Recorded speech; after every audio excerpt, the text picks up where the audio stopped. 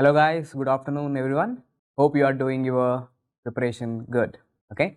The main aim of this class is to condense the most important topics in the physiology. Okay. So today we'll be condensing the most important topics in the physiology that you should be knowing for your exam. Okay. So from my side, I can guarantee you, okay, if you haven't done your physiology, okay, if you are not good with your physiology, I'm guaranteeing you from my side, at least go through this video, you'll be able to answer the MCQs in your upcoming FMGE exam. Okay. So mostly I will be concentrating, okay, I will be mainly concentrating on the subject rather than explaining small doubts. Yeah, I will engage with you, I will answer your queries, but mainly I will be concentrating on the subject so that you will get the best, okay, out of the class. Chalo, we'll be starting first with the endocrine physiology. See, in endocrine physiology, what you should know. For the, let's say, for the next 1 hour, we'll be mainly concentrating on the endocrine physiology and the things that you should know in the endocrine physiology. For the next 1.5 hour, only on the endocrine system. See, this endocrine physiology is highly integrated with your pathology as well as medicine also. Okay, so listen. First, how many types of hormones are there? Everyone knows that there are 2 types of hormones, lipid soluble hormones, water soluble hormones. Examples. You have to know the examples. What are the examples of lipid soluble hormones? Steroid hormones and thyroid hormones are examples of lipid soluble hormones. Again repeat. Steroid hormones and thyroid hormones are examples of what? Steroid hormones and thyroid hormones are examples of lipid soluble hormones. Now, what is the meaning of a steroid hormone? See, you already know the examples of steroid hormones like estrogen, testosterone, progesterone, cortisol, aldosterone. They are all examples of steroid hormones. And you know the examples of thyroid hormones also. Thyroid hormones include T3 and T4.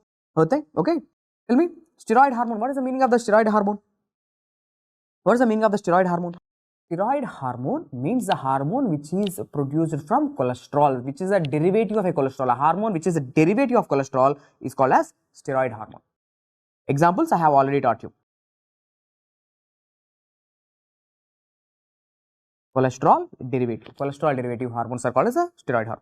Now, what are the examples of water soluble hormones? The examples of water soluble hormones include peptide hormones and amine hormones. Peptides and amines are the water soluble hormones. Now, see, for your FMGE exam, what you should know from this table. See, from this table, the differences between the lipid soluble hormones and water soluble hormones, what you should know. Exceptions are important. Lipid soluble hormones are never stored. Usually they are never stored in the body. They are produced and used up. Whenever there is a need, they are produced and used up. But they are never stored. But one exception is there. Which lipid soluble hormone can be stored? It is the thyroid hormones. Thyroid hormones can be stored in the thyroid gland colloid. In the thyroid gland, they can be stored for almost 2 to 3 months. 2 to 3 months they can be stored. So tell me, which lipid soluble hormone can be stored? Thyroid hormones can be stored. Next, what about the water soluble hormones? Are they stored? Yes, they are stored in the vesicles. Next, what about the binding capacity? In the plasma, in the blood, so these hormones, are they alone? Are they bind with any plasma protein? Yes. See, the lipid soluble hormones, they are never alone. They are always bound with some plasma protein. For example, look here. T3 binds with which plasma protein? Albumin. T4 binds with thyroid binding globulin. Estrogen, testosterone binds with sex hormone binding globulin. So these are your MCQs. T3 bind with what? T3 bind with, right, T3 bind with albumin. T4 with thyroid binding globulin. Estrogen, testosterone binds with sex hormone binding globulin. Okay. Now, what was the FMG question? Already it's a PYQ. T4 binds with what? T4 binds with thyroid binding globulin. So you have to know it. So in this class today, I will be covering as many PYQs as possible. Okay. Chalo, next. Cortisol. You know, cortisol is a glucocorticoid from the adrenal gland. Cortisol and progesterone. They binds with what? They binds with cortisol binding globulin. So I want you to remember this area for your FMGE exam. T3 binds with albumin, T4 binds with thyroid binding globulin, estrogen, testosterone binds with sex hormone binding globulins, and cortisol and progesterone binds with what? Cortisol binding globulin. But what is the exception? Exception is, there is a lipid soluble hormone, okay? But it does not bind with any plasma protein. It's an exception. What is that exception? That is DHEA, dihydroepiandrosterone. It is a lipid soluble hormone, but it is not bound with any plasma proteins, exception. Next, what about the water soluble hormones? Water soluble hormones, yes, they do bind with plasma proteins. They do not bind with plasma proteins. One exception is insulin like growth factor 1. Insulin like growth factor 1, also called as the somatomedian C. So insulin like growth factor 1, it is water soluble. Yes, it is water soluble. But what is the exception point? Usually water soluble hormones, they are now never bound to the plasma proteins, but the only water soluble hormone which binds with the plasma protein is ILGF1. And what you should know for your exam, ILGF1 is responsible for what? Growth spurt. Which hormone is responsible for the growth spurt? Is it directly growth hormone? No. It is the insulin like growth factor 1 which is responsible for growth spurt. You know, during puberty you will suddenly start to increase in height, that is called as a growth spurt, and that growth spurt is because of insulin like growth factor 1, also called as somatomedian C. Okay. Receptors. Now, guys, right? What about the receptors? Which hormones have the intracellular receptors and which hormones have the cell surface receptors? Students, look carefully. Imagine this is a cell, and here I am talking about the lipid soluble hormone. X is a lipid soluble hormone. So tell me, this X being a lipid soluble hormone, will it cross the cell membrane? Yes, it can cross the cell membrane. So it can cross the cell membrane and it will bind with the receptor inside the cell. So lipid soluble hormones have intracellular receptors. Either they can be intracytoplasmic or maybe in the intranuclear. So the receptor may be in the cytoplasm or maybe in the nucleus. So now examples. Sir, which hormones have intracytoplasmic receptor? Which hormone have intracytoplasmic receptor? The hormones which I am going to teach you right now, they are all having the receptors in the cytoplasm. The first one is very, very important for your exam, aldosterone. Aldosterone. You know, aldosterone is a mineralocorticoid from the adrenal gland. Aldosterone receptor, intracytoplasmic receptor. Okay. Others are also there. For example, like testosterone, cortisol. Okay. Other receptors are also there. But at least for your exam, remember aldosterone. If you can remember other things also. Like for example, testosterone. Okay, testosterone, cortisol. Okay, they are also having intracytoplasmic receptors, but this is very, very important for your exam. Aldosterone have intracytoplasmic receptor. Then which hormones have the intranuclear receptors? Which lipid soluble hormones have the receptor within the nucleus? Okay, within the nucleus. See, for this I am going to give you a mnemonic. Okay, I am going to give you a mnemonic. A mnemonic. Okay, it's a little funny mnemonic. Sex with T3 and T4. Sex with T3 and T4. Sex with T3 T4. So here, what does this sex stands for? In sex letter, okay, in sex word, this E letter is there, no? E for estrogens. So, sex hormones, especially estrogen, which have which type of receptor? Intranuclear receptor. And what is this T3D4? You already know, T3D4 stands for the thyroid hormones. Even thyroid hormones have intranuclear receptors. Sex hormones like estrogen and T3D4 have intranuclear receptors. And this which stands for vitamin A and vitamin D. So vitamin A and vitamin D, they have the receptor in the nucleus. Some of the students, they come up with a doubt. Sir, I have studied in pharmacology that vitamin D receptors are in the cytoplasm. Listen, vitamin D receptors are predominantly intranuclear. They can shift into the cytoplasm, but predominantly, listen, vitamin A and vitamin D receptors are intranuclear receptors mainly. Can they be in cytoplasm? Yes, they can come into the cytoplasm, but primarily vitamin D receptor, intranuclear receptor. Okay. For your FMGE exam, this is the most important thing. Thyroid hormones have which receptors? Intranuclear receptors. Fine. Then what about the water soluble hormones? Water soluble hormones have cell membrane receptors, means on the cell surface. They produce as the secondary messengers. See, the water soluble hormones, whatever I am going to teach, later I will teach you. They all produce what? They all produce as something called as the secondary messengers. Exception, one exception is there. And what is? Not one exception, like few exceptions are there. What are those exceptions? Let me tell you. Insulin. Okay. Insulin acts via different pathway. Insulin is not going to produce any secondary messenger because insulin receptor is different. Okay. So insulin acts via tyrosine kinase pathway. Okay. So tyrosine kinase receptors are the tyrosine kinase pathway. Very, very important from your biochemistry also. This is integrated. So insulin ka receptor is a tyrosine kinase receptor. Insulin produces any secondary messengers? No, insulin does not produce any secondary messengers. Insulin, tyrosine kinase pathway.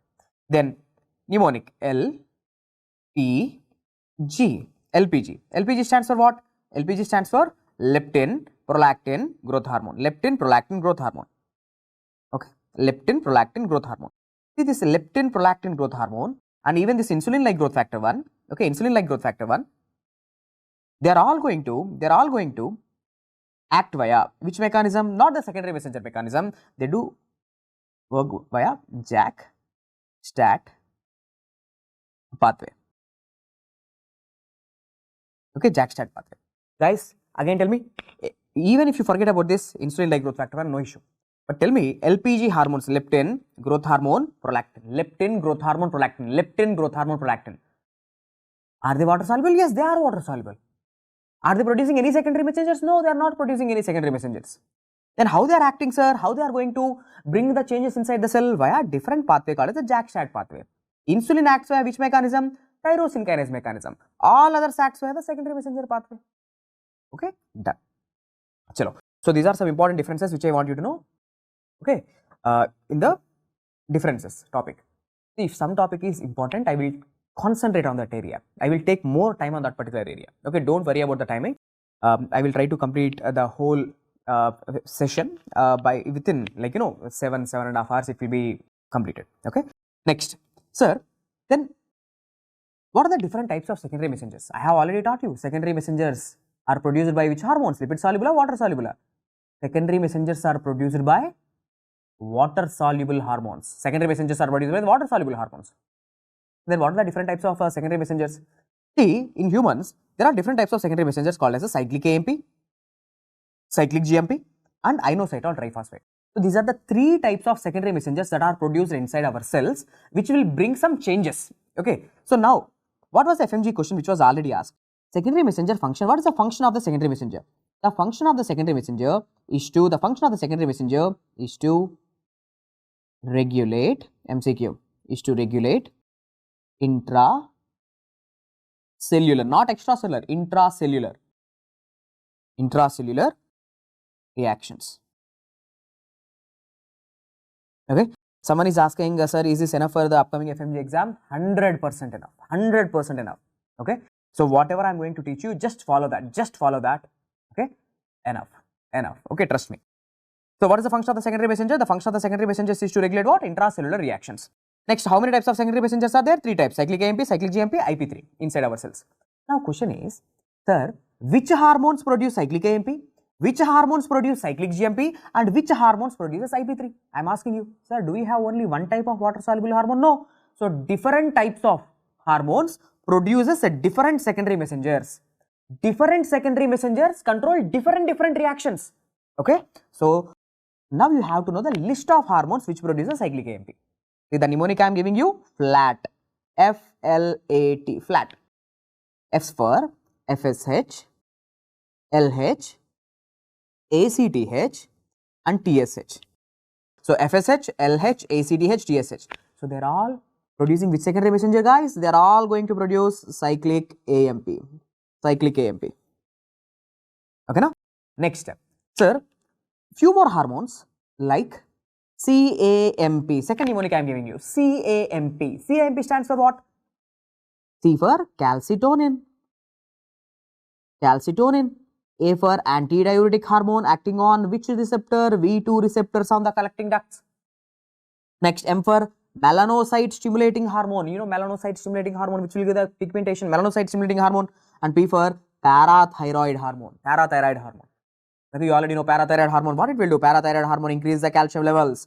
Calcitonin decreases our calcium levels. Okay, these two are antagonistic hormones. Never forget, calcitonin is an antagonist of parathyroid hormone. Okay, that's fine, that's fine. But my question is, all these hormones are going to produce cyclic AMP inside our cell. Cyclic AMP. Next, any other hormones are there? Yes. Beta HCG. What is this beta HCG stands for, sir? What is this beta HCG stands for? Beta HCG stands for epinephrine acting on beta 1, beta 2 receptor. Beta 1, beta 2 receptor. When epinephrine is acting on the beta 1, beta 2 receptor, inside the cell, cyclic AMP is produced. Next, H stands for histamine. Histamine acting on H2 receptor. Histamine acting on which receptor? H2 receptor. Next, C stands for TRH, corticotropin releasing hormone, corticotropin releasing hormone, and G stands for glucagon. Okay. So these hormones, which hormones again I am repeating? Epinephrine acting on beta 1, beta 2 receptor, H for histamine and beta HCG, histamine and as well as HCG both. C for corticotropin releasing hormone and G for glucagon. All these hormones are going to produce what? They are going to produce cyclic AMP inside the cell. So these are the hormones. Okay, these are the list of hormones: FSH, LH, ACTH, TSH, calcitonin, antidiuretic hormone, melanocyte stimulating hormone and parathyroid hormone, epinephrine, histamine, CRH and glucagon. All these hormones are going to produce what? Cyclic AMP, cyclic AMP or cyclic AMP, whatever. Okay. Next. Now, a few more questions were there. Sir, okay, cyclic AMP is produced. But to produce the cyclic AMP, first of all, you have to stimulate a receptor. Look carefully here, guys. Sir, here there is a cell. Here there is a X hormone, water soluble hormone. So first this water soluble hormone has to act on a receptor. First this hormone, first it have to come and act on the receptor. Now the receptor, what it will do? It will activate an enzyme inside the cell. It will activate an enzyme, and this enzyme, what it will do? It will produce secondary messenger. It will produce secondary messenger. Now my question is, sir, what is the name of this receptor? What is the name of the receptor? And what is the enzyme? What is the enzyme needed? What is the enzyme required for the production of cyclic AMP? Sir, इस cyclic AMP को produce करने के लिए, in order to produce the cyclic AMP, what is the receptor that need to be activated? The name of the receptor is called as G stimulatory type of receptor. GS stands for, G protein coupled receptors. Or you can say GS, G stimulatory, GS, GI, GQ, different types of receptors are there. So, cyclic AMP को produce करने के लिए, what is the receptor that is required? G stimulatory receptor. And what is the enzyme required? Enzyme required adenylate cyclase. Adenylate cyclase. Okay, sir, cyclic AMP is produced. Cyclic AMP produced हो गया. Now, what the cyclic AMP will do? Once the cyclic AMP is produced, it will activate what? Cyclic AMP activates PKA. PKA stands for protein kinase A. Protein kinase A. Guys, all these are important MCQs. All these are important things. You have to know them. You have to know them. Okay? If something is important, I will stress on that. So tell me, what is the first secondary messenger? Cyclic AMP. What is the receptor required? G stimulatory. What is the enzyme required? Adenylate cyclase. Cyclic AMP, what it will do? Cyclic AMP activates. So the cyclic AMP or the cyclic AMP or the cyclic AMP activates what? Protein kinase A. Fine. Now in the same way, in order to produce the cyclic GMP को produce करने के लिए, in order to produce the cyclic GMP, which enzyme is required? Guanylate cyclase. Important for your exam? Not needed. But you have to know which hormones produce this guanylate cyclic GMP. Is atrial natriuretic peptide, brain natriuretic peptide, and nitric oxide. Next, ANP, atrial natriuretic peptide, brain natriuretic peptide, and nitric oxide. All these three things, what they will do? They are going to produce cyclic GMP. Next, sir, IP3, the third one, IP3, inositol triphosphate. Who produces this inositol triphosphate, sir? Who produces this inositol triphosphate? See, hormones. Now I am going to write the hormones. Hormones which are coming from the posterior pituitary, you have to remember, like oxytocin and antidiuretic hormone acting on V1 receptor. Listen, oxytocin and antidiuretic hormone acting on V1 receptor, not the V2, V1 receptor. Because here I have taught you, antidiuretic hormone acting on the V2 receptor produce cyclic AMP. But the antidiuretic hormone acting on V1 receptor produce IP3. Okay. Next, in the same way, histamine acting on H1 receptor, gastrin, angiotensin 2, cholecystokinin, epinephrine acting on alpha 1 receptor. See, what is something common between all of them? What is something common? What is something common between all of them? All are going to cause the smooth muscle contraction. Think about the oxytocin once. Sir, oxytocin क्या करेगा? Uterine contraction. Antidiuretic hormone acting on V1 receptor. Antidiuretic hormone also called as vasopressin. Vasoconstriction करेगा. Smooth muscle contraction. Histamine, bronchoconstriction करेगा. Gastrin, GIT contractions. Angiotensin 2, vasoconstriction. cholecystokinin, gallbladder contraction, epinephrine, vasoconstriction. So those hormones which are causing the vasoconstrictions and smooth muscle contractions, they are all going to produce what? They are all going to produce IP3. So simple trick. Any hormone which is associated with, or any hormone which is going to cause the contraction of the smooth muscles or the vasoconstriction, they produce which type of secondary messenger inside the cell? IP3, IP3, IP3. Okay. So now, what is this IP3 doing? Look carefully. So this IP3, it acts on, right? IP3 acts on your endoplasmic reticulum, releases what? Releases the calcium. And what is the function of this calcium? The calcium is smooth muscle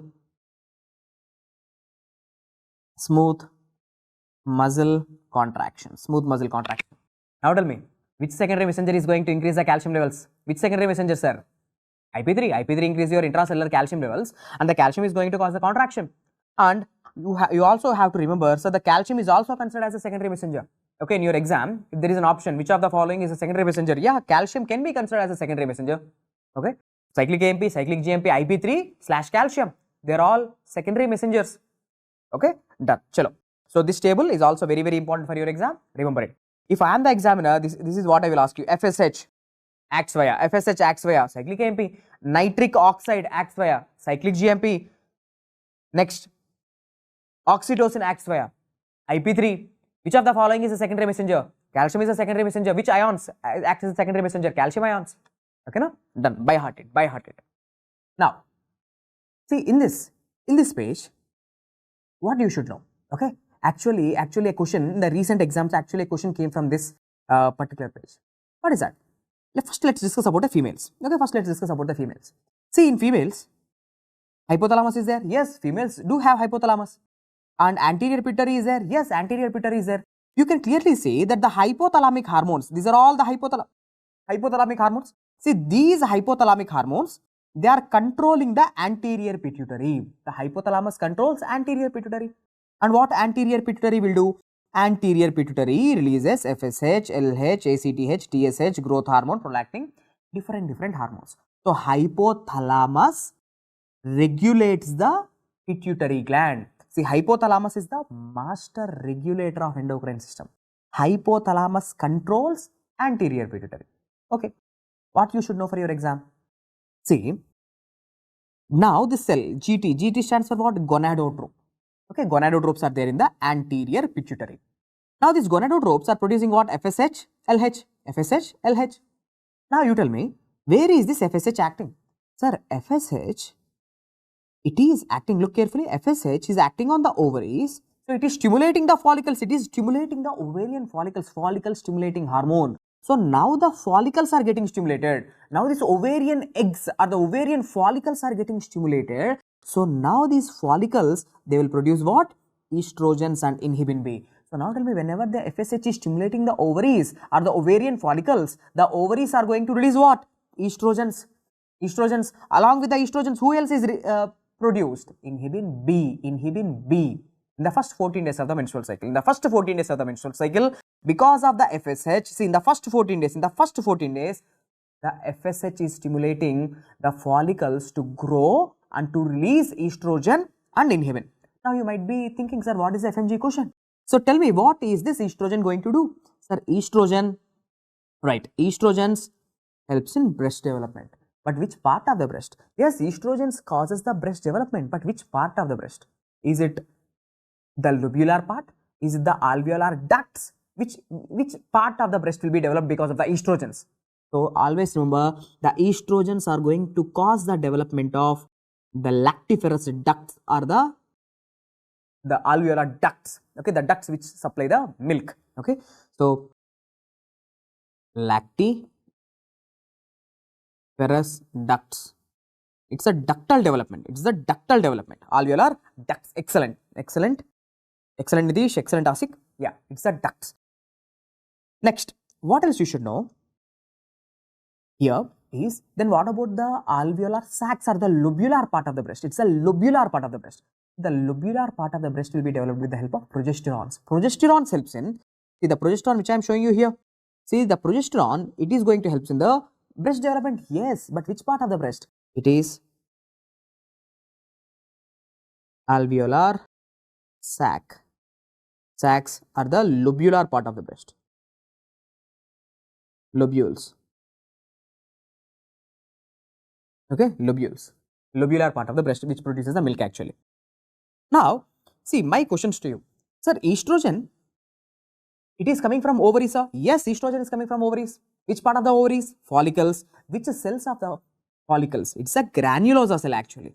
So, it's a granulosa cell. Listen carefully. Under the influence of FSH, the granulosa cells, these granulosa cells will produce estrogen. So, tell me which cells produces the estrogen in the females? All credit goes to granulosa cells. Granulosa cells produce estrogen. Estrogen helps in breast development. Which part of the breast? Lactiferous ducts. Then what about the alveolar sacs or the lobular part? It is the progesterone. It is the progesterone. Okay. Now, you are having a doubt, sir, from where this progesterone is coming? Let me tell you, first 14 days completed. Okay. First 14 days of the menstrual cycle completed. See, do you know what happens on the 14th day? On the 14th day, it is the estrogen. It is the estrogen. It gives the positive feedback for the release of which hormone? LH.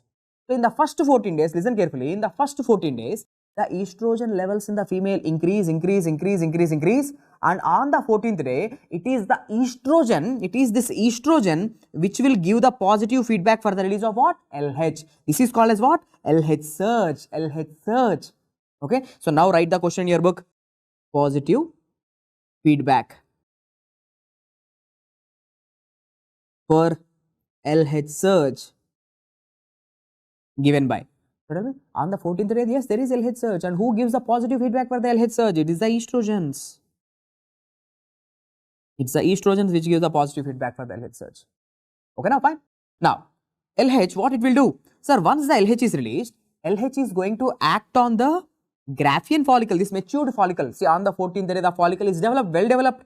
So, this follicle, this immature follicle, let's say it is well developed. So, this well developed follicle is called as what? Graafian follicle. So, now this LH on the 14th day, it will cause the rupture. It will cause the rupture of this Graafian follicle and that is called as what? Ovulation. So, now tell me which hormone is responsible for ovulation? Is it FSH? No. FSH is not responsible for the ovulation. It is the LH. LH causes ovulation. Second MCQ. Okay. Ovulation. Due to which hormone? LH. Not FSH, LH. Okay. Next question to you. Next question to you. Sir, now okay, the follicle got ruptured. This ovarian, this Graafian follicle rupture ho gaya. So, the rupture of this Graafian follicle is called as ovulation. Now, this ruptured Graafian follicle will produce, will become corpus luteum. This ruptured Graafian follicle, the ruptured Graafian follicle will become corpus luteum. And this corpus luteum is the one which produces progesterone. So, tell me progesterone is coming from where? So, the progesterone is coming from corpus luteum. Corpus luteum. What is corpus luteum? The corpus luteum is nothing but the ruptured Graafian follicle. So, write next MCQ. Next MCQ. Progesterone. Coming from where? Sir, progesterone, it comes from corpus luteum. Corpus luteum. But only corpus luteum produces the progesterone? No, it's not just the corpus luteum. Even the placenta. Even the placenta can produce the progesterone. During the pregnancy, even the placenta can produce the progesterone from the 3rd month. Up to 3 months of the pregnancy, up to 3 months, the corpus luteum produces the progesterone. From the 3 months till to the term, it is the placenta which produces the progesterone. Next question to you. Guys, I am asking you, is it good to have too much amount of estrogen in the body? I am asking you, is it good to have too much amount of estrogen? No, definitely not. Estrogen is too much estrogen is bad because too much estrogen will cause the breast cancer. Too much progesterone is also bad. Too much of anything is bad. Remember this thing in your life, too much of anything is bad. So, if you have sufficient amount of estrogen, and sufficient amount of progesterone, what they will do? Estrogen will give the negative feedback. See, estrogen, it is giving what? Negative feedback. Estrogen gives the negative feedback to FSH. Progesterone gives the negative feedback to LH. So, always remember, very important FMGE question. You will again study this in your gynae also, that estrogens gives the negative feedback to FSH. Progesterone gives the negative feedback to the which hormone? LH. Estrogen gives the negative feedback to FSH. Progesterone gives the negative feedback always to LH. Okay. So this negative feedback is also very important. Next, they will ask you, sir, then what about the inhibin A and inhibin B? In this diagram, I can see inhibin B is there in the first 14 days of the menstrual cycle. Here inhibin A is there in the last 14 days of the menstrual cycle. What is this inhibin B and inhibin A doing? ये क्या कर रहे sir? Body में, female के body में क्या कर रहे sir?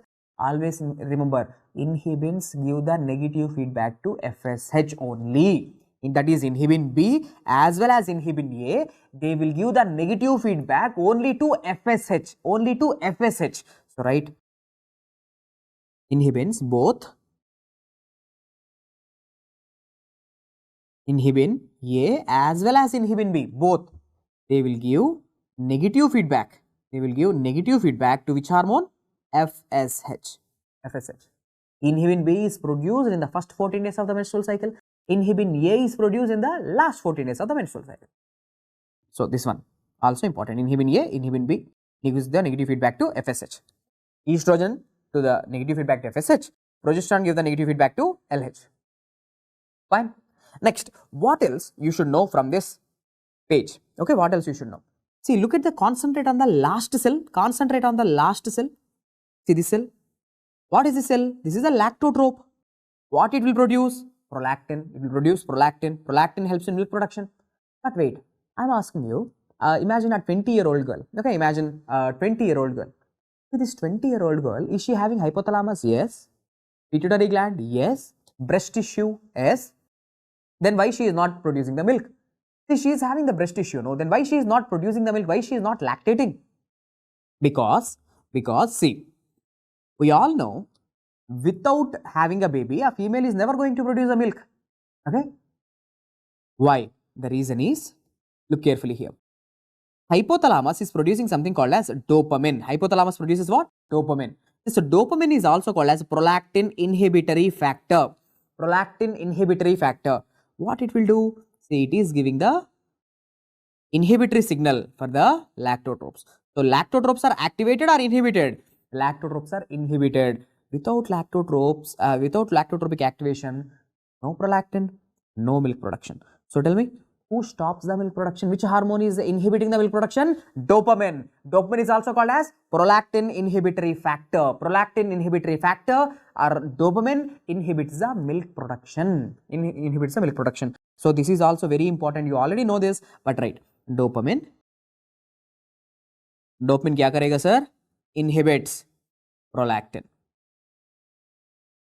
Okay. So, more dopamine means less prolactin. Opposite. Okay. Dopamine is also called as what? Prolactin inhibitory factor.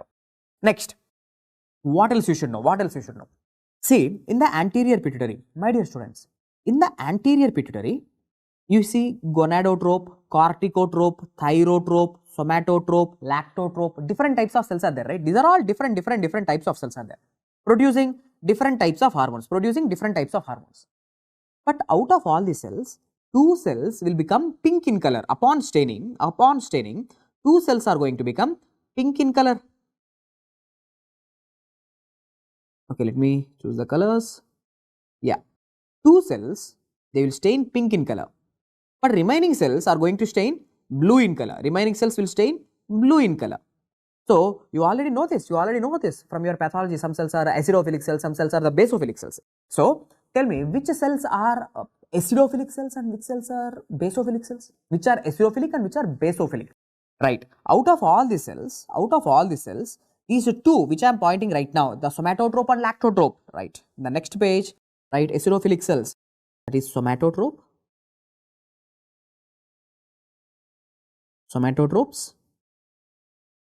and lactotropes. Okay, somatotropes and lactotropes are what? They are acidophilic cells. They stain pink in color. Important. And what are the twin hormones, sir? What is the meaning of the word twin hormone? Twin hormones means the hormones which are same in structure wise same, mechanism wise same. Okay. So what is this concept of twin hormones? Say, whenever your growth hormone level increases in your body, whenever the growth hormone level increases, also prolactin, they both increase at same time. Growth hormone, whenever the growth hormone level increases in your body, prolactin also increases at the same time. Growth hormone, prolactin have the same structure. Remember LPG mnemonic?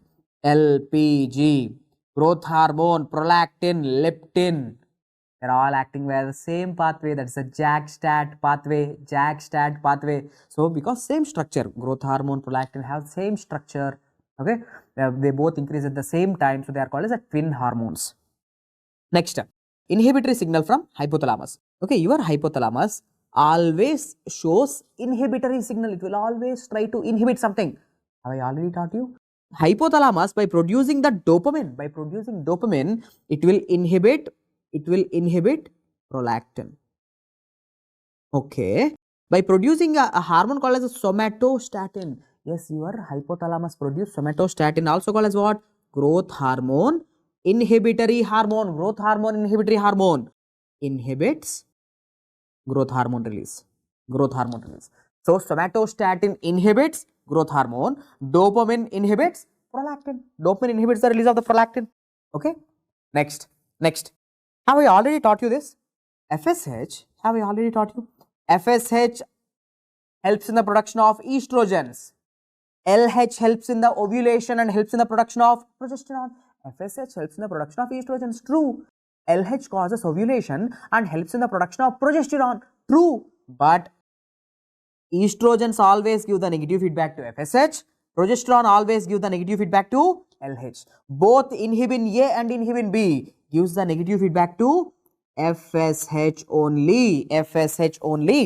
Okay. Next. Sir, inhibin A is produced from where? Sir, inhibin B. Wait. Look at here. Look at this diagram. So, inhibin B, it is produced from the granulosa cells. It is this granulosa cells which produces the estrogen as well as the inhibin B. Then what about the inhibin A? Inhibin A is produced from corpus luteum. So, right, inhibin A, it is produced from corpus luteum. These are all MCQs. And also from placenta. Okay, already question asked. Okay, so these are all the PYQ questions. So inhibin A is produced from where? The inhibin A is produced from the corpus luteum as well as the placenta. Who gave the positive feedback? Have I already taught you? The positive feedback for the LH surge is given by on the day 14th is given by estrogens. Okay, estrogens. Done. Single error questions completed. Now let's discuss about the clinical cases. Okay, directly I am going to tell you what is the answer.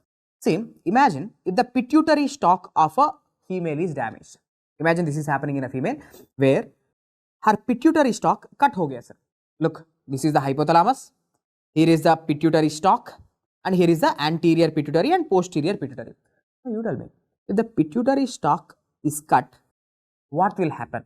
What kind of features she is going to have? Because of the road traffic accident, she is having a head trauma. During this head trauma, the pituitary stalk cut ho gaya. So what will happen? So now tell me, your hypothalamus, will it control pituitary gland? No, not possible. So what will happen to all the anterior pituitary hormones? All the anterior pituitary hormones like growth hormone, TSH, FSH, LH, ACTH, all of them are, see, decreasing. So all the anterior pituitary hormones will decrease. And what about the dopamine, sir? Do you think that dopamine from the hypothalamus, do you think it can come? No, dopamine is unable to come. No dopamine means no inhibition. No inhibition means prolactin is produced. So prolactin is produced, and the prolactin is going to, this unnecessary prolactin is going to cause galactorrhea. So in this female, because of the pituitary stalk injury, so tell me, pituitary stalk, if it is damaged, her prolactin level increases and she is going to have abnormal milk production called as a galactorrhea. Okay, fine. Next, Sheehan syndrome. Sir, what is the Sheehan syndrome?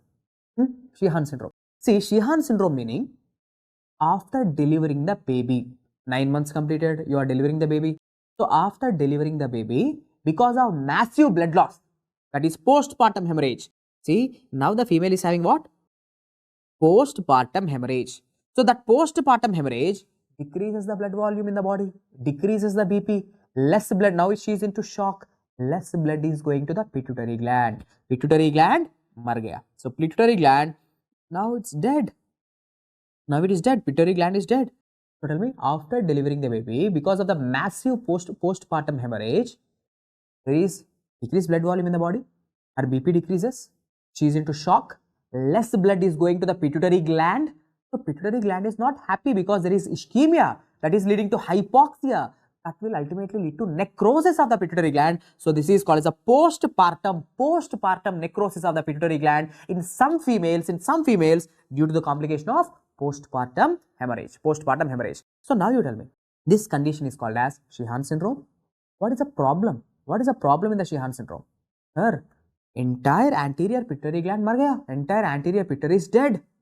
So all the pituitary hormones like growth hormone, TSH, FSH, LH, ACTH, even prolactin is going down. So all the pituitary hormones, all the anterior pituitary hormones will decrease. Sir, she is a mother. You want to give milk to the baby. So tell me, without pituitary gland, without prolactin, will she be able to lactate? Can she give the milk? No. So failure to lactate. Failure to lactation. So this is the thing which I want you to, okay, failure to lactation guys. Guys, again I'm telling you, out of these two, one MCQ, okay, one MCQ you may expect in your exam. Pituitary stalk damage, what is going to happen? So pituitary stalk damage, all anterior pituitary hormones will decrease except prolactin. But what about the Sheehan syndrome? Sir, in Sheehan syndrome, all anterior pituitary hormones will decrease even along with prolactin. Even prolactin will also go down. So failure to lactation. Being a mother, she will always complain to the doctor that, doctor, I am not able to lactate. Okay, that's the thing. Next, the third clinical case which I want you to know. See, the third clinical case is, normally you already know this. Sir, this hypothalamus, there is a nucleus. This nucleus, what it will release? GnRH, gonadotropin releasing hormone. See, this gonadotropin releasing hormone, it will stimulate the gonadotropes. And the gonadotropes are going to release what? FSH, LH. First 14 days may FSH is released. Last 14 days may LH is released. This is what you already know. Okay. But wait. Now, little difference is there. See, if the GnRH, normally in our body, okay, let me show you here. So, normally in our body, how the GnRH is released? So, this GnRH, okay, let me write in the, yeah, now it is clear.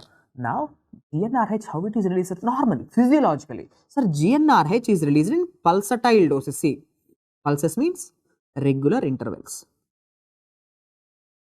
So, if GnRH is released in pulsatile doses, pulsatile release of the GnRH, what the GnRH will do? Sir, GnRH stimulates the gonadotropes and gonadotropes produces FSH, LH. Normal.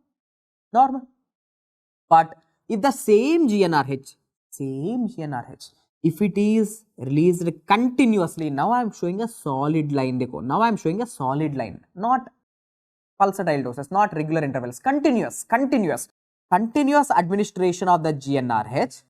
What it will do? It will actually inhibit the gonadotrope. For example, imagine you are having a girlfriend. Do you think your girlfriend is always going to excite you? Your girlfriend will always make you happy? No, sometimes she is going to make you happy. Sometimes she is going to make you feel sad. Sometimes she is going to fight with you. Sometimes she will depress you. Okay. So, it is the same GnRH. How it is released? If it is released in pulsatile doses, FSH is produced and LH is produced. But if the same GnRH is given continuous doses, the gonadotropes are inhibited and FSH level, times you can use it. Where, sir? In pulsatile doses, I will use it for the treatment of, Nafrelin is used in pulsatile doses for the treatment of delayed puberty. You know, delayed puberty means 16 years old girl without breast development, 16 years old girl without menstrual cycles, menses, no menses.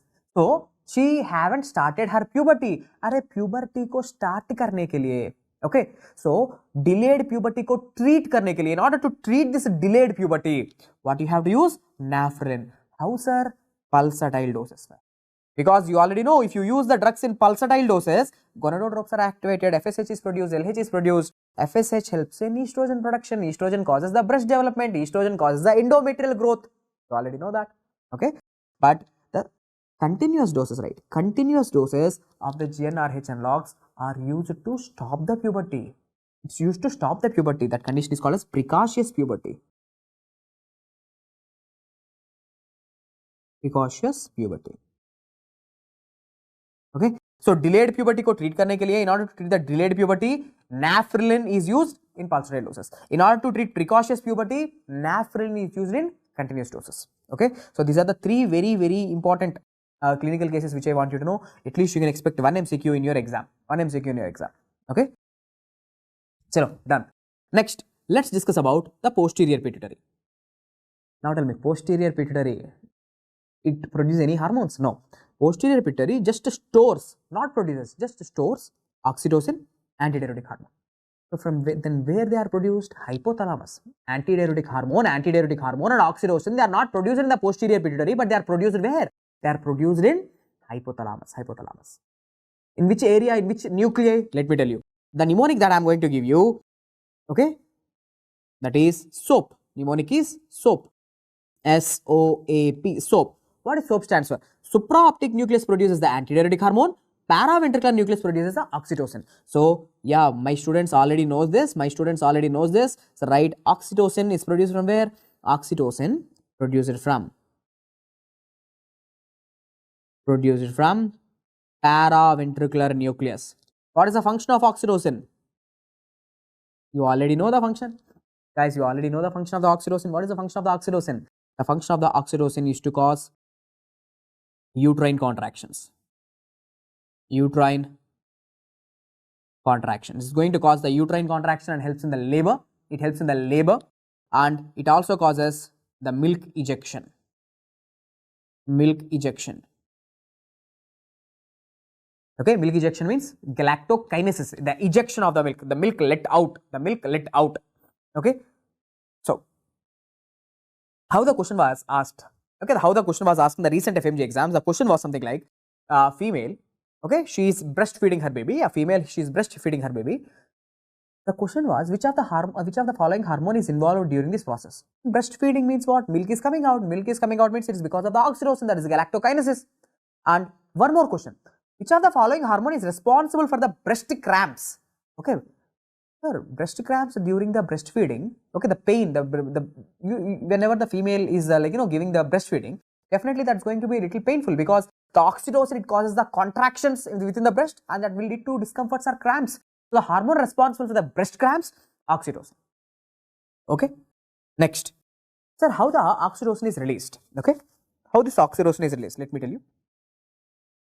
Oxytocin is released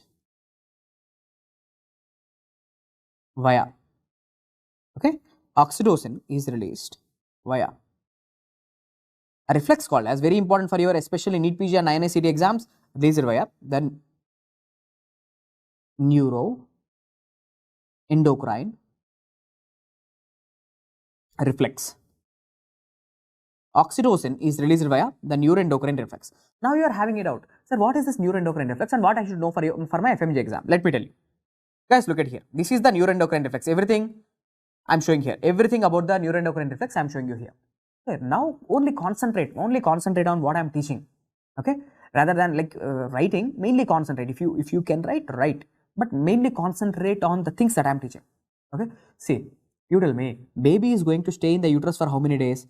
Sir, baby is going to stay in the uterus for, let's say, 9 months. 9 months. The baby is going to stay in the uterus for 9 months. So tell me, after 9 months, what will happen? Sir, after 9 months, the baby's head, it is going to stretch the cervix. The baby's head is going to stretch the cervix. That is the stimulus for the release of oxytocin. So when the baby's head circumference increases, and that is stretching the cervical wall, so that gives the signal from here, a sensory neuron, okay, let me draw it here. A sensory neuron from the cervix will take that information to the hypothalamus. It will take the information to the hypothalamus. That means the cervix is getting stretched, 9 months completed, baby is ready to deliver. Okay. Now the hypothalamus will understand. Now the hypothalamus will give the signal for the posterior pituitary to release. Posterior pituitary, now it releases oxytocin. So tell me, sir, here a sensory neuron is involved. So that's why the word neuro. And in response, who is getting released? Oxytocin is getting released. So that's why the name neuroendocrine reflex.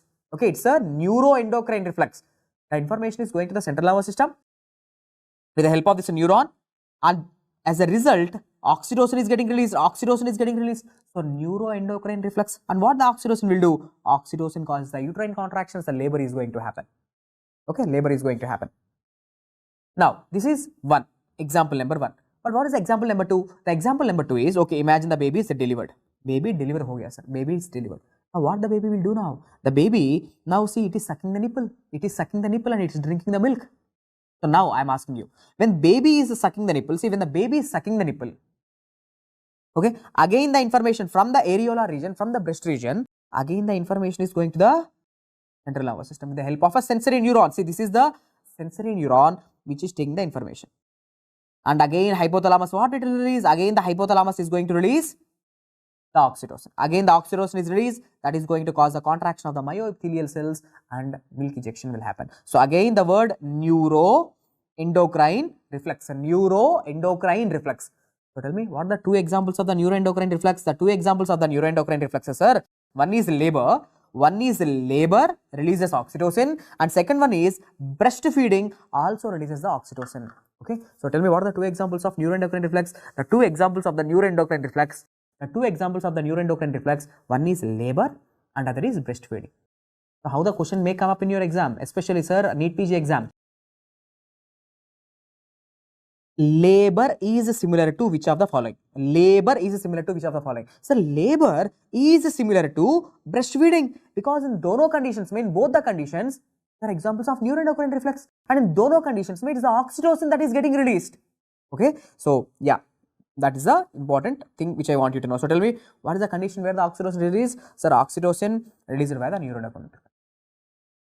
2 conditions, labor, breastfeeding. Chalo, next. Vasopressin. Vasopressin is also called as what? Sir, vasopressin. Vasopressin is also called as antidiuretic hormone, right? Vasopressin produced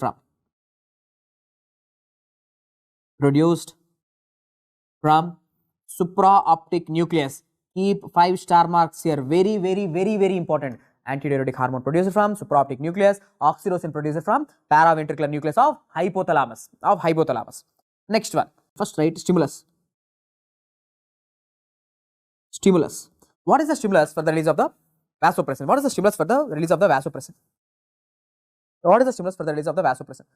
See, tell me, what is the stimulus for the release of the oxytocin? Sir, oxytocin is released during the breastfeeding, and the oxytocin is also released during the uterine that's the labor. So now tell me, then in which conditions the antidiuretic hormone is released? Sir, antidiuretic hormone is released whenever the person is having dehydration. Okay, dehydration. But what is the best answer, sir? Let me write here.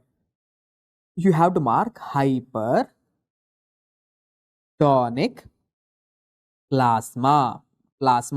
It is nothing but dehydration only, no? Hypertonic plasma means what? Concentrated blood. Hypertonic plasma means what? Hypertonic plasma means a concentrated blood. And in which conditions you will be having the concentrated blood? During dehydration. So, right.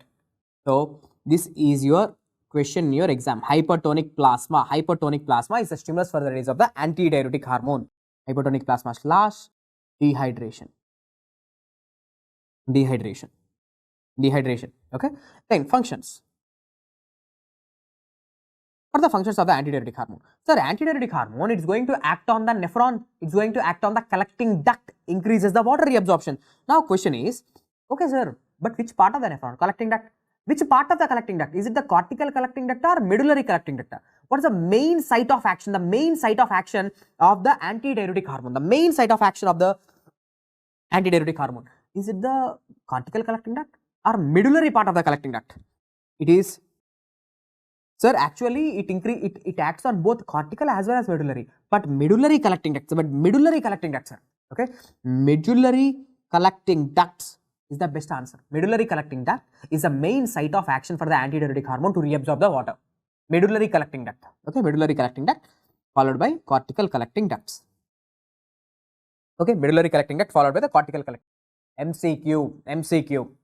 Okay, with the help of when antidiuretic hormone acts on the collecting ducts, with the help of aqua pouring two channels, water will be reabsorbed. Okay, so done. So these are the basic things completed.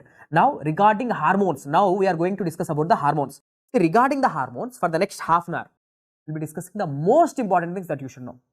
Okay, see, in growth hormone topic, what you should know. In growth hormone topic, what you should know. Sir, growth hormone anabolica, catabolica. First, number 1 point, 5 minutes regarding one hormone. Growth hormone, first of all, it is anabolic hormone. Okay.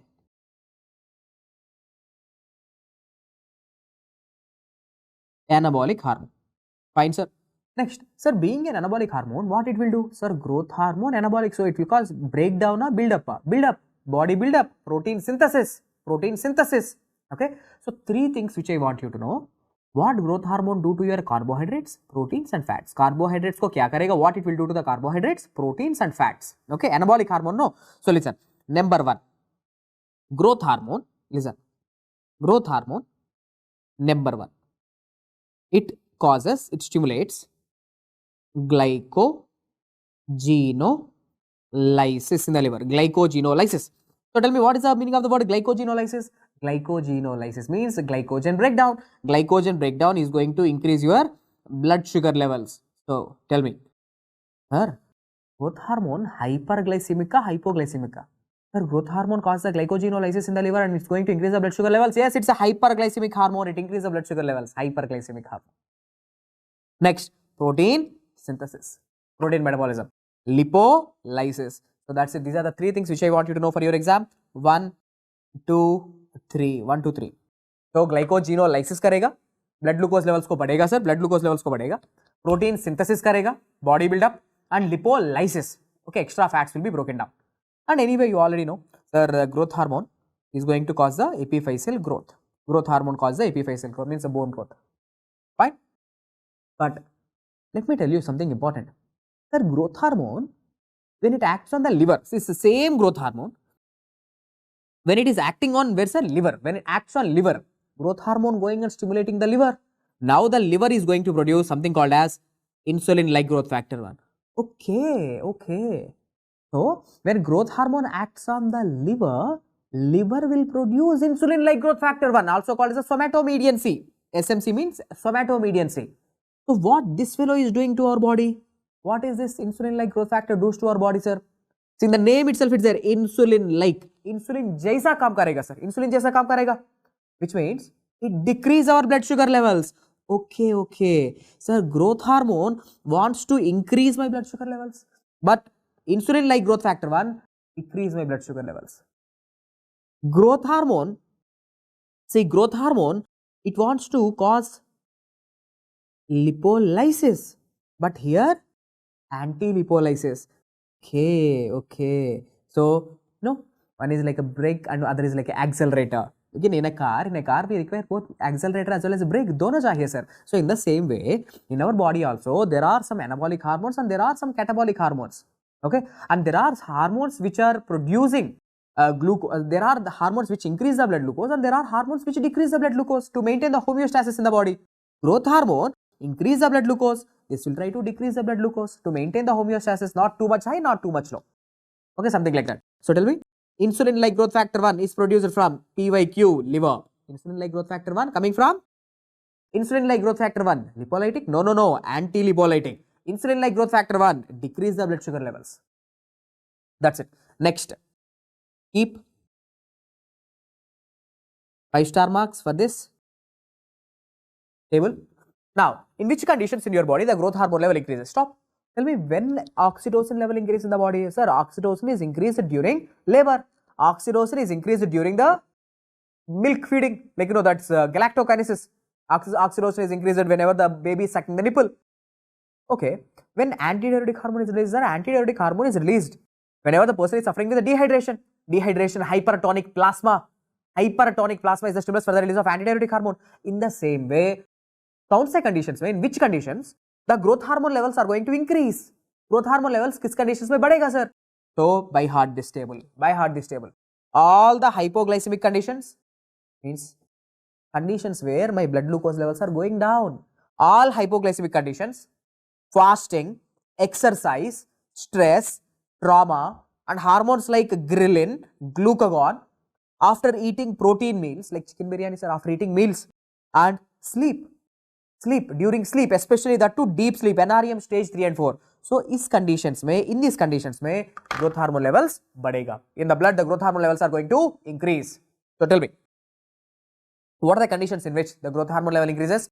All hypoglycemic conditions, fasting, ghrelin, glucagon, exercise, stress, trauma, after eating protein meals, NREM stage 3 and 4, deep sleep. In all these conditions, the growth hormone levels are going to increase. Growth hormone level increases. Now, some students are having a doubt. Sir, what about this ghrelin, sir? Okay, what about this ghrelin? I have never heard about this ghrelin. Some of you already know this. Ghrelin. What is this ghrelin, sir? See, ghrelin is a hormone. Okay, ghrelin is a hormone produced from pancreas. Produced from pancreas during fasting. Ghrelin is the one which is produced from the pancreas during fasting. What it will do? Very, very important FMGE question. It increases your hunger. Hunger sensation is increased by. The ghrelin. And from where it is coming? It is coming from the pancreas. During which condition? During fasting condition. And anything else about the ghrelin you should know? Yes, ghrelin increases your growth hormone. Okay. So that's why it is very good to do the fasting at least once a week or twice in a month. At least twice in a month do the fasting, your growth hormone level increases. Okay. Next, then who decreases the growth hormone, sir? Growth hormone decreased by. Sir, growth hormone is decreased whenever there is hyperglycemia, like diabetics. Okay, hyperglycemia. Somatostatin also called as what? Somatostatin is also called as a growth hormone inhibitory hormone. And during REM sleep, during rapid eye movement sleep, the growth hormone level decreases. And cortisol. Stop.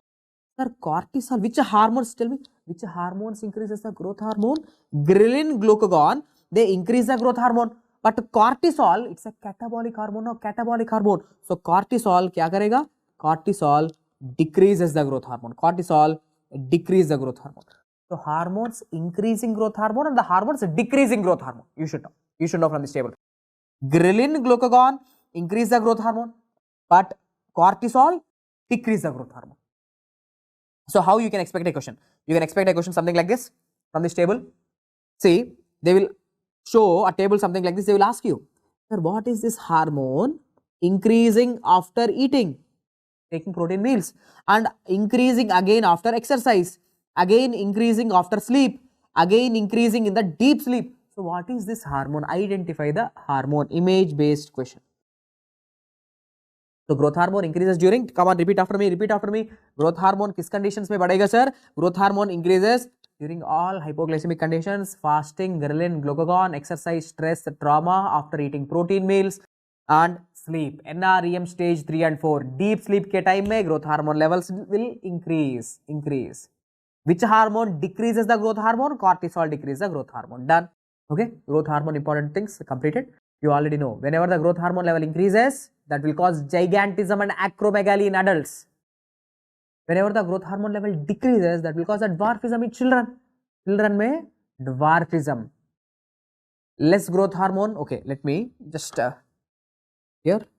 Okay, so growth hormone. Okay, let me write in the middle of the page. Growth hormone deficiency will cause what? Dwarfism.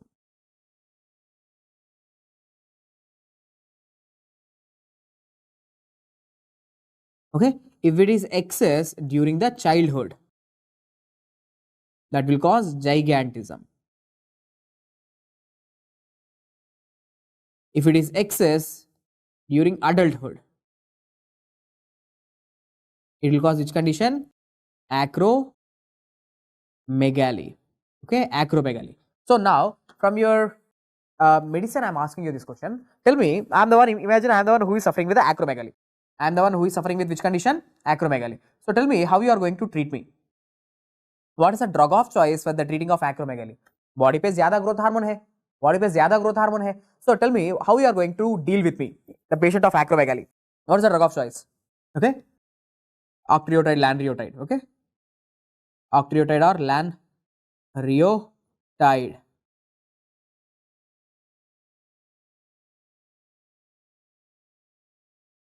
Octreotide, lanreotide. Most of the time in your exam, they will use, instead of using octreotide, they will use the lanreotide. Both are same things. Okay, octreotide, lanreotide, they are somatostatin analogs. Octreotide, yes. Don't get confused. See, this stress is different. Sir, stress means stress hormone like cortisol. No. The stress is different. Okay, the degrees of stress are different. Okay. See here, high cortisol levels in the body, for example, like Cushing syndrome. Okay, see, this stress is like a bit, okay, whenever you are doing fasting is also a stress on the body, exercise is also a stress on the body. So yes, the degree of stress is different. No, so if they use the word stress, if they use the word stressful conditions, increase the growth hormone. Okay, so here high levels of cortisol, the too much high levels of cortisol, like in Cushing syndrome, that will decrease the growth hormone. Okay, chalo, done. Next, after this, let's go with the thyroid hormones. In thyroid hormones, what is the important thing that you should know? That for the production of T3, T4, what is the enzyme required? Come on, tell me. Enzyme required for T3, T4 production. There is one important enzyme. Sir, in the thyroid gland, to produce this T3, T4, what is that one super important enzyme that is required? The one super important enzyme that is required for the production of T3, T4 is thyroid peroxidase. In short form, you can call it as a TPO. So TPO, that's a thyroid peroxidase.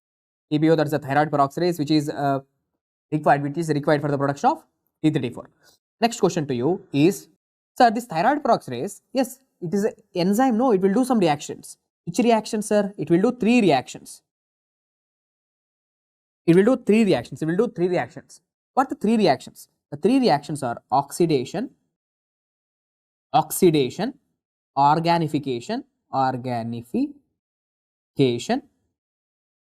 and coupling reaction. So these three steps are required for the production of T3, T4. Repeat. Sir, what is the enzyme that is required for the production of T3, T4? Thyroid peroxidase. Okay, thyroid peroxidase. And what this thyroid peroxidase will do? So the thyroid peroxidase, it will help in three steps called as oxidation, organification, and coupling reaction. These three steps help in the production of T3, T4. T3, T4 produce करने के लिए these three steps are required: oxidation, organification, coupling reaction.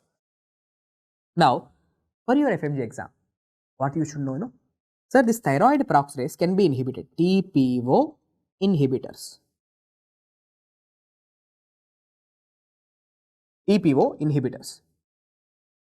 Can you tell me some drugs which are TPO inhibitors, thyroid peroxidase inhibitors? Thyroid peroxidase can be inhibited. Thyroid peroxidase can be inhibited by certain drugs. Come on. So TPO inhibitor, thyroid peroxidase inhibitors are propyl thiouracil. Propyl thiouracil. Okay, propyl thiouracil. Next, any other? Carbimazole, methimazole. Okay, propyl thiouracil, carbimazole, methimazole, these are the thyroid peroxidase inhibitors. So now tell me, for your FMG exam, sir, this propyl thiouracil, prothyroid drug, antithyroid drug. They are antithyroid medications. They decrease the T3, T4. They will inhibit this enzyme. So what these drugs will do? So they are all antithyroid medications. They will decrease T3, T4 production. So they are all antithyroid drugs. Antithyroid. Okay, now they are all antithyroid drugs. Okay, but where we will use them? Propyl thiouracil is the drug of choice for hyperthyroidism. Okay, now propyl thiouracil is the drug of choice for what? Hyperthyroidism. Where? In the first trimester of the pregnancy. The first trimester of pregnancy. So during pregnancy, in the first trimester, what is the safe drug that should be used? Propylthiouracil, and it is also safe drug during lactation.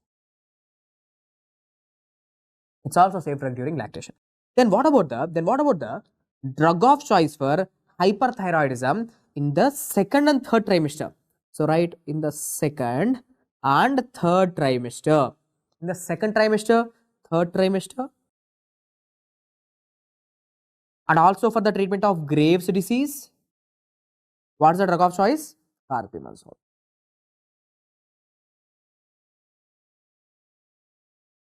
Okay, carbimazole. Okay, so for the second and third trimester, you can go with the carbimazole, methimazole. Okay, carbimazole, methimazole are for the second and third trimester as well as the Graves' disease, but first trimester of the pregnancy, lactation may propylthiouracil. Next, sir, in the thyroid hormones, what else you should know? Tell me, thyroid hormones are derivatives of T3 and T4, thyroid T3 and T4, derivatives of which amino acid? The T3, T4 are, they are derivatives of which amino acid? They are derivatives of tyrosine. Tyrosine amino acid. They are derivatives of what? Tyrosine amino acid. They are derivatives of tyrosine amino acid. Next, thyroid hormones behave like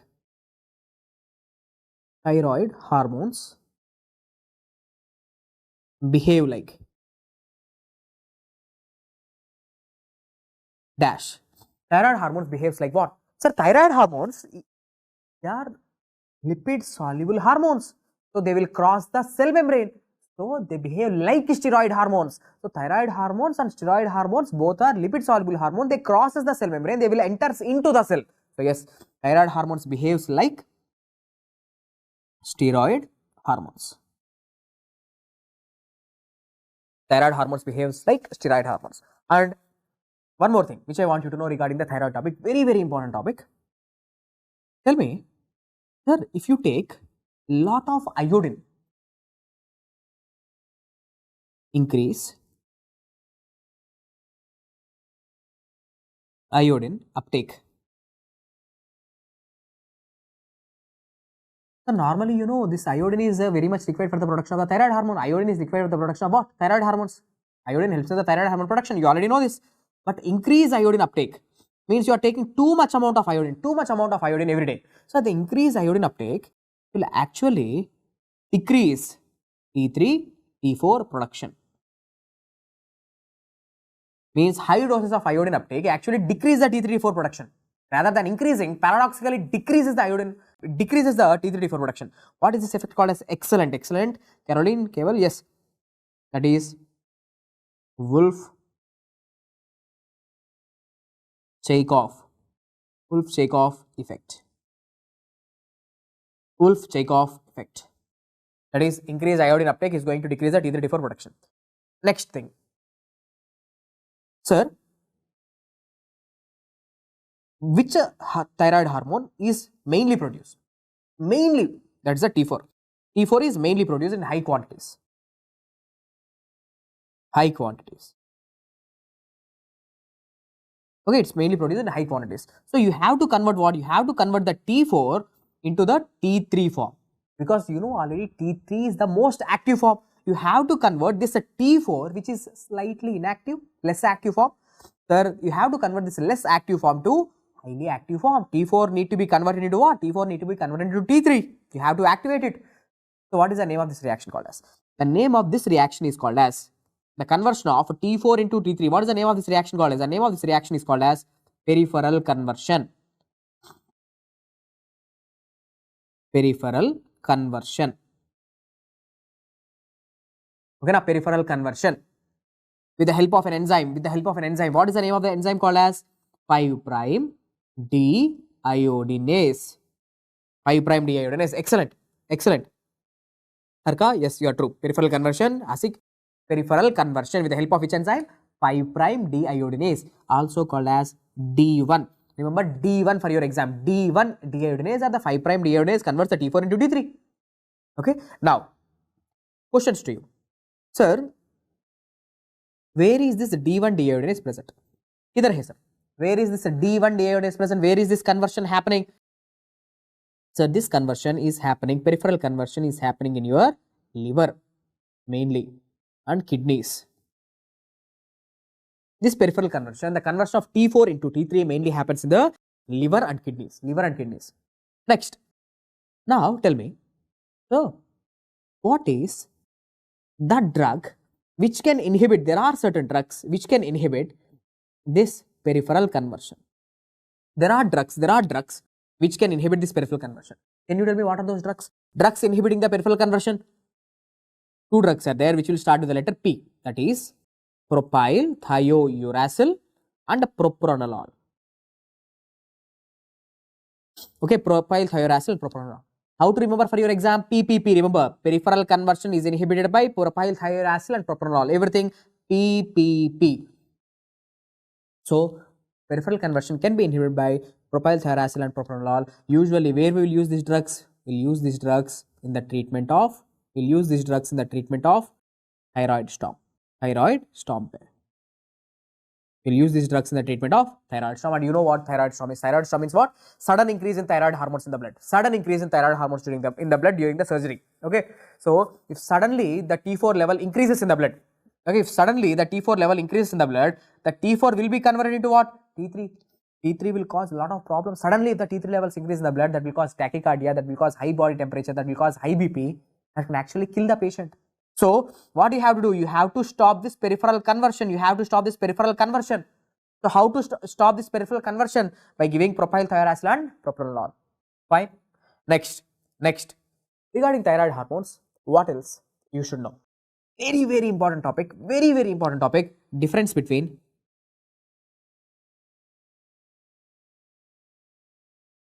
primary versus secondary hyperthyroidism. Difference between primary versus secondary hyperthyroidism. Primary means what? Let me tell you.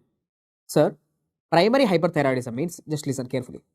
Here is the hypothalamus, pituitary gland and thyroid gland.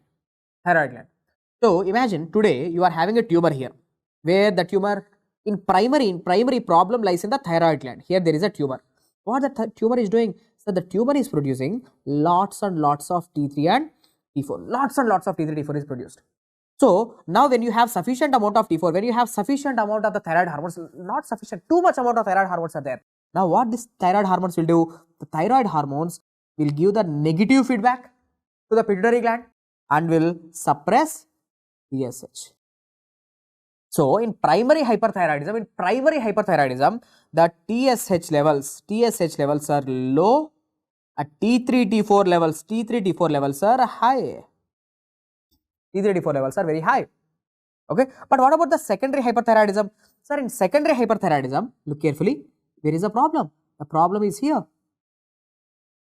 The problem lies in the pituitary gland. Look here. So, now here is a problem. Where is the tumor? Now the tumor is in the pituitary gland. Now, what the tumor is doing? So, the tumor is producing excessive amount of TSH. Now, the TSH is stimulating the thyroid gland so much. Now, the thyroid gland is producing lots and lots of T3 and T4. As there is excessive amount of TSH, this excessive amount of TSH stimulates the thyroid gland too much.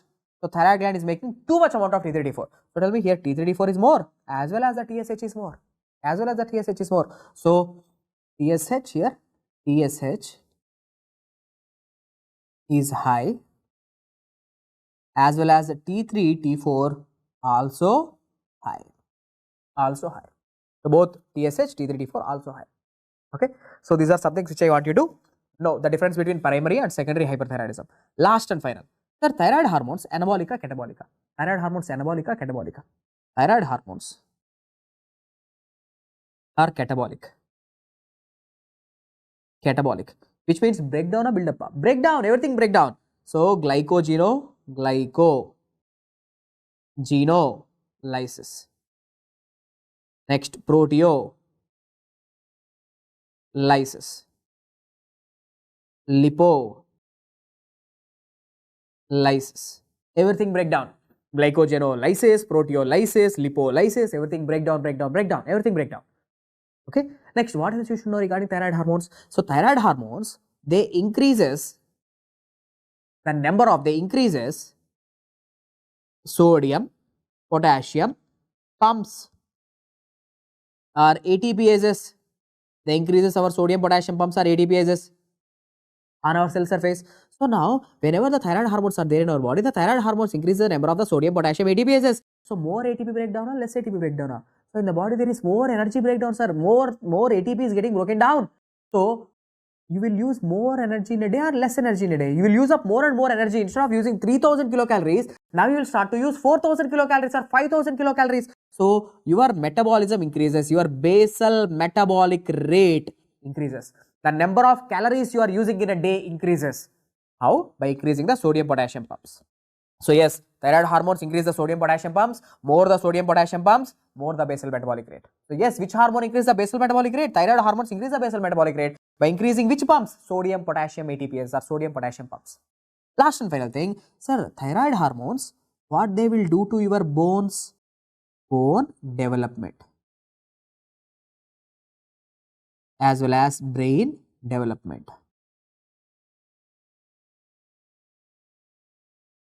Bone development as well as brain development. Bones को develop करने के लिए, skeleton को develop करने के लिए, as well as brain को develop करने के लिए, sir, which hormones are required? Thyroid hormones are required for the bone development as well as the brain development. So that is the reason why whenever the thyroid hormones are not there in the baby, imagine I am the baby, sir, I am the baby, I am not having thyroid hormone.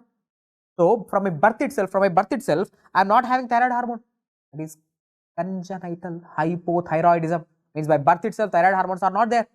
So do you think I can grow? No, stunted growth, mental retardation, brain is not going to develop. So this condition is called as a cretinism. So congenital hypothyroidism means from the birth the thyroid hormones are not there, means the baby is not going to grow and the baby is become mentally retarded. So this condition is called as cretinism. So let me write here, congenital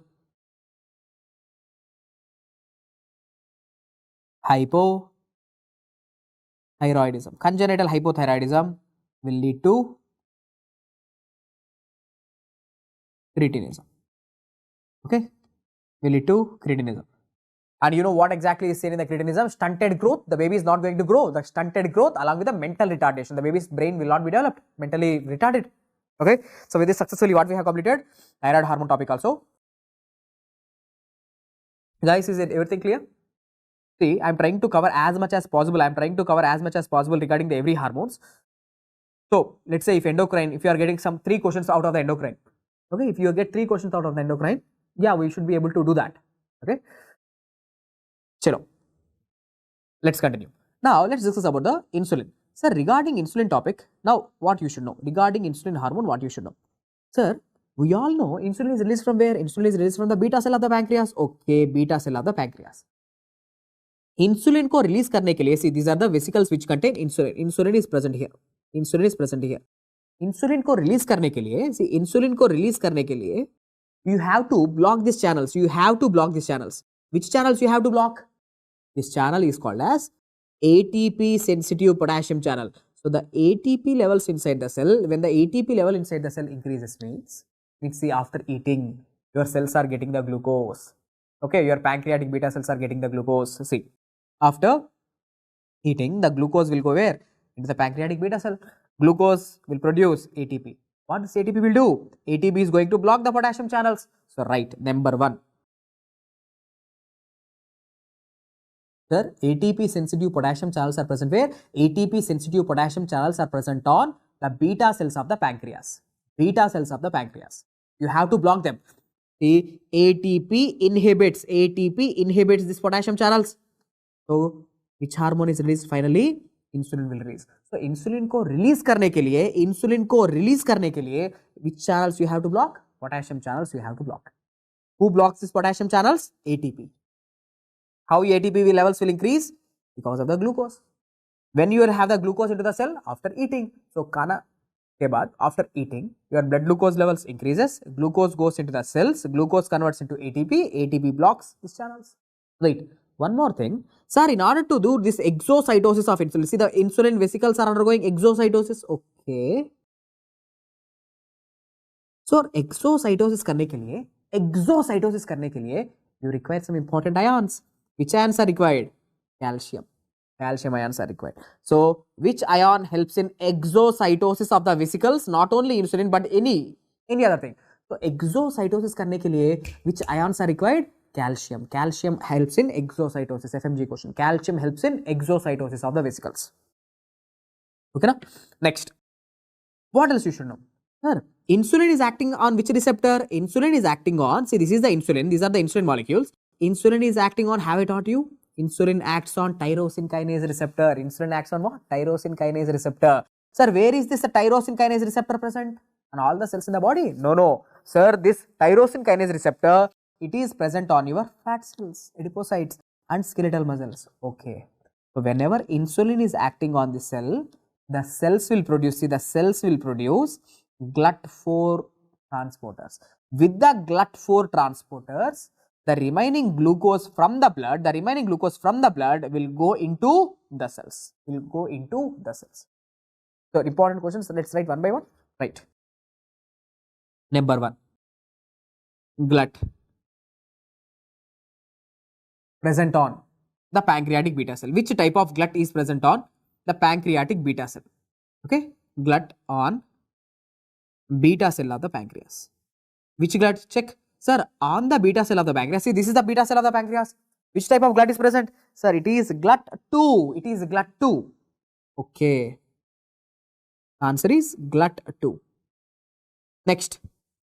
Which type of GLUT is present on adipocytes and skeletal muscles? Skeletal muscles. The answer will be GLUT4. GLUT4. Okay. Next, insulin receptors. Where are insulin receptors present in our body? Insulin receptors are present on brain? No, no. Insulin receptors, that is the tyrosine kinase receptors, present on adipocytes and skeletal muscles. Adipocytes and skeletal muscles. Next, what else you should know? Sir, wherever you see the word GLUTs, see, you know, GLUTs helps in the transport of the glucose. GLUTs means glucose transporters, helps in the movement of the glucose. That is type of which transport? GLUTs are examples of. Okay, GLUTs are examples of. Always GLUTs are examples of facilitated diffusion.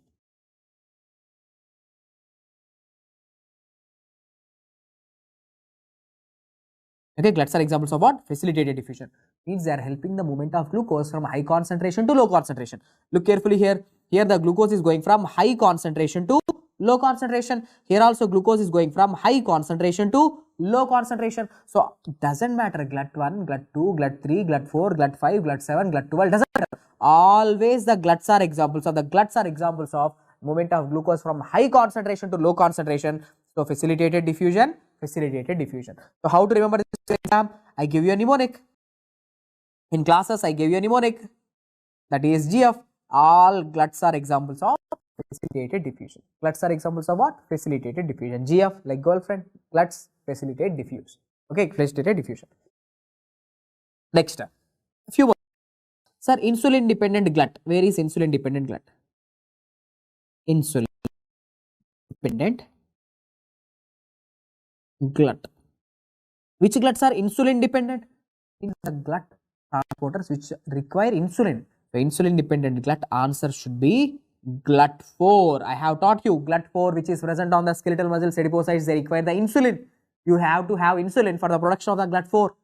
So GLUT4 को produce करने के लिए insulin चाहिए sir. Okay. So insulin dependent GLUT is GLUT4. Next, what else you should know regarding the insulin? So insulin, it's an anabolic hormone, right? Insulin क्या है sir? It's an anabolic hormone. Anabolic hormone. Now what it will do to our body? Sir, being an anabolic hormone, definitely it will cause a protein synthesis. Everyone knows. Causes protein synthesis. Okay, insulin, anabolic hormone, protein synthesis. That's the body buildup. Apart from this, what else you have to know? Sir, insulin, Insulin activates what? Glycogenesis, or you can say glycogen synthesis. Glycogen synthesis means insulin always try to cause the glycogen synthesis, means conversion of the glucose, taking the glucose from the blood, converting into glycogen in the liver, trying to decrease the blood sugar levels. So I am asking you, you tell me, what is the role of glycogen synthesis? Glycogen synthesis is to convert the glucose into glycogen, converting the glucose into glycogen, so blood glucose levels will decrease. That is what we want. No, insulin always wants to decrease the blood glucose levels. Insulin activates lipogenesis, means taking the glucose out of the blood, converting into fat in the adipose tissue.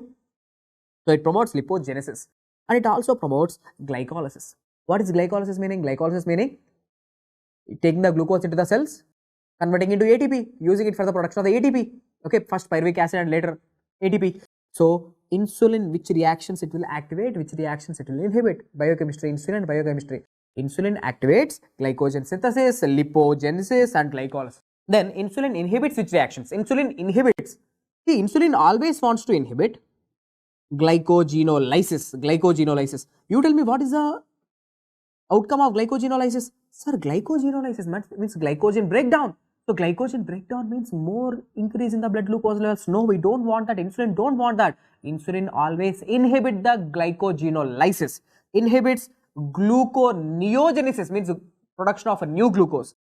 Whenever there is insulin, insulin promotes lipogenesis, so lipolysis is inhibited. Till the time insulin is there in the body, ketone bodies are not produced. Ketone bodies or keto acids are not produced. You know, these ketone bodies are nothing but acids. Ketone bodies are nothing but the acids. Okay, so tell me, insulin activates which reactions? 3. That is glycogen synthesis, lipogenesis, glycolysis. All of them are activated. But insulin inhibits what? Insulin inhibits glycogenolysis, gluconeogenesis, lipolysis and ketogenesis are all inhibited. So now, based on this, tell me, today sir, हमारे body में insulin नहीं है. That is insulin deficiency, type 1, diabetes mellitus. So there is no insulin. Whenever insulin is not there, tell me what will happen? Sir, insulin is not there. Insulin नहीं है तो क्या हो जाएगा sir? There is increase ketones or increase keto acids in the body, like beta hydroxybutyric acid. It's a ketone body. So body में insulin नहीं है तो ketone bodies बढ़ जाएगा, keto acids बढ़ जाएगा. So what will happen to the pH? pH will decrease. Okay, the pH will decrease less than 7.35. pH will decrease less than 7.35. So that is going to cause metabolic acidosis. So that condition is called as diabetic ketoacidosis. So tell me, in the type 1 diabetic patients who is not taking the insulin, the type 1 diabetic fellows who is a defaulter of insulin, they are not taking the insulin. Whenever they are not taking insulin, their ketone levels increases in the body, and ketones are always acid. Acid क्या करेगा sir? Metabolic acidosis करेगा. हमारे body pH कम हो जाएगा. Okay, acidosis हो जाएगा. So now tell me, what is the most common cause of death in DKA? Very famous question. Sir, what is the most common cause of death in DKA? Sir, DKA fellows will die with what? Sir, the DKA fellows will die with cerebral edema. Okay? The rapid correction, yes, exactly. The rapid correction of the blood glucose levels is going to cause a cerebral edema. The most common cause of DKA, the most common cause of death in DKA is cerebral edema. But what is the treatment of choice? If they ask you what is the drug of choice or treatment of choice, first line treatment, tell me, first line treatment. What is the first line treatment in DKA? Hypertonic saline or hypotonic saline? What is the first line treatment in DKA? DKA, not cerebral edema. What is the first line treatment for the DKA? See, I am the baby with the DKA. I am the 10-year-old with the DKA. I am coming to you. So what is the first line treatment for the DKA? That is normal saline. Okay, not hypertonic or not hypotonic, normal saline, that is 0.9% sodium chloride. 0.9% sodium chloride solution is called as normal saline. What is the drug of choice for the DKA? Drug of choice for DKA is regular regular insulin. Regular insulin. They will ask you fast acting insulin or long acting something like that. So it's a regular insulin. Normal saline is given, and most common cause of death is cerebral edema. Cerebral edema. And one more thing regarding the diabetic ketoacidosis. See, if I am the one with the diabetic ketoacidosis, listen, I am the one with DKA.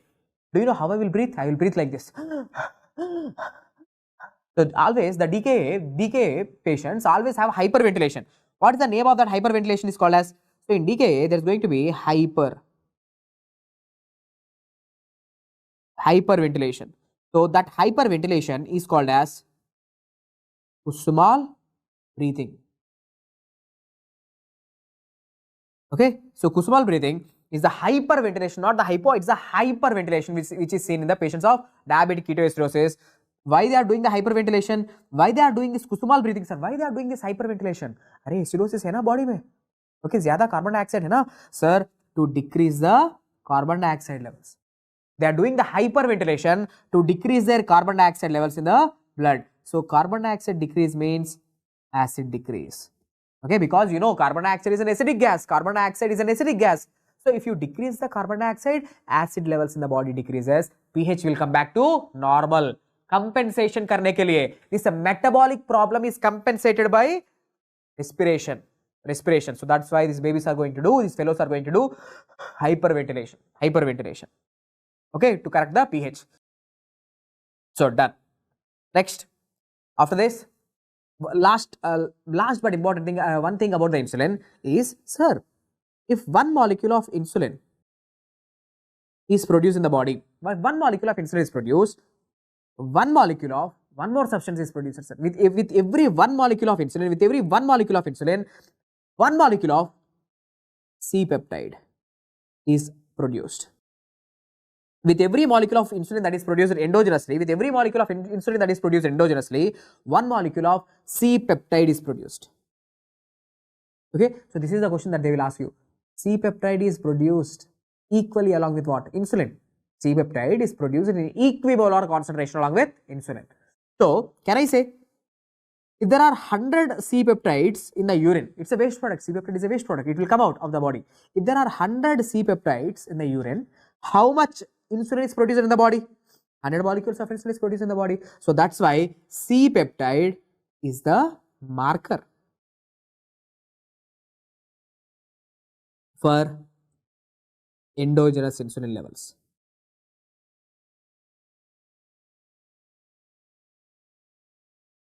So I want to know how much insulin is there in your body. How I can know that? I cannot directly know the insulin levels because insulin levels are going to be, insulin is going to have a very short half-life. So I cannot directly know your insulin, but indirectly I can calculate your insulin by using C-peptide. So C-peptide is a marker of endogenous insulin levels. Done. So now we are going to the end. Aldosterone. Now let's discuss about the aldosterone. Sir, aldosterone does three things in our body. Aldosterone, right, acts on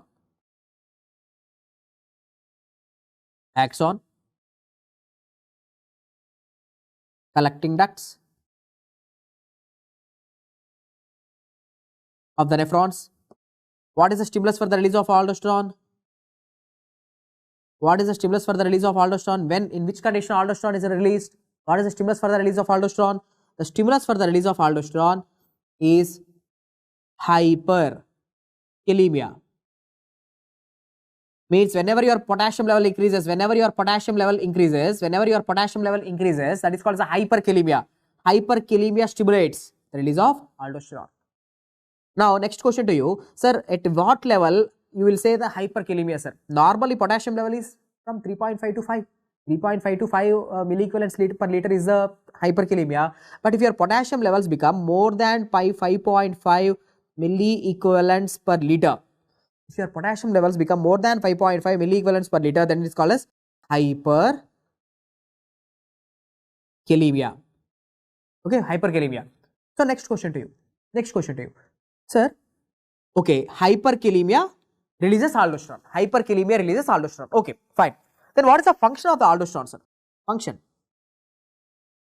The functions of aldosterone are three functions are there. What are the three functions of aldosterone?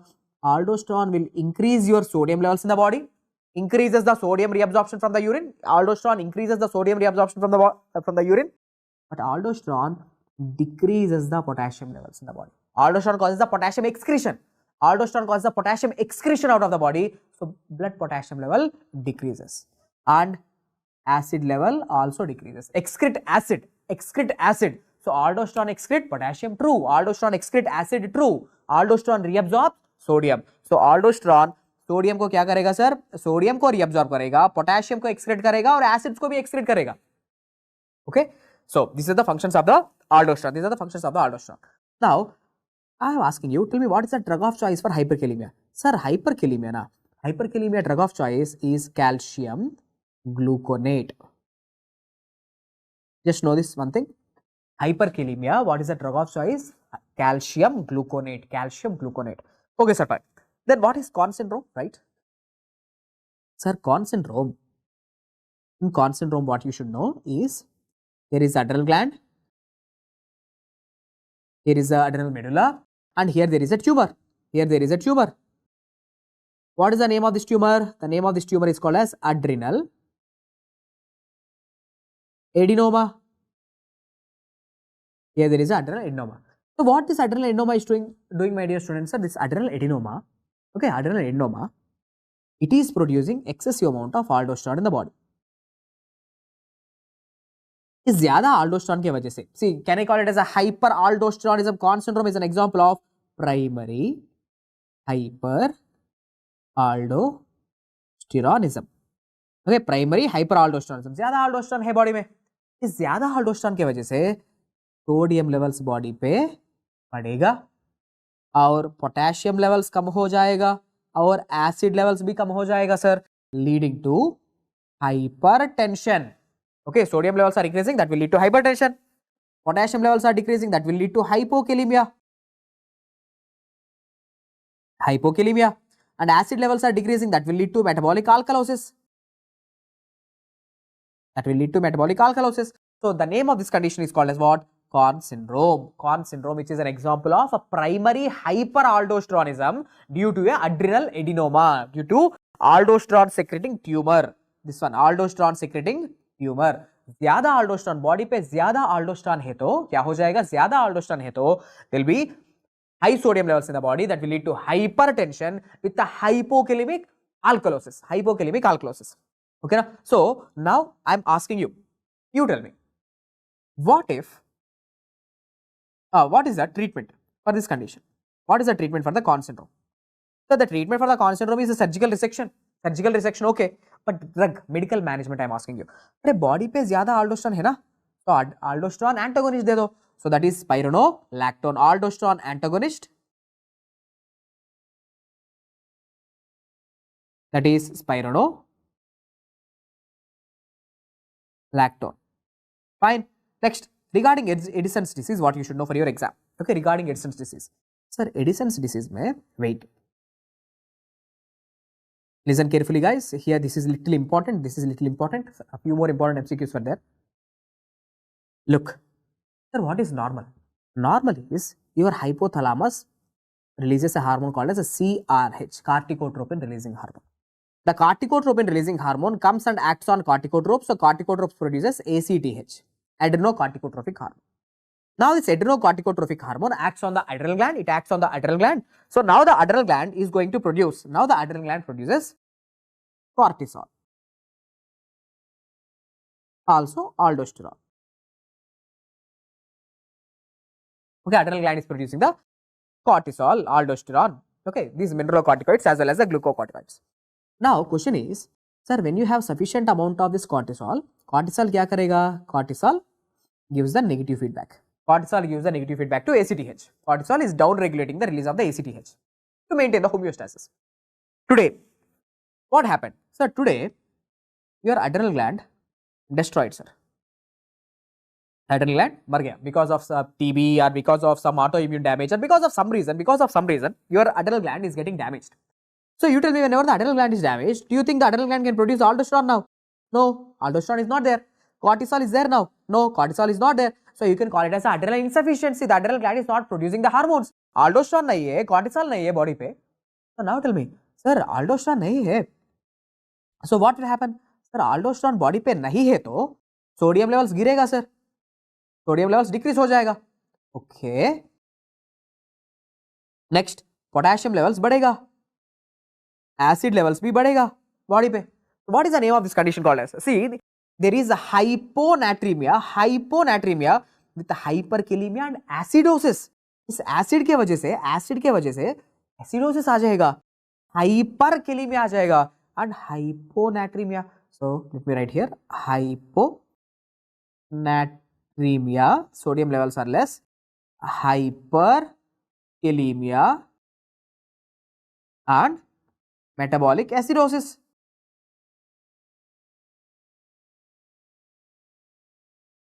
Metabolic acidosis. Okay, fine. Now, okay, you tell me, cortisol is there? No, cortisol is not there. So negative feedback, will it work? So negative feedback is not going to work. Negative feedback not going to work. Whenever the negative feedback is not going to work, what will happen to the ACTH levels? Sir, ACTH levels बढ़ेगा. There is going to be more ACTH. Now what this ACTH will do, sir? Now this extra ACTH, do you know what it will do? Now this ACTH will stimulate melanocytes. Now melanocytes, whenever they are stimulated, that is going to increase the melanin production in the body, that will lead to hyperpigmentation. Hyperpigmentation. So now tell me, what is the hormone responsible for the hyperpigmentation? So the hormone which is responsible for the hyperpigmentation in Addison's disease is ACTH. So ACTH is the hormone responsible for what? ACTH is the hormone responsible for the hyperpigmentation in Addison's. Addison's means adrenal insufficiency. Aldosterone nahi hai, cortisol nahi hai, so that will lead to hyponatremia with hyperkalemic acidosis. So at the end of the day, what was the FMG question, sir? FMG question, hyperpigmentation of the palms and soles is due to excessive ACTH. Next one, sir, aldosterone nahi hai to body pe acid levels badega, that will lead to acidosis. So this is called as, right, aldosterone deficiency. Aldosterone deficiency will lead to acidosis. Okay, aldosterone deficiency will lead to acidosis. Which type of acidosis? Renal tubular acidosis type 4. Renal tubular acidosis type 4. RTA type 4. So tell me, RTA type 4, the renal tubular acidosis type 4 means unable to excrete the acid out of the body. Unable to excrete the acid out of the body. Why? Because aldosterone is not there. So RTA type 4 is due to deficiency of what? Aldosterone. Okay. So yes, with this successfully what we have completed? We have completed the Addison's disease and Conn's syndrome. Addison's is an example of aldosterone deficiency, but Conn's is an example of hyperaldosteronism. Hyperaldosteronism. Okay. Now here itself, let me take some time and explain you the cortisol and Cushing here itself. Okay, cortisol and Cushing's here itself. So now tell me, what are the important things about the cortisol, but that you should know for your FMG exam. First of all, right, cortisol is an example of catabolic hormone, an example of catabolic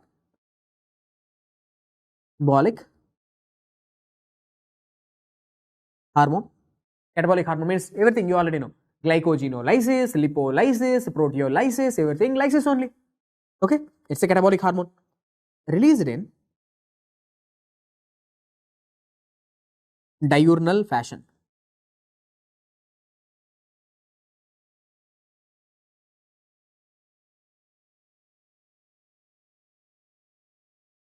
Okay, it is diurnal variation, it shows diurnal variations, or it is released in diurnal fashion. Sir, what is this diurnal fashion or diurnal variation? Let me tell you, sir, in a 24 hours, let's say this is the 24-hour time period. Okay, here is a 24-hour time period. So diurnal variation means sometime in a day the cortisol levels are going to be very, very high, peak, and sometimes in a day the cortisol levels are going to be very, very less. So in a day, in a 24 hours time period, sometimes the cortisol levels are going to be very high and sometimes the cortisol levels are going to be very less. So this variation, this pattern is called as what? Diurnal variation. So which hormone shows the diurnal variation? Cortisol. Every day early morning 8 a.m. Every day early morning 8 a.m. your cortisol levels are going to be very high, and every night during somewhere around 1 p.m. Okay, 1 p.m., 2 p.m. and during night, sir, your cortisol levels are going to be very, very less. So sometimes the cortisol levels are going to be very high and sometimes the cortisol levels are going to be very low. So such variation is called as what? Diurnal variation shown by cortisol. Next, if there is excessive amount of cortisol excess causes Cushing syndrome. Cortisol excess cause what? Cushing syndrome. Cortisol excess causes what? Cushing syndrome. So especially in your medicine, I want you to know, go through the dexamethasone challenge test, which is very important for your FMG exam. Anyway, Priyansar is going to do the rapid revision. Okay, so the dexamethasone challenge test, okay, to find out whether it is Cushing syndrome or whether it is a Cushing disease or whether it is ectopic Cushing. So that difference you have to know. Okay, so now in Cushing syndrome, what you should know? Okay, in Cushing syndrome, what you should know? You already know in a patient of Cushing's how the patient will appear. That the patient is going to have moon face.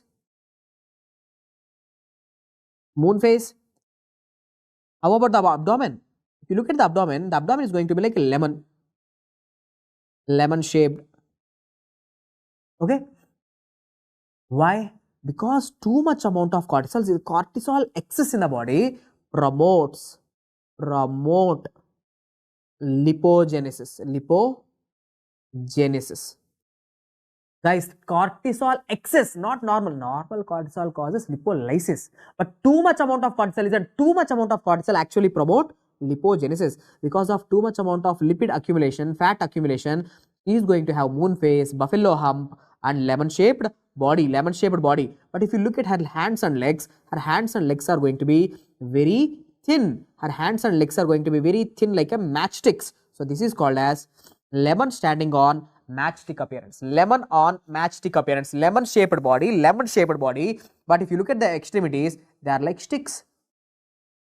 So this is called as lemon on stick appearance. Is going to be seen with Cushing syndrome female. Now, sir, regarding this cortisol topic, what you should know, sir? Let me tell you. Guys, this is normal. Cortisol decreases all your WBC. Cortisol, it's a anti-inflammatory immunosuppressant agent, decreases all the WBC except neutrophils and monocytes. This is the one thing which I want you to know. Cortisol kya karega, sir? Cortisol decreases all the WBCs except neutrophils and monocytes. Then what about RBCs? Increases the RBCs, increases the platelets. Okay, this is a PYQ. It's already a PYQ. Cortisol increases all the blood cells except WBC. Okay, all the WBCs will go down except the neutrophils and monocytes. RBC level increases, WBC amount increases. Okay, next, what else is very important for your FMG exam? Let me tell you here. See, look at here. Here is the hypothalamus and pituitary gland. Hypothalamus and pituitary gland is there. Now, here is the adrenal gland. Today, what happened? Sir, today the problem is in the pituitary gland. Here is a tumor. What this tumor is doing? Sir, this tumor is releasing excessive amount of ACTH. Stupid tumor. This is releasing excessive amount of what? ACTH. This excessive amount of ACTH is stimulating the adrenal gland. So, adrenal gland is producing too much amount of cortisol. So, whenever the too much amount of cortisol in the body is there, that is called as Cushing syndrome. Where the female is going to have lemon-shaped body. Okay, lemon-shaped body, buffalo hump, moon faces is going to be there with matchstick up, like lemon on matchstick appearance is going to be there. Okay, that's okay, fine. But tell me, for the Cushing syndrome, what is the cause? Sir, for this Cushing syndrome, the cause is here in the pituitary gland. So, this tumor producing excessive ACTH, this is the problem. This is the disease. This disease is going to cause the symptoms. That is called as a Cushing syndrome. What is the name of this disease called as? This is called as Cushing disease. Cushing disease. So, Cushing disease is one of the cause of Cushing syndrome. Cushing disease is one of the cause of Cushing syndrome. Okay, you have already studied in your pathology. The most common cause of Cushing syndrome, is iatrogenic. Iatrogenic, that is the doctor prescribing the too much amount of steroid tablets. Okay, so the most common cause of Cushing syndrome is, right, level, right, different causes. One is iatrogenic Cushing's. One more cause is tumor secreting the ACTH secreting the tumor, that is small cell carcinoma of lung. So lung cancer, certain lung cancers also produces the ACTH. So there are different causes of ACTH. But tell me, what is the Cushing disease? Cushing disease is a condition where there is a tumor in the pituitary gland that is producing the ACTH, that is leading to Cushing syndrome. So this is also very important. Cushing disease problem in the pituitary gland. Okay, done. So these are some important things that I want you to know. These are some important conditions that I want you to know in the endocrine physiology. Yeah, we took some time, but these are very important. We never know how many questions are going to come. Maybe in this upcoming FMGE exam, what if you get 5 questions from endocrine physiology, from Edison's, from Cushing's, from Conn syndrome? Okay, yeah, possibilities. And one more thing, last and final thing I'm explaining here. Students, imagine here, this is your adrenal gland. Okay, here is your adrenal gland. Sir, here is your adrenal medulla. Here is the adrenal medulla. Sir, today you are having a tumor here in the adrenal medulla. What is the name of this tumor called as? The name of this tumor is called as a pheochromocytoma. Pheochromocytoma. So, tell me, pheochromocytoma is a tumor of adrenal medulla or the adrenal cortex? So, the pheochromocytoma is the tumor of the adrenal medulla, or you can say it is a tumor arising from which cells? Tumor arising to chromaffin cells.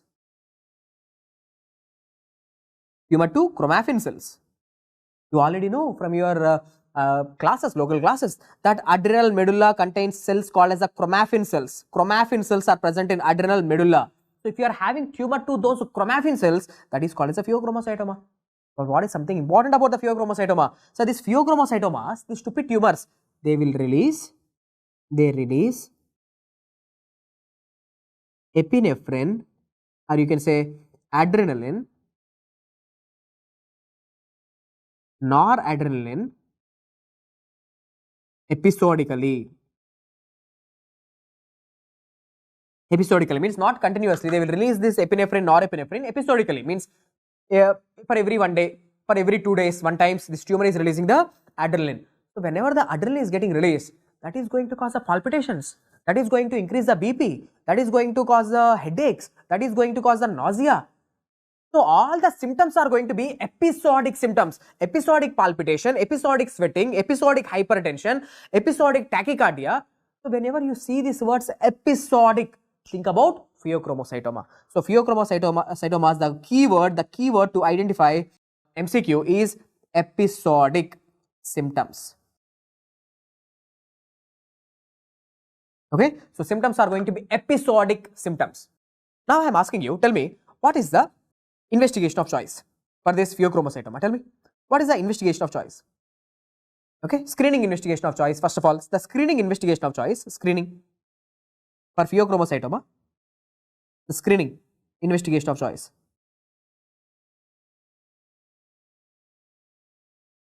Screening IOC, screening investigation of choice for pheochromocytoma. Okay, metanephrine levels. Okay, metanephrine levels.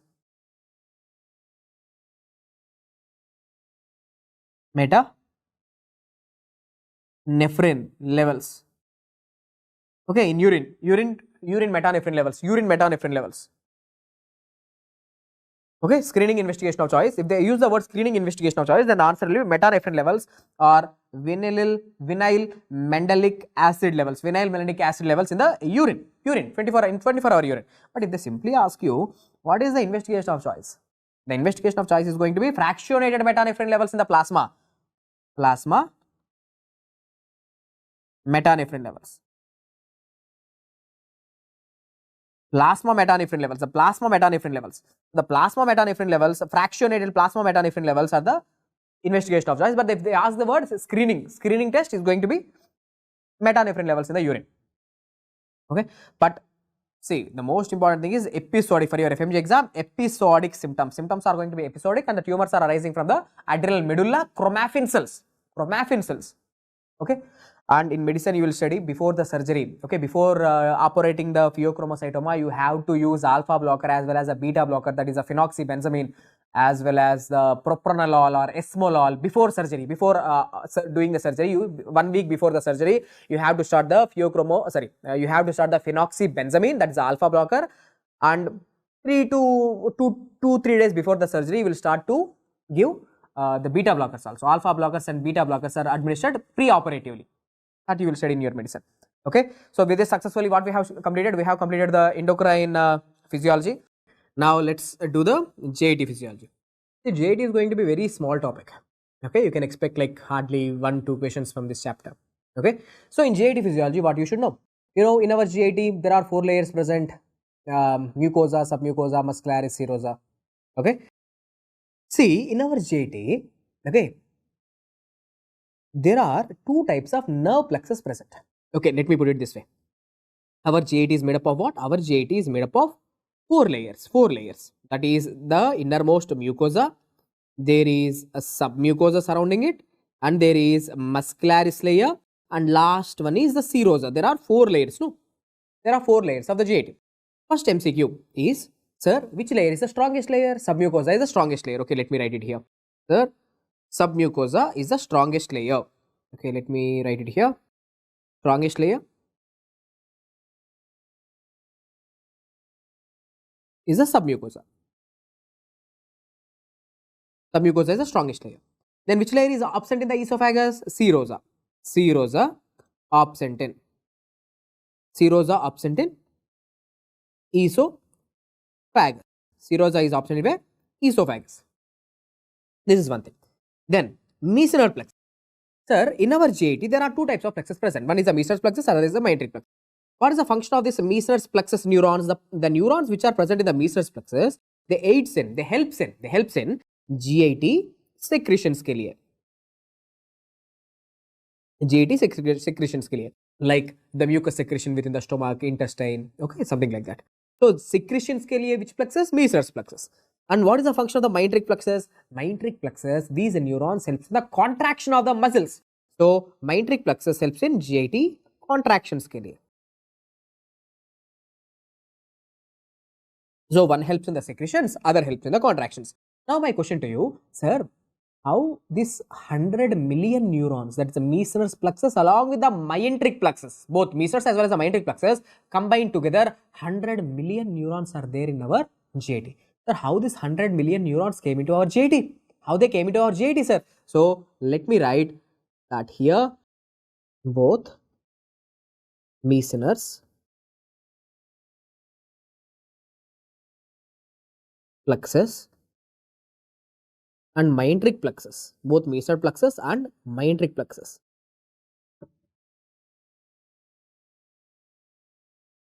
developed due to, and developed from which cells? So both the mesenteric plexus and mesenteric plexus, they develop due to neural crest cell migration. Okay, neural crest cell migration. So you know the neural crest cells, they will migrate to different organs and they will become different parts. For example, the neural crest cells, they will migrate into the adrenal gland and they will form the adrenal medulla. Okay, and the same neural crest cells, they will come into the GIT, and they will become the mesenteric plexus and the mesenteric plexus. So this mesenteric plexus and mesenteric plexus, they are developed from which cells? Neural crest cells. Okay, they are developed from the neural crest cells. Now, if this process is defective, that is a defect in neural crest cell migration. Neural crest cell migration. So tell me, that is going to cause a disease. Now tell me, what is the disease? The neural crest cells are not migrating to the GIT normally. The neural crest cells which were supposed to come to the GIT, now they are not coming. So defect in neural crest cell migration will lead to which disease? Hirschsprung disease. Hirschsprung disease. So not only in Hirschsprung disease, what is the problem? The problem is with the neural crest cell migration. So in Hirschsprung disease, imagine I am the baby with the Hirschsprung disease. In Hirschsprung disease, in baby's GIT, there is no mesenteric plexus. There is no matrix plexus. The mesos plexus and the matrix plexus are not developed. So tell me, do you think the GET of the baby will contract? No. So there is difficulty in passing the feces. Difficulty in passing the feces. So that's why in Hirschsprung disease, the babies who are suffering with the Hirschsprung disease, there is failure to pass meconium. There is failure to pass the meconium. Means actually meconium is the first feces that should be passed after the birth. Okay, immediately after the birth, the baby will pass the first feces, that is called the meconium. But here in this case, maybe the meconium is going to be passed after 1 day or 2 days, that too while during the examination, while doing the parectal examination, there is going to be passing the feces. Not automatically, because the matrix plexus not developed, mesoid plexus not developed. Without that, the GIT is not going to contract. Without contraction, the baby cannot able to pass the feces. Okay, failure to pass the meconium. Okay, so these are some things which you have already studied in your medicine, that this Hirschsprung disease is associated with the Downs babies due to RET oncogene mutation. Okay, there is going to be a ganglionic segment, that is the distal colon is going to be the most common site for the ganglionic segment. You have already studied. So in physiology, mesos plexus, matrix plexus developed due to neural crystal migration. If there is a defect in this process, that will lead to Hirschsprung disease. Hirschsprung disease is associated with which disease? Down syndrome. Hirschsprung disease is associated with Down syndrome. Okay, that is the trisomy 21. Okay, who will develop this Hirschsprung disease? It is associated with Down syndrome. What are the clinical features? Failure to pass meconium.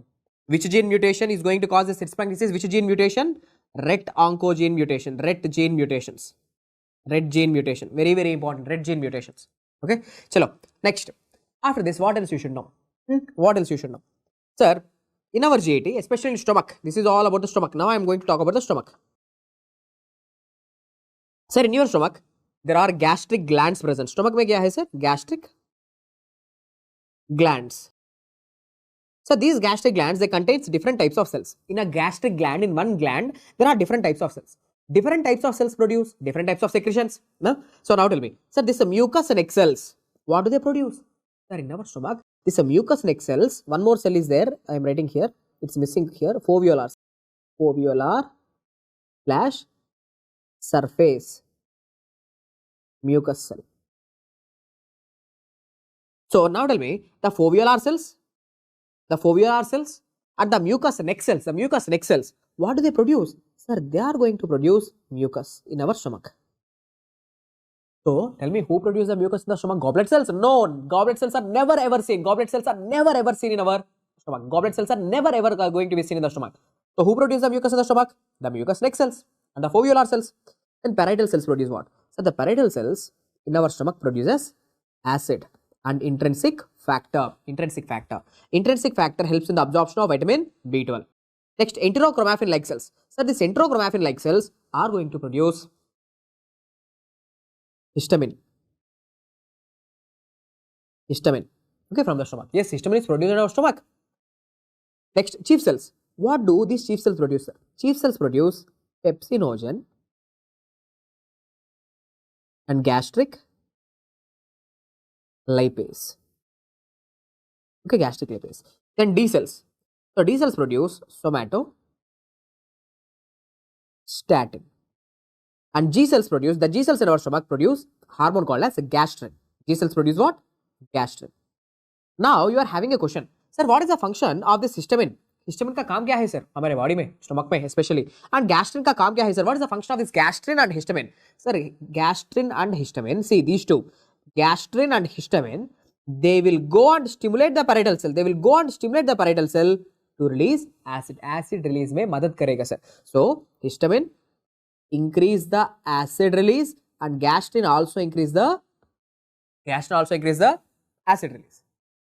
Okay, so these are the different types of cells produce different types of secretions. So tell me, pepsinogen, chief cell, gastric lipase, chief cell, somatostatin, D cell, gastrin, G cell, parietal cells, acid and intrinsic factor, mucus neck cell produces the mucus.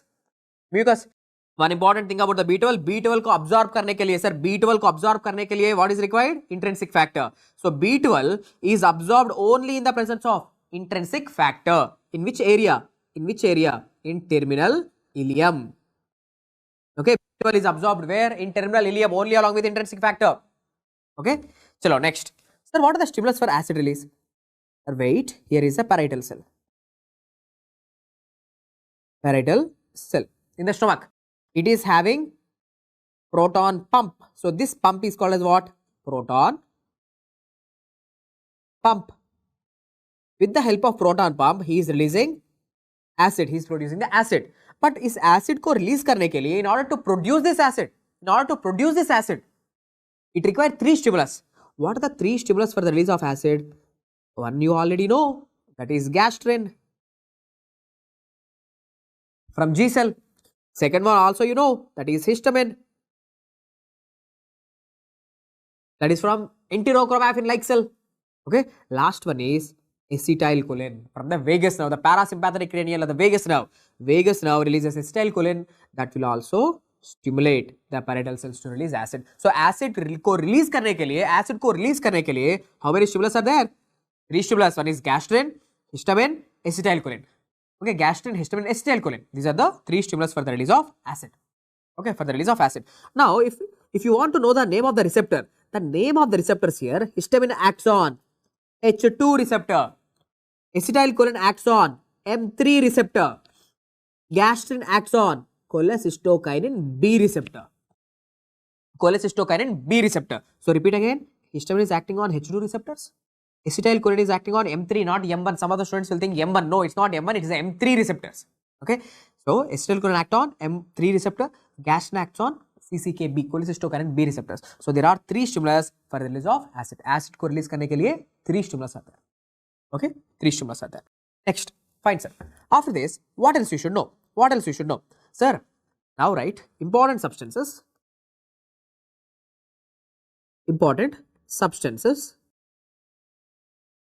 and sites of absorption. The sites of absorption. Important substances and the sites of absorption. Now tell me iron. Okay, iron in which form? Only in Fe2+ form, that is called as a ferrous. Where will absorb the iron? Sir, iron only in Fe2+ form, that is a ferrous form, we will absorb in duodenum. We will absorb where? We will absorb it in duodenum, sir. Okay, we will absorb it in duodenum. Next, vitamin B9, that is a folic acid. Vitamin B9 is mainly absorbed in jejunum. Okay, in other parts also, but mainly in jejunum. And vitamin B12, that is a cyanocobalamin. Okay, vitamin B12, that is a cyanocobalamin. Where is it absorbed? Vitamin B12, it is absorbed in terminal ileum. Okay, terminal ileum. So how you can expect an MCQ is that complete ileal resection. Okay, complete ileal resection. So now tell me, whenever the ileum is removed, okay, will you be able to absorb vitamin B12? No, complete ileal resection is going to cause vitamin B12 deficiency. Vitamin B12 deficiency is going to cause what? Megaloblastic anemia.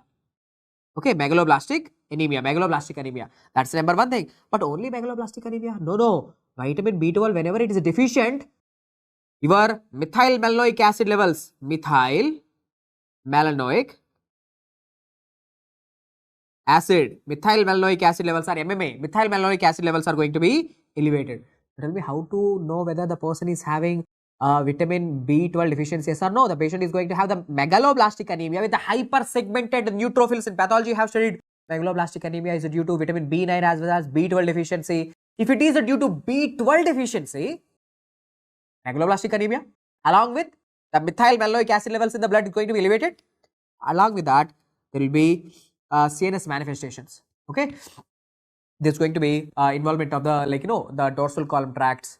Okay, there's going to be damage to the dorsal column tracts. So these patients are going to have the neurological symptoms.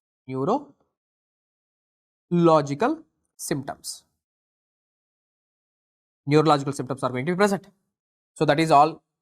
Okay, due to vitamin B12 deficiency. So tell me, when a patient can get vitamin B12 deficient, the patient can get vitamin B12 deficient if you remove the complete ileum. Means because of some Crohn's disease or because of some reason, because of some cancer, you have removed the ileum. When you remove the ileum, no vitamin B12. Without vitamin B12, megaloblastic anemia. So similar condition, one more thing I will tell you. So that is called as pernicious anemia. Pernicious anemia. Sir, what is pernicious anemia? It's autoimmune disease. Autoimmune disease. Okay, autoimmune disease. So what is happening here? So autoimmune disease means autoimmune disease or destruction of autoimmune destruction means your own antibodies are destroying destruction of parietal cells. Autoimmune destruction of the parietal cells. So today the parietal cells in your body are dead. There is no more parietal cells. The parietal cells in your stomach, the parietal cells मर गया. So now tell me, there is no acid. Acid नहीं है body में. And there is no intrinsic factor. Intrinsic factor भी नहीं है. So now you tell me, without intrinsic factor, whenever the intrinsic factor is not going to be there, so what will happen to the vitamin B12 absorption? The vitamin B12 absorption is going to decrease. So that is going to cause megaloblastic anemia, numbness, neurological symptoms, and serum methylmalonic acid levels are going to be elevated again. So remember this. Okay. So there is a condition called as pernicious anemia. Pernicious anemia, where there is a destruction of the parietal cells, which will lead to severe B12 deficiency. Severe B12 deficiency, that is going to cause anemia, megaloblastic anemia with neurological symptoms, and methylmalonic acid levels and the homocysteine levels in the body will be elevated. You have studied this in your biochemistry as well as medicine also. Okay. Now I am asking you from your medicine, tell me, pernicious anemia, it's an autoimmune disease, no? So there will be presence of which antibodies? Anti-intrinsic factor antibodies are positive in the blood. Anti-parietal cell antibodies. Anti-parietal cell antibodies are positive in the blood. So anti-intrinsic factor antibodies, anti-parietal cell antibodies are going to be seen in which disease? Pernicious anemia. Which cells are going to be targeted? Parietal cells are going to be targeted. Parietal cells produce what? Acid and intrinsic factor. Intrinsic factor helps in absorption of vitamin B12. You will get only vitamin B12 from the animal foods, animal sources like milk, tea, ghee, curd or meat. Okay. So you will only get the vitamin B12 only from animal sources. Okay, only from the animal sources, not from the plant sources. Okay. Chalo. So with this successfully what we have completed? With this successfully we have completed the important points about the pernicious anemia. Chalo, let's continue. Let's continue with the iron absorption. See what you should know regarding the iron absorption, guys. Very, very important area in exam, iron absorption. Wait, students, how many forms of iron are there? Sir, there are two forms of iron. That is Fe2 plus, Fe3 plus. Fe2 plus form of iron, you will get it from animal sources. Okay, animal sources. Fe2 plus form of iron, you will get the Fe2 plus form of iron from the animal sources, animal products. Fe3 plus form of iron, that is a ferric iron. Ferric iron we will get it from the plant sources. We will get it from the plants. Fe2 plus form of iron is absorbed, but Fe3 plus form of iron is not absorbed. Okay, one is absorbed, another is not absorbed. So now tell me, is it the vegetarians going to have the problem or the non-vegetarians going to have the problem? Actually, no one will have the problem because see, even though today you are eating some plant diet, okay, you are eating some palaka, something spinach, something, okay, you are eating some plants, okay. So what form of iron you will get? Fe3 plus form of iron you will get. In your duodenum, sir, this is all happening in your duodenum. Okay, take the duodenum. In your duodenum, the Fe3 plus form of iron automatically converted into Fe2 plus form. Fe3 plus form is converted into Fe2 plus form with the help of this molecule called as duodenal cytochrome B. Duodenal cytochrome B. So this duodenal cytochrome B, this is an enzyme actually, it's an enzyme. It converts the Fe3 plus form of iron into the Fe2 plus form So Fe3 plus ferric is converted into ferrous. This duodenal cytochrome B is also called as ferrireductase. Okay, so it is also called as what? Ferrireductase. Now, this Fe2 plus form of iron, you have to absorb. Now you have to absorb it. इसको absorb करने के लिए, sir, in order to absorb this Fe2 plus form of iron, there is a transporter present. What is the name of this transporter? DMT1. Okay, so DMT1 is present in the duodenum. Divalent metal transporter 1 helps in the absorption of iron, Fe2 plus form of iron. Okay, now from here, where is the iron going? Sir, now this iron is coming out of the cell. Look, it is going into the blood. Now it is going to the blood with the help of a different transporter called as ferroportin 1. Okay, so DMT1 absorption के लिए. Now to send into the blood, which transporter? Ferroportin. See, now again, before going to the blood, the Fe2 plus form of iron, is converted back to Fe3 plus form. Now it is again converted back to Fe3 plus form because Fe3 plus form of iron is the most stable form of iron. So, सिर्फ absorption के लिए Fe2 plus is required. But once it is absorbed, it is going back to Fe3 plus form. So, yes, Fe2 plus form is converted back to Fe3 plus form with the help of this molecule called as Hephaestin. So, Hephaestin converts Fe2 plus form of iron to Fe3 plus form. Fine. Now you tell me, where is the iron now? Now this iron is in the blood along with a protein called as transferrin, plasma protein called as transferrin. Now this transferrin transfers the iron to liver. So in the liver it is stored. In which form? Fe3 plus form. So this is called as, the stored iron is called as ferritin. The stored iron is called as what? Ferritin. Okay. So now I am asking you, tell me. Sir, when you have sufficient amount of iron, happy or not? Sir, in your liver, iron is stored and you are happy with that. Yes, you are having enough amount of iron, you are happy. So, when you are having sufficient amount of iron in your liver, is there any need for us to absorb iron again? Already sufficient amount of iron is there, sufficient stores are there. So now I am asking you, should you have to absorb iron now? No, we don't want the iron now.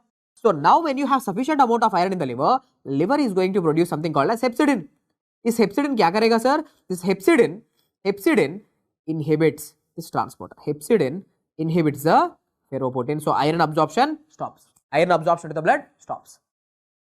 Okay. Now, so tell me, how iron is absorbed? Only Fe2 plus form of iron is absorbed with the help of TMT1. Where is located? Duodenum mein. Iron is stored where? Liver mein. In which form? Fe3 plus. That is called as ferritin. In the blood, iron is with transferrin. Transferrin transport the iron to liver. Once you have sufficient amount of iron in the liver, liver produces hepcidin. Hepcidin inhibits ferroportin. Okay na? So now, questions to you.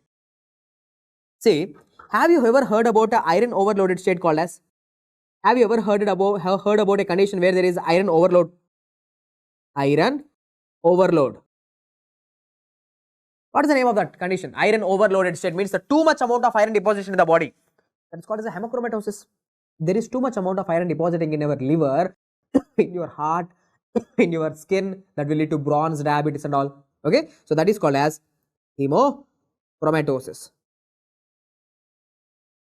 Now, this is not the MCQ which will come in your exam. This is due to which gene mutation? Sir, iron overloaded state, that is called as a hemochromatosis. I think it's a autosomal recessive disorder. You check it from patho. Sir, iron overloaded state, hemochromatosis, it is due to which gene mutation? This is what I want you to answer. Come on, tell me. It is due to which gene mutation? Excellent, Reshma. HFE gene mutation.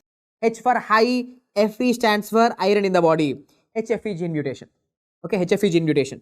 The HFE gene mutation, very, very important for your exam. HFE gene mutation will lead to iron overloaded state. So now you tell me, if there is too much amount of iron in the body, so you have to use some chelating agents. What is the iron chelator? What is the drug of choice for hemochromatosis? Drug of choice for hemochromatosis, too much amount of iron. You have to remove the iron out of the body. So you have to use some chelating agent. What is that chelating agent? Okay, the drug of choice in this condition, the drug of choice for hemochromatosis is deferoxamine. Okay? Deferoxamine. Okay, deferoxamine. Can you tell me what is a copper chelating agent? Sir, there is a condition called as a Wilson disease where there is too much amount of copper in the body with the Kaiser-Fleischer rings and all, with the panda sign on the MRI, okay, in the midbrain. That is the Wilson disease. What is a copper chelating agent? Okay, D-penicillamine. So that is the penicillamine is the D-penicillamine is a copper chelating agent. Deferoxamine is the iron chelating agent. So now, sir, what else you should know from this page? What else you should know? Write one by one MCQs here. MCQs.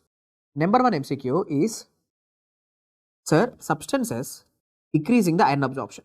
Substances, number 1, substances decreasing iron absorption and substances increasing iron absorption. Who increase the iron absorption? Who decrease the iron absorption? Tell me. Substances decreasing the iron absorption, substances increasing the iron absorption. So I will tell you the increasing iron absorption first. That is acid in the stomach, and vitamin C, vitamin C. So the acid and vitamin C, what they will do? They will convert the Fe3 plus form of iron, into Fe2 plus form. They will convert the Fe3 plus into Fe2 plus form. So it helps in iron absorption. They help in iron absorption. But tell me, who decreases the iron absorption? Bad substances. Bad. For the iron. So what is that? Remember, milk, tea, antacids. You know, antacid tablets like omeprazole, pantoprazole. Acid is good. Antacid is bad for iron. So milk, tea, antacids, chemicals like phytates, okay, tannates.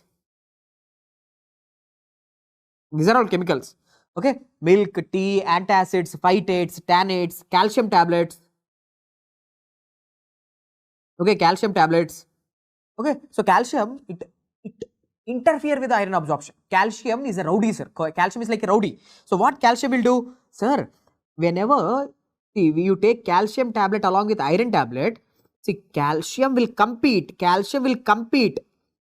the absorption of, calcium will compete with iron for its absorption. So see, it is Fe2 plus, this is Ca2 plus, both are divalent ions.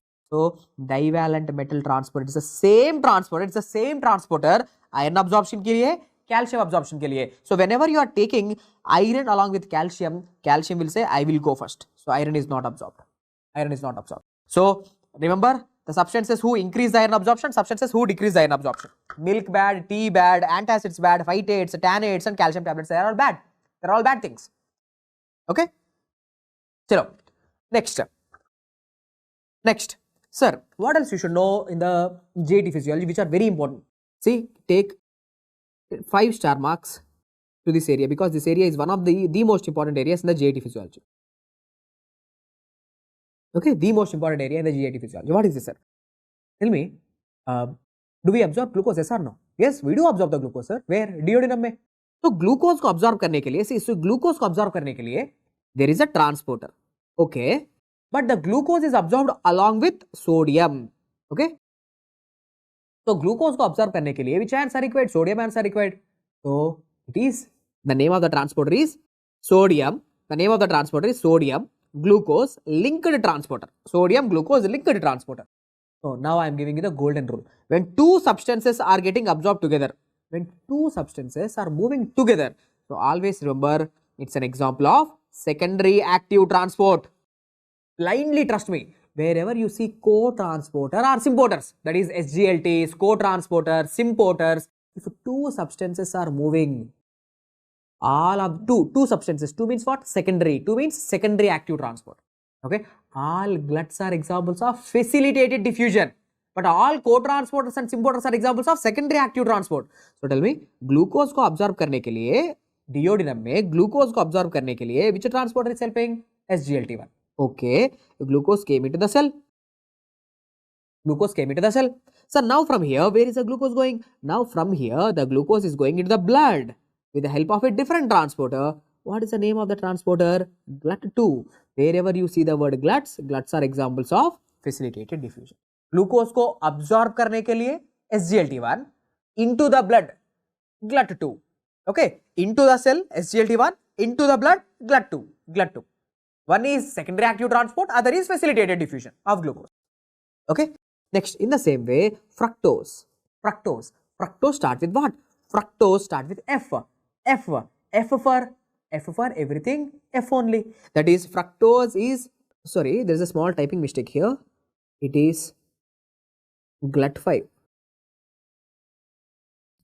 Sorry, it's not SGLT1, it's a GLUT5. Okay, it's a typing mistake. So right, so fructose start with the letter F. F for 5. So you tell me, wherever you see the glut 1, 2, 3, 4, 5, 7, doesn't matter. All are examples of facilitated diffusion. And here fructose from the cell is going into the blood with the help of GLUT2. Again, it is also facilitated diffusion. So tell me, everything regarding fructose, F for facilitated diffusion. GLUT5 is a fructose transporter, not the glucose transporter. GLUT5 is fructose transmitter. Okay. So finally, make me happy one thing. Glucose को absorb करने के लिए which ions are required? Sodium ions are required. What is the name of the transporter in the intestine? SGLT1. It's an example of what type of transport? Secondary active transport. Now FMGE question. What is FMGE question? Why glucose is added into glucose? Why glucose is added into? Why glucose is added to ORS packets? Why the glucose is added to ORS packets? First of all, tell me, to which people will give the ORS? ORS means oral dehydration salts. We are using the treatment of dehydration.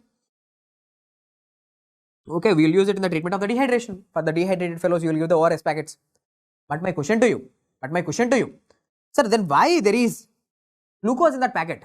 Okay, because tell me, glucose को absorb करने के लिए, see if I take ORS, see I am drinking ORS. ORS में क्या है sir? Glucose.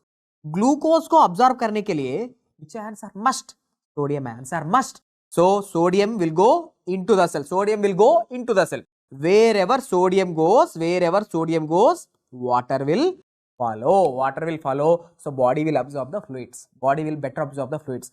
So why glucose is added to the ORS packets? Because the glucose enhances the sodium absorption, salts absorption to the body as well as water absorption to the body.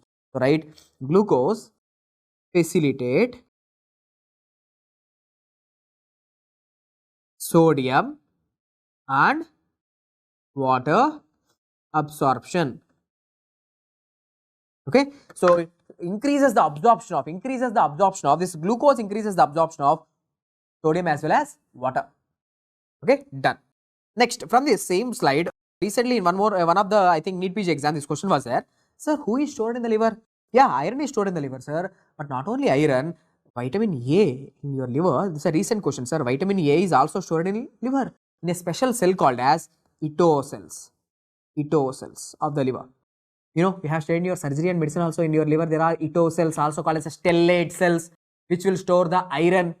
These stellate cells are the one which is responsible for the cirrhosis of the liver. They will cause the fibrosis of the liver. Okay, this question was asked. Iron is stored in, sorry, not iron. Vitamin A is stored in liver. Which cells of the liver? Ito cells. Okay, Ito cells. Ito cells are stellate cells. Done. Next, what else you should know? Guys, take the heading duodenum. So what is happening in the duodenum? This is also important. You should know this from your GIT physiology.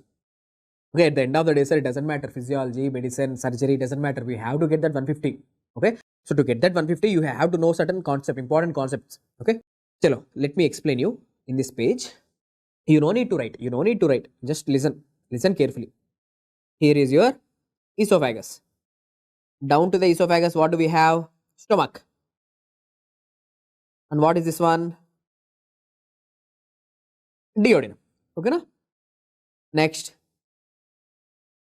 here is your pancreas. Here is your lovely pancreas. Okay, let me show the pancreas in the blue color. Okay, here is your pancreas. Anatomy, important point. The tail of the pancreas, they will ask you always they will ask you the tail of the pancreas is present in which ligament? Tail of the pancreas is present in lienorenal ligament, also called as splenorenal ligament. Anatomy important. MCQ, the tail of the pancreas is in the which ligament? Okay, na? Lienorenal ligament or the splenorenal ligament. Because here, you know, here there will be spleen. Chalo, anyway, let me come back to my physiology. Let me draw two diagrams. Let me explain you. Today, sir, what are you eating? You are going to eat some nice biryani, let's say. You are going to have some nice biryani or some nice food today, delicacy today. So whenever you are going to eat food, acid is produced in the stomach. Yes or no? Acid is going to produce in the stomach. Sir, now this acid, where it will go? Sir, now this acid, it will come into the duodenum. Here is the pyloric sphincter. Now acid is coming into duodenum. Now tell me, acid in the stomach, okay, no problem, because in the stomach there is proper amount of mucus production is there, too much amount of mucus is there, so no problem. Acid in the stomach, okay. But tell me, do you want the acid in the duodenum? No, we don't want the acid in the duodenum. Is acid ko kya karna, sir? We have to neutralize it. What we have to do is acid ko neutralize karna zaruri hai, sir. We have to neutralize this acid. So now how we will neutralize it? Listen carefully. Sir, this acid, it will stimulate a cell called as S cell. Acid stimulate which cell? S cell. SL releases a hormone called as secretin. SL releases what? Secretin. You know what the secretin will do? Secretin, it will come and decrease the acid production in the stomach. First of all, it will stop the acid production in the stomach, and the same secretin, it will also stimulate the pancreas. It will stimulate the pancreas to release bicarbonate-rich pancreatic juices. So now tell me what these bicarbonates are going to do. So now these bicarbonates which are coming from the pancreas, the bicarbonates will go and neutralize the acid. Acid को क्या करेगा sir? Neutralize करेगा sir. Neutralize करेगा. Acid neutralization के लिए which hormone is helping? Secretin. Acid को neutralize करने के लिए which hormone is helping? Secretin. So that's why secretin is called as, in physiology, secretin is called as nature's antacid. Okay, secretin is the nature's antacid. Okay, secretin is the nature's antacid hormone. Nature's antacid hormone. Okay, na? So now tell me, what is the stimulus for the release of secretin? Acid. Entry into duodenum. Secretin is coming from which cell? S cells of the duodenum. What secretin will do? Secretin decreases the acid production in the stomach, and secretin increases the bicarbonate production from the pancreatic juices. Secretin increases the bicarbonate levels in the pancreatic juices, so bicarbonate will come and neutralize the acid. Done. 50% of the topic completed. Next. So today you are eating fats. Which food you are eating? Today you are going out and you are eating a fat. Let's say fat rich food. Means a pizza full of cheese. Okay. So you are going to eat a fat rich food today. Now, where do you think these fats are going to go? Now these fats will enter into duodenum. Okay, they will enter into duodenum. Okay. Now you already know, sir, fats को digest करने के लिए क्या चाहिए sir? Bile चाहिए sir. So now, what these fats are going to do? So the fats are going to stimulate the eye cells of the duodenum. Now these eye cells will release a hormone called as a cholecystokinin. Now, do you know what this cholecystokinin will do? So the cholecystokinin is going to cause the contraction of gallbladder. Okay, let me draw the gallbladder here. It's missing. Okay, just for easy understanding purpose, I am showing the gallbladder which contains bile. So this cholecystokinin, it will come and cause the contraction of gallbladder. So now you tell me, whenever the gallbladder is getting contracted, the contraction of the gallbladder will release the bile. Bile helps in the digestion of the fats. I should say the better word is emulsification of the fats. Fats emulsify ho gaya. But completely not digested, just emulsified. Let's say just smoothened. The same cholecystokinin now, it will go and act on the pancreas. It will stimulate the pancreas to release enzyme-rich pancreatic juices. The pancreas will release lipase. You already know pancreatic colipase, pancreatic lipases. Now what these lipases will do? The lipases will come and digest the fats. First emulsify ho gaya. Bile ke wajah se emulsify ho gaya. After the emulsification, there is going to be digestion of the fats. So tell me, cholecystokinin is coming from which cells? Eye cells of the duodenum. What is the stimulus for the release of cholecystokinin? Fat-rich food. What is the function of cholecystokinin? Cause the contraction of the gallbladder, helps in release of the bile. What is the function of the bile? Emulsification of the fats. When cholecystokinin acts on pancreas, pancreas releases bicarbonates. No, pancreas is not going to release the bicarbonates. Pancreas is going to release the enzyme-rich pancreatic juices for the digestion of fats. Okay, chalo, done. Topic completed. Let me highlight the points. Okay, duodenum. Sir, in your duodenum, how many types of cells are there? S cell is there, I cell is there. First, let's start. Acidic chyme. Acid is the stimulus for S cell. S cell will release secretin. Secretin acts on pancreas. Pancreas क्या करेगा sir? Pancreas releases bicarbonate rich pancreatic juices. किसके लिए? Acid को neutralize करने के लिए. Next, what the eye cell is doing? Sir, the eye cell will release cholecystokinin pancreozymin. Full name, cholecystokinin pancreozymin. So this cholecystokinin acts on the gallbladder, cause the contraction of the gallbladder, helps in release of bile. Bile को release करेगा. The same cholecystokinin pancreozymin also act on the pancreas. Now see, now the pancreas is going to release enzyme-rich pancreatic juices. Done. It is the two important hormones from your duodenum. That is the secretin and the cholecystokinin. Topics completed. What is the function of secretin in your body? Acid neutralization. Cholecystokinin, gallbladder contraction, release of the bile, emulsification of the fats. Khatam. Done, sir. Okay.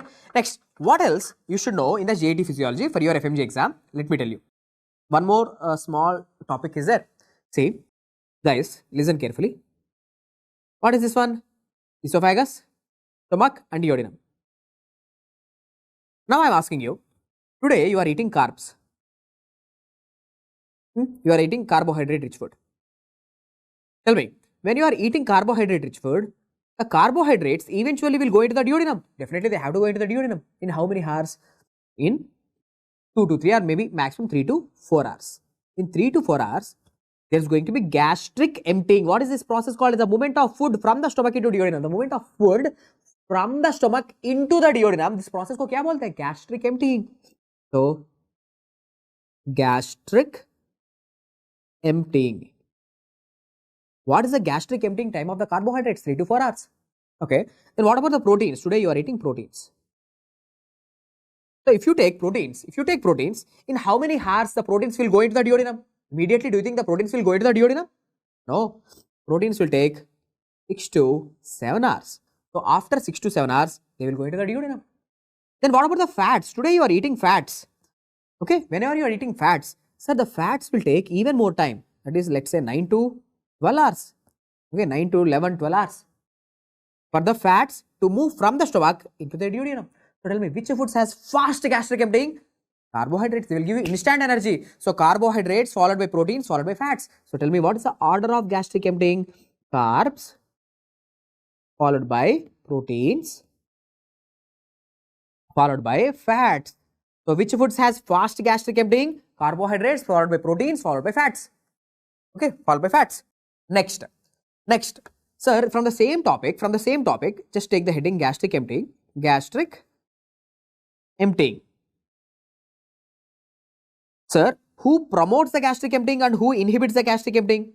Gastric emptying is promoted by, means who increases the gastric emptying, means movement of food from the stomach into duodenum. Promotes, and who inhibits it? Who promotes the gastric emptying? Okay, let me use the word promote. Who promote gastric emptying? Who inhibit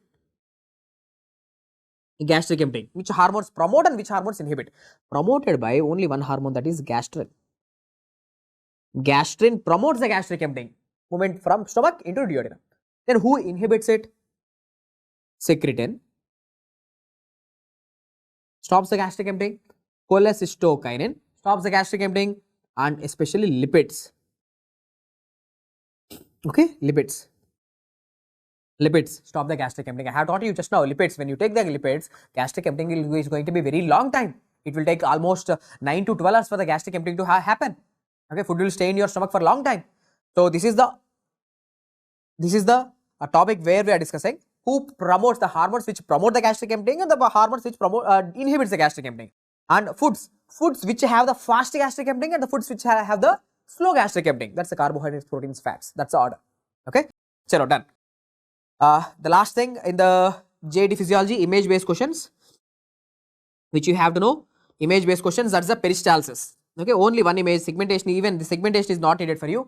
Only peristalsis image based question is required. Sir, what is peristalsis? Today you are eating food. Okay, na? Today what are you eating? Food.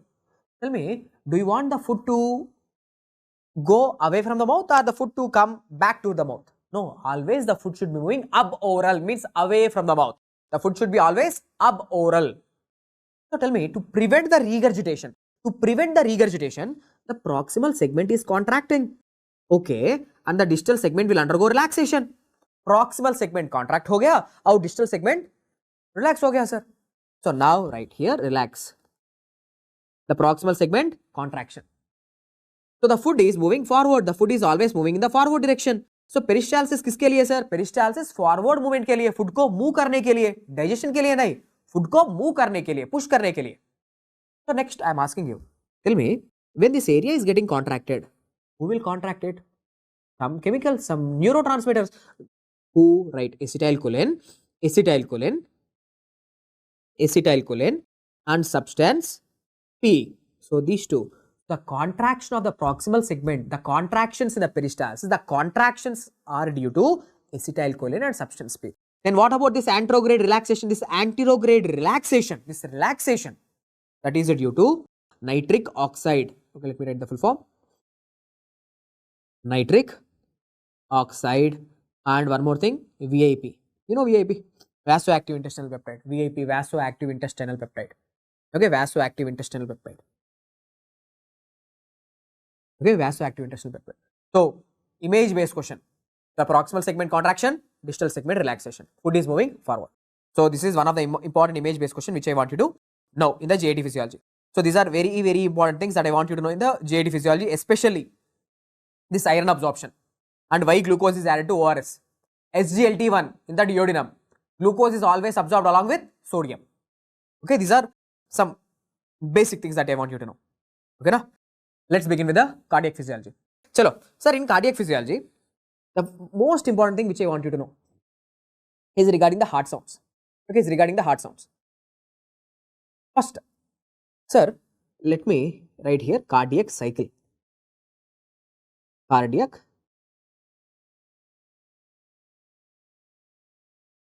cycle. What you should know for your FMGE exam, cardiac cycle. Sir, in cardiac cycle, two phases are there. One is systole, other is diastole. Cardiac cycle mein one systole, one contraction and relaxation. Contraction of the ventricle, relaxation of the ventricle. Contraction of the ventricle, relaxation of the ventricle. That's the systole as well as the diastole. Now, look here, systole mein how many subphases are there? Sir, in systole, there are three subphases, that is isovolumetric contraction, rapid ejection phase and slow ejection phase. Means systole mein three subphases are there. Isovolumetric contraction, rapid ejection and slow ejection. But look, in diastole, how many subphases are there? 5. That is protodiastole. Let me highlight with a different color. Protodiastole, isovolumetric relaxation, rapid ventricular filling, diastasis and atrial contraction. Atrial contraction. So tell me, systole mein 3 subphases are there. Systole mein 3 subphases are there. Diastole mein 5 subphases are there. Systole is for how much time? Systole is for 0.3 seconds. And diastole is for 0.5 seconds. Total cardiac cycle is 0.8 seconds. Okay, 0.8 seconds. Now questions. Sir, in cardiac cycle, you know heart sounds are there. S1, S2, S3, S4. Now, where we will hear this heart sound, sir? When S1 heart sound is heard. Listen, S1 heart sound, listen, here itself, these are the MCQs. S1 heart sound is heard in the beginning of isovolumetric contraction. S1 heart sound. Okay. So, in the beginning of the systole, which heart sound will come? S1. In the beginning of the diastole, which heart sound will come? S2. Okay. So, tell me, S1 is in the beginning of the systole. S2 is in the beginning of the diastole. So, right. S1 is due to the closure of mitral valve and tricuspid valve. Mitral valve and tricuspid valve. You know, mitral valve, tricuspid valve, they are atrioventricular valves. So, because of the closure of mitral valve, tricuspid valve, it causes S1. Then what about the S2, sir? S2 is due to the closure of the semilunar valves like aortic valve and pulmonic valve.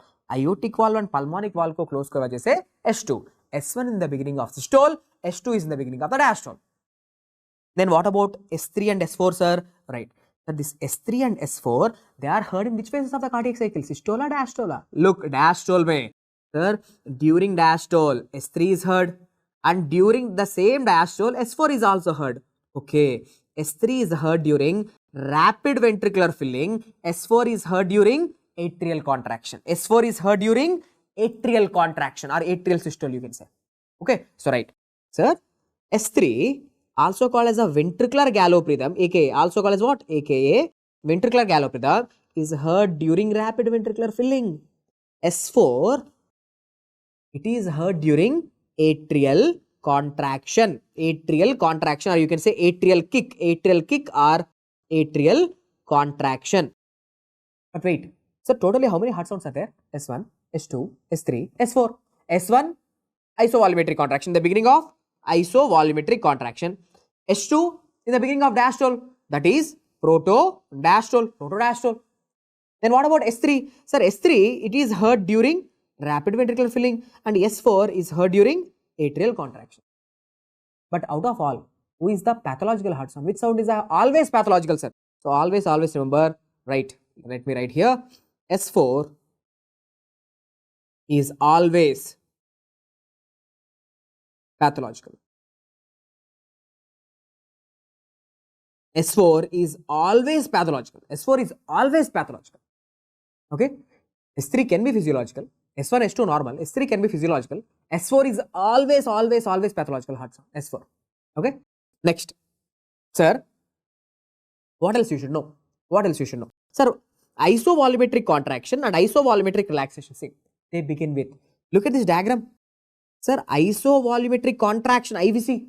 Isovolumetric contraction ke pehle, sir, in the beginning of the isovolumetric contraction, which heart sound is heard? S1. In the beginning of isovolumetric relaxation, which heart sound is heard? S2. S2. So tell me, isovolumetric contraction begins with S1 heart sound. Isovolumetric relaxation begins with S2 heart sound. Or you can say systole begins with S1 heart sound, relaxation diastole begins with S2 heart sound. So that is what? So right, isovolumetric contraction begins with S1 heart sound. Isovolumetric contraction begins with S1 heart sound. Isovolumetric relaxation begins with S2 heart sound. So what I want you to know from here, from this area, I want you to know only one thing. Heart sounds S1, S2, S3, S4. Beginning of the systole S1. Beginning of the diastole S2. Rapid ventricular filling में S3. Atrial contraction के time में S4. Who is always pathological? S4. Okay, done. Now, closure of mitral valve and tricuspid valve, the closure of mitral and tricuspid valve, S1 heart sound. Closure of aortic valve, pulmonic valve, S2 heart sound. S2 heart sounds. Okay. Now, after this, heart sounds. Next, sir, which heart sounds are considered as low pitch heart sounds? Let me write here. Which heart sounds are considered as low pitch heart sounds? Low pitch heart sounds. Sir, in the entire medicine, only 3 heart sounds are considered as the low pitch heart sounds. Which heart sounds are considered as the low pitch heart sounds? That is S3, S4, and one more sound called as a tumor plop sound. Tumor plop sound. S3, S4 and tumor plop sound, they are the low pitch heart sounds which can be heard with the which side of the stethoscope? Bell side of the stethoscope. You know, stethoscope have how many sides? One big side called as a diaphragm, one chota side small as a called as a bell. So there are only 3 low pitch heart sounds, that is S3 heart sound, S4 heart sound and tumor plop sound. Only these 3 heart sounds are considered as what? Low pitch heart sounds. Low pitch heart sound. Okay, now fine. Now you are having a doubt, sir, where in kaun se conditions mein this S3, S4 and tumor plop sounds are heard? See, S3, can you hear S3 in me? In me, can you hear S3? No, S3 is usually not heard in adults. For example, in a person of 40 years old, let's say a 40-year-old patient, can you hear S3 heart sound? No, S3 heart sound can be physiological in children and pregnancy. It is physiological in children and pregnancy. Okay, in children in pregnancy you can hear S3. That is normal, not normal. But S3 is pathological in which condition? Sir, can you hear S3 in an adult of elder person of 40 years old? No, you cannot hear. You cannot hear it, S3, in adult of 40 years old. Okay, so tell me, if you can hear S3 in a 40-year-old, normal, abnormal? Definitely abnormal. So tell me, in which pathological conditions S3 is heard? S3 is a heart sound. S3 heart sound is seen in conditions where there is dilated ventricles. Whenever there is dilated ventricles. Whenever the ventricles are getting dilated, whenever the ventricular size, whenever the ventricles are getting dilated, so those dilated ventricles will cause which heart sound? S3 heart sound. S3 heart sound. Okay, for example, where you tell me dilated ventricles are seen? Congestive heart failure. Congestive heart failure, or you can say dilated cardiomyopathy. Dilated cardiomyopathy. Okay, myocarditis leading to the heart failure. So any condition, or MI leading to the heart failure. For example, the patient had a myocardial infarction, successfully resuscitated.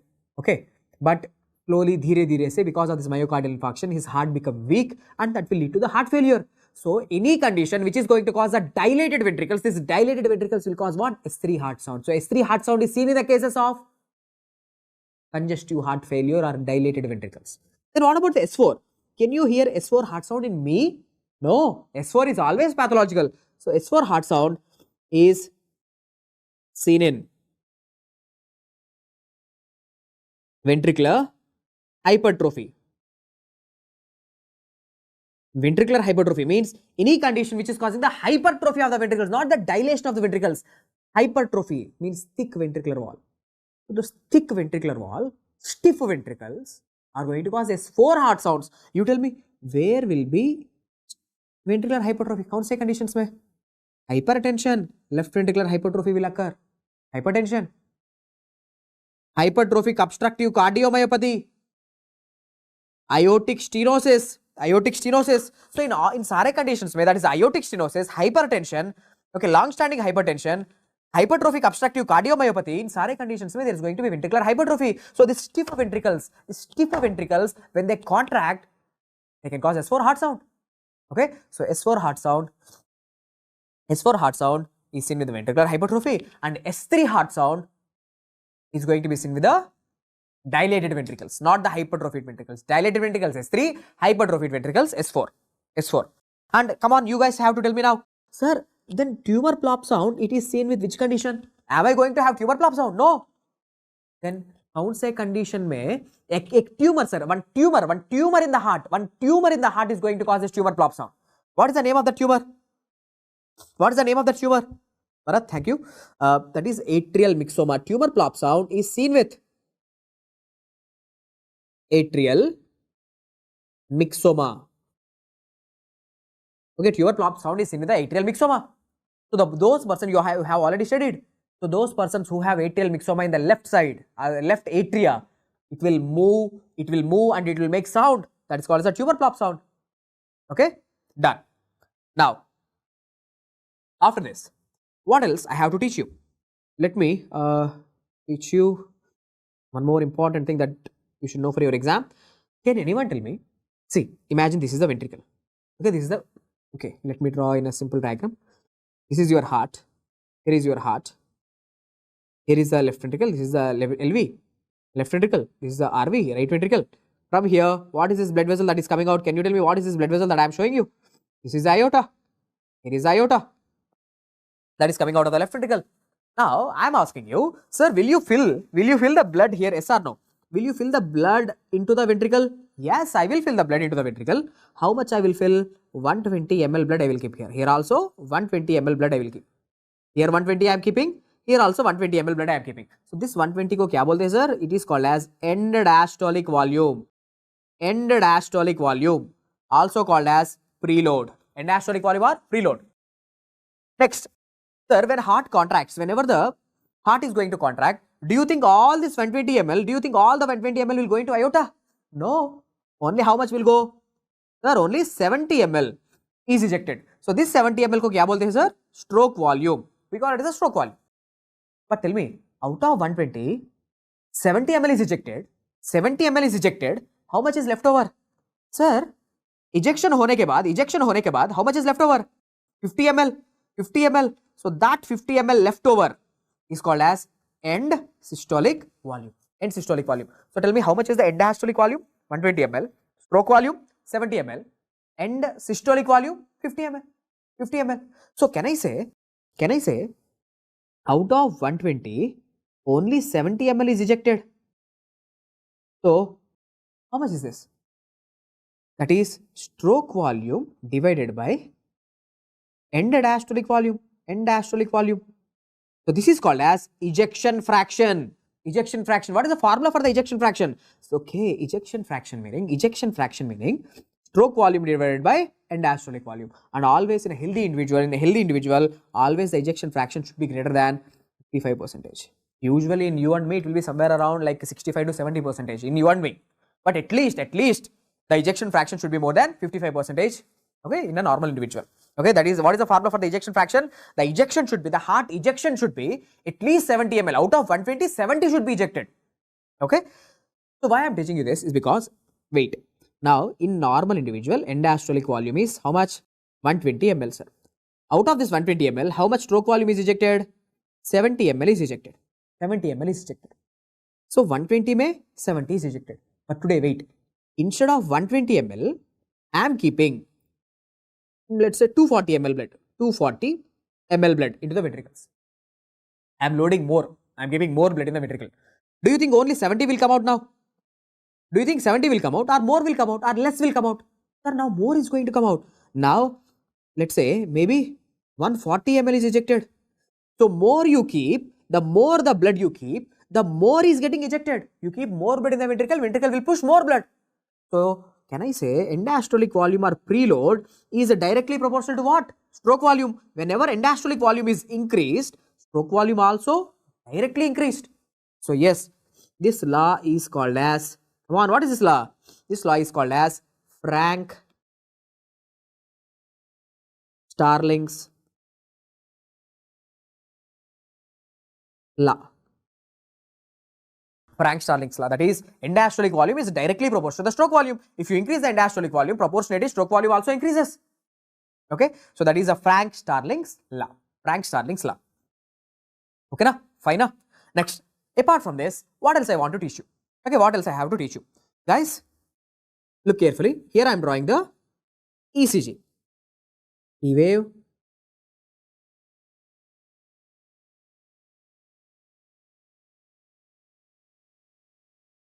QRS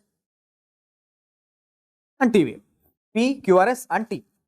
Now, you have to tell me, sir, here is a P, this is Q, R, S, T, P, Q, R, S and T.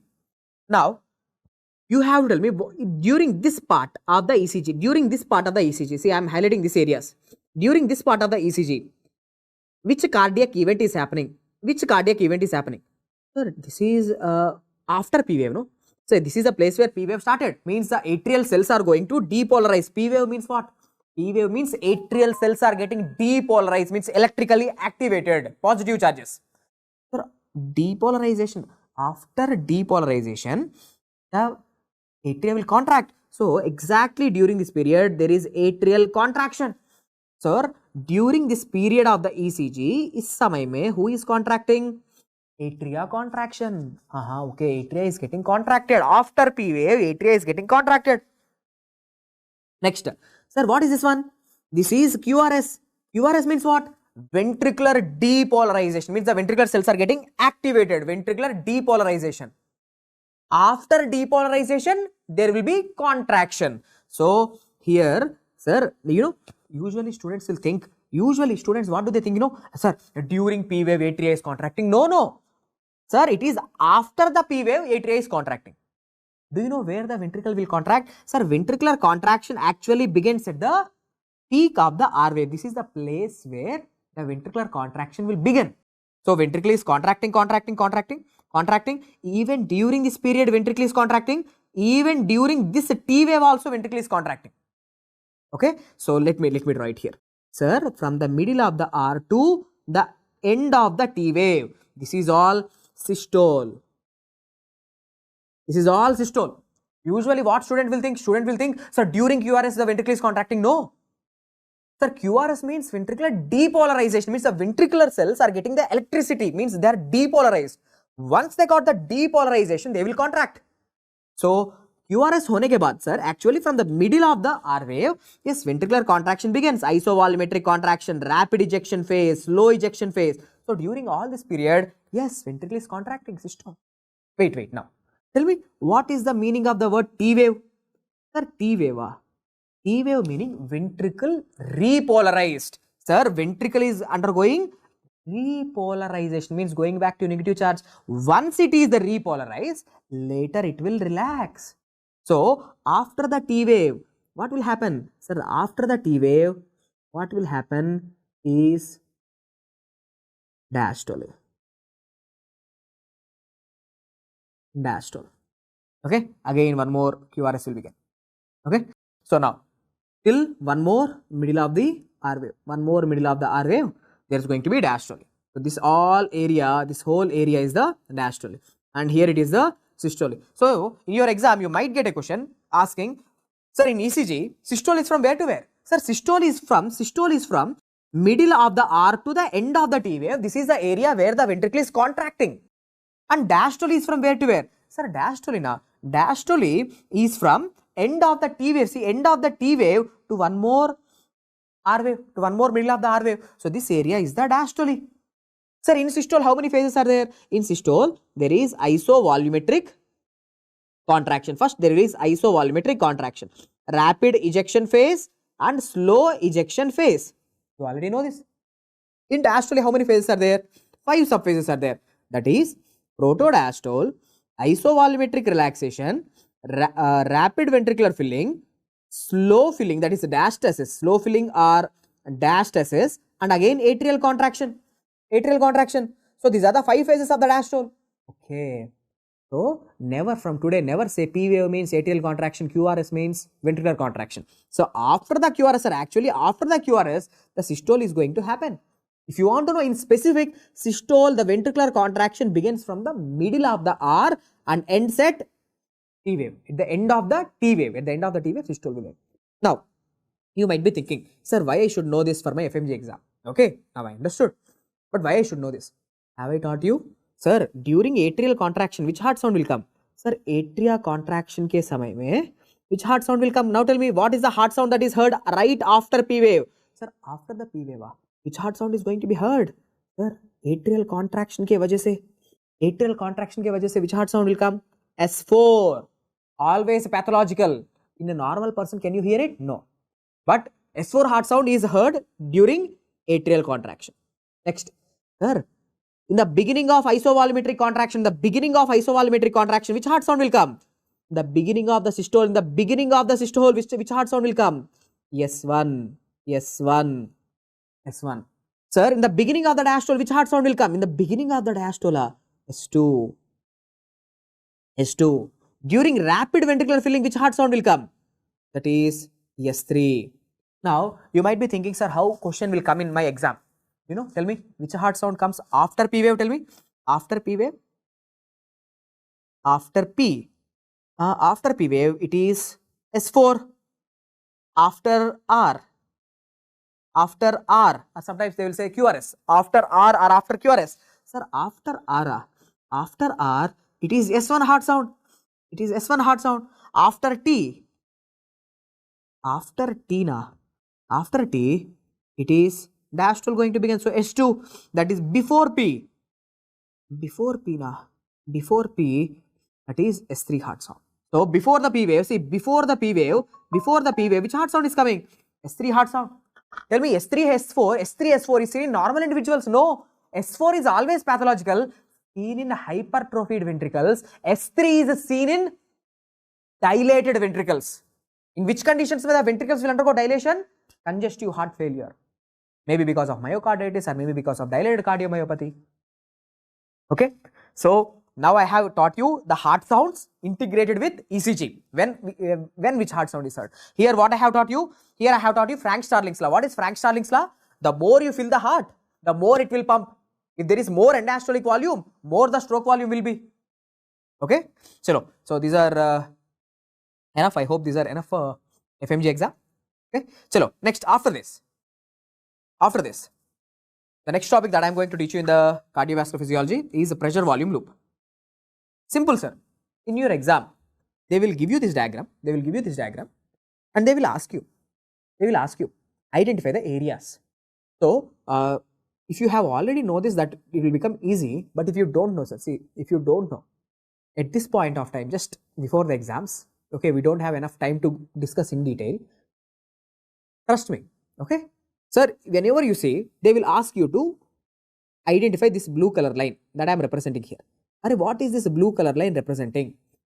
It is ventricular filling from 50 ml, that is end systolic volume, to 120 ml end diastolic volume. So this line represents what? This blue color line represents, right, in your book, ventricular filling, VF. Okay, ventricular filling. Okay, now next. So once the ventricles are filled, that is 120 ml, ventricles are filled.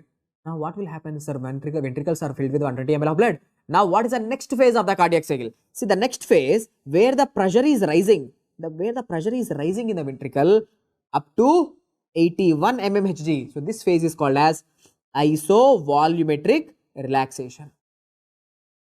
Okay, isovolumetric relaxation. Done. Next, this phase which I am highlighting you, this is isovolumetric relaxation. After isovolumetric relaxation, this phase which I am highlighting, this is called as a rapid ejection phase. The blood is ejected into the aorta rapidly, rapid ejection phase. Later, the blood will be ejected into the aorta slowly, so slow ejection phase. Rapid ejection phase, slow ejection phase. After that, the pressure inside the ventricles is going down. From 80, it is going down to 4 again. So what is this? This is isovolumetric relaxation. Isovolumetric relaxation. This is downgoing pressure. This upgoing pressure is the isovolumetric contraction. So tell me, sir, this is all about the one cardiac cycle. This whole thing is the one cardiac cycle. Now, what is this bottom line representing? Ventricular filling. What is this one? Isovolumetric. Hey, sorry. Here I made a small mistake. This is isovolumetric contraction. Isovolumetric contraction. Okay now? Yeah, this is isovolumetric contraction. Now, after isovolumetric contraction, there is a rapid ejection phase followed by slow ejection phase, isovolumetric relaxation and ventricular filling. Next, what else you should know for your FMGE exam, sir? From this diagram, what else you should know is areas. Look, this point, what happening? Sir, this is a place where isovolumetric contraction is beginning. So this is a place where isovolumetric contraction begins. So tell me, when in the beginning of the isovolumetric contraction, which heart sound will come? S1. S1 is due to what? S1 is due to the closure of mitral valve and tricuspid valve. Mitral and tricuspid valve. So that's why this place, mitral valve is closed. This is the left ventricle. No, this is left ventricle. I am talking only about the left sided valves because this is about left ventricle ka pressure volume loop. The diagram is called as left ventricular. Left ventricular pressure volume loop. Left ventricular pressure volume loop. So tell me which valve on the left side? Mitral valve. Mitral valve closes, giving rise to which heart sound? S1 heart sound. S1 heart sound. Next, sir, once the pressure is 81, tell me, in your left ventricle, once the pressure is 81, which valve will open? Aortic valve will open. Aortic valve will open. So tell me, once the aortic valve is open, it will cause which heart sound? Ejection click. Ejection click. Ejection click is due to the opening of aortic valve. Done. Next, tell me, once the pressure goes less than 80, this area, once the pressure goes less than 80, aortic valve is going to close. So which heart sound will come? S2. S2. Okay. Next, sir, at the end of isovolumetric relaxation, see, this is the end of isovolumetric relaxation where the pressure is decreasing inside the ventricle. The pressure is decreasing inside the ventricle. Now, once the pressure is totally, the ventricle is relaxed. Once the pressure is decreased, now the mitral valve will open because mitral valve closed. No, here mitral valve closed. So mitral valve will open again. So that opening of the mitral valve will cause which heart sound? Opening snap. Opening snap. So these are the 4 areas which I want you to remember for your exam. Sir, bottom line, ventricular filling, isovolumetric contraction, rapid ejection, slow ejection, isovolumetric relaxation. Where, sir, now I am going to discuss about the heart sounds. S1, ejection click, S2, opening snap. These are the 4 heart sounds. Okay, these are the 4 heart sounds. Now, how you can expect an MCQ, sir? How you can expect an MCQ in your FMG exam? See, if your examiner wants to give the simple paper, so this is how you are going to get a question. X-axis, Y-axis, here is the left ventricular pressure volume loop. Okay, here is the left ventricular pressure volume loop diagram. Okay, they will ask you, identify this marked area. Tell me, what is this marked area which I am showing here? Sir, this is a ventricular filling, marked area, isovolumetric contraction, rapid ejection phase, slow ejection phase, isovolumetric relaxation. Done. These are the phases. Okay, these are the 4 phases in the graph. Now, they will ask you, identify the heart sound that is heard here. Sir, here is the S1 heart sound heard. Here is the ejection click. Here is the S2 heart sound heard. Here is the opening snap. Here is the opening snap. Okay, fine. Next, tell me, what is this area which I am highlighting in the yellow color? So, this area which I am highlighting in yellow color. That is the phase from S1 to S2. So the area between S1 and S2, the area between S1 and S2 heart sounds. So this yellow color area is what? Is the systole. Systole. So this area which I am highlighting in the light green color, what is this area, sir? Between S2 and S1, this is the diastole. Okay. Systole and diastole. Systole and diastole. So that's it. This is how you can get a question if the examiner is not a psycho. Okay. So simple. These are the simple questions. Now, little bit more info from this diagram. Tell me, what is the starting point called as? The starting point is called as end systolic volume. What is this ending point called as? End diastolic volume. End diastolic volume we already know, 120 ml. End systolic volume is how much? 50 ml. 50 ml. Okay. So now tell me, what is the difference between these two areas? The difference between these two areas are, that is end diastolic volume minus end systolic volume. End diastolic volume minus end systolic volume. That is 120 minus 50. How much? 120 minus 50. 120 minus 50 is how much? 70 ml. So that 70 ml is your stroke volume. The difference between these 2 points, the difference between these 2 points, how much is this? This is the stroke volume. The stroke volume. Okay. So understood? 70 ml stroke volume. You know already 70 ml stroke volume. Now, see, imagine now you are sitting in your exam hall. Okay, you are sitting in your exam hall. I am asking you to calculate cardiac output. I am asking you to calculate cardiac output from this image. Tell me, what is the cardiac output? Imagining he is a healthy person and his heart rate is 72 times. His heart rate is 72 times. You know the formula for the cardiac output. Cardiac output is equal to stroke volume into heart rate. In this diagram, how much is the stroke volume? The stroke volume is the difference between end diastolic volume and end systolic volume. How much is that? 70 ml. So 70 ml into 72 times. 70 ml into 72 times. How much? 70 ml into 72 times? 5040 ml per minute. So this is the cardiac output.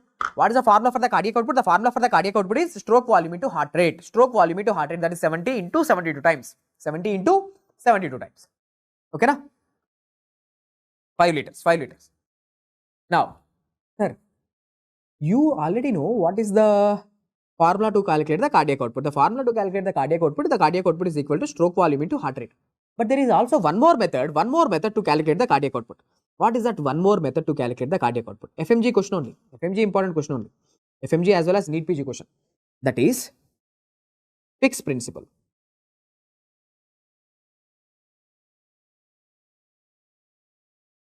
Fick's principle. Not Fick's law of diffusion. The Fick's law of diffusion is different. This is Fick's principle. Fick's principle is used to calculate cardiac output. It is used to calculate the cardiac output.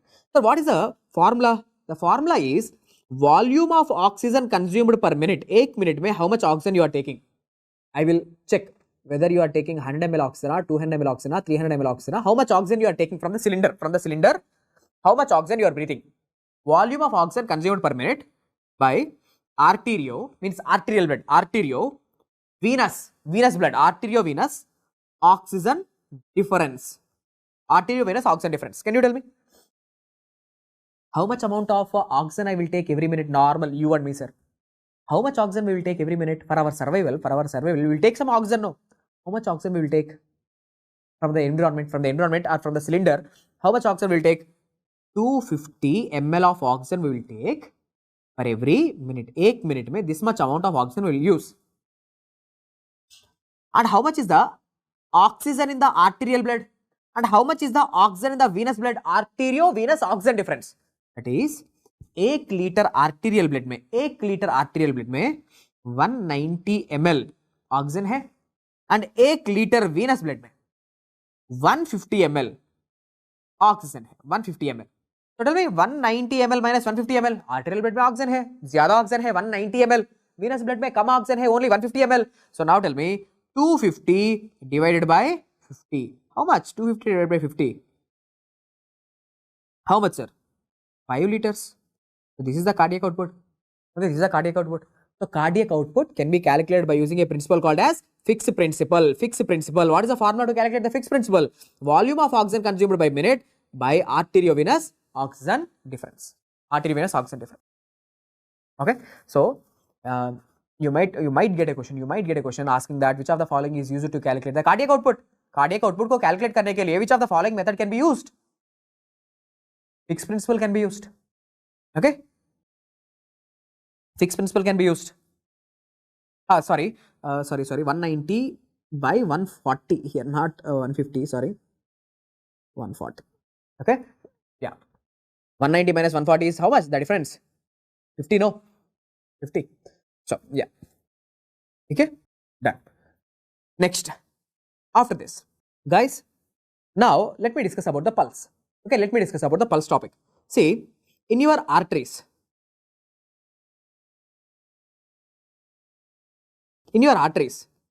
how the pressure is going to change. Okay, how the pressure is going to change. Guys, okay, let me discuss about the pulse later. After some time, I will discuss about the pulse. First, let me explain the jugular venous pulses. It will become easy for you. Okay, first, let me explain you the jugular venous pulses. Just turn 2 pages. Just turn 2 pages. You will get the clarity easily. First, open this topic called as the jugular venous pulses. JVP, jugular venous pressure changes, which means the pressure in your internal jugular vein sometimes increase, sometimes decrease. The pressure in your internal jugular vein sometimes increases during the cardiac cycle, sometimes decreases. Wait, with one contraction, one relaxation. See, your ventricle is going to contract, your ventricle will relax. One contraction, one relaxation. Cardiac cycle, no. But during this one cardiac cycle, the pressure in your internal jugular vein, look, the pressure is increasing, decreasing, increasing, decreasing, increasing, decreasing. So 3 times it is increasing, 1, 2, 3. 3 times it is increasing, and 1, 2, 3. 3 times it is decreasing. So sometimes increasing, sometimes decreasing. Why? The pressure in the internal jugular vein, it is dependent on the right atrium, because the internal jugular vein is connected to the superior vena cava, and the superior vena cava is connected to the right atria. The internal jugular venous pressures are determined by the right atrium, right atrial pressures. Okay, so now here, if the wave is going up means it's a pressure in the internal jugular vein is increasing. If the wave is coming down means the pressure in the internal jugular vein is decreasing. So why, sir? I am not going to the details, but for your FMGE exam, let me tell you. This A wave, see, the pressure in the internal jugular vein is increasing. Why the pressure in the internal jugular vein is rising? The pressure in the internal jugular vein is rising. Why? A wave is due to right atrial contraction. Okay. So A wave, yo sir, A wave is due to atrial contraction. Whenever the right atria is contracting, the pressure in the right atria increases, the pressure in the internal jugular vein also increases. So A wave in the JVP, the jugular venous pressure, the A wave is seen during atrial contraction. Okay. Then what about the X wave? Sir, you can see A wave is high pressure. What is X wave? X wave means the pressure is decreasing. At X wave, the pressure in the internal jugular vein is decreasing during atrial relaxation. Atrial relaxation. A wave is seen during atrial contraction. X wave is seen during atrial relaxation. Okay. But can you see the small C wave? They will ask you in your exam. C wave. C wave is due to what? Why the pressure in the internal jugular vein is again increasing? C wave. The C wave is due to the contraction of the ventricle now.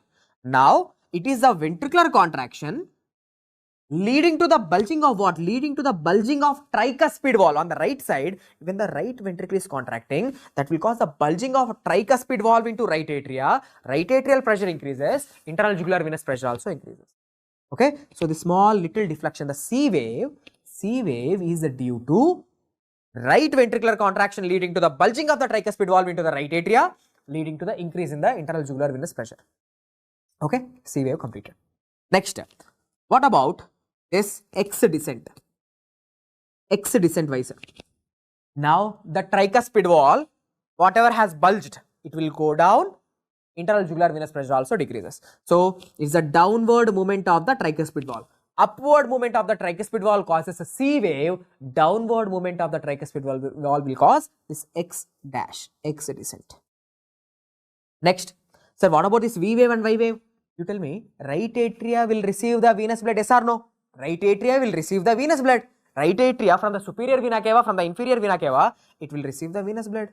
So, venous filling, when right atria is filling with the venous blood, right atrial pressure increases, internal jugular venous pressure also increases. So, V wave is due to, this V wave, again the pressure is increasing.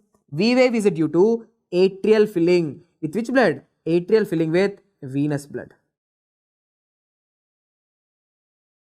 Okay, venous filling of the atria. Now tell me, from the atria, where the blood will go? The blood will go down into the ventricles. With the opening of the tricuspid valve, when the tricuspid valve opens, blood from the atria will fall down.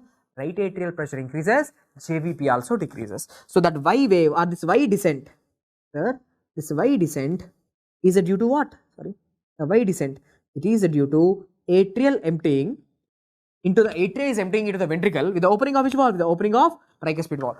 So what I am trying to say, students, simple, listen. The pressure in the internal jugular vein, the pressure, normal individual mean you and me, the pressure in our internal jugular vein sometimes increases, sometimes decreases based on the event of the cardiac cycle. Sometimes it increases, sometimes it decreases. This is absolutely normal. Why you should know this? And now you might be thinking, sir, why I should know this? This A wave, when A wave will occur, when X wave will occur, when C wave will occur, when Y wave will occur, when V wave will occur. Why I should know this? Because if you know normal, in diseases, this JVP, jugular venous waveform, it will change. Different diseases may, the waves will become differently. So as a doctor, as a good doctor, just by looking at the monitor, in the monitor you are seeing this JVP waveforms. Just by looking at the JVP waveforms, you can say what is something wrong with the heart. Okay. So if you know what is normal, then you can also know what is abnormal. Now for example, see, sir, this is normal. A wave is due to atrial contraction, X wave is due to atrial relaxation, C wave is due to the bulging of tricuspid valve, and X descent is due to downward movement of the tricuspid valve. V wave is due to venous filling of the atria, Y wave is due to atrial emptying with the opening of tricuspid valve. This is normal. Now abnormal JVP. Sir, atrial fibrillation ke time mein, how the JVP will change? Sir, atrial fibrillation means, you know, atria is not contracting. The atrial contraction causes A wave. Here atria not contracting, so absent A wave. So right. So what JVP change will be seen? Absent A wave.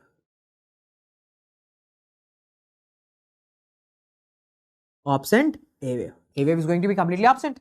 Next, in patients with tricuspid stenosis, pulmonic stenosis, pulmonary artery hypertension, in तीनों conditions में, do you know how the JVP will change? There's going to be large A wave.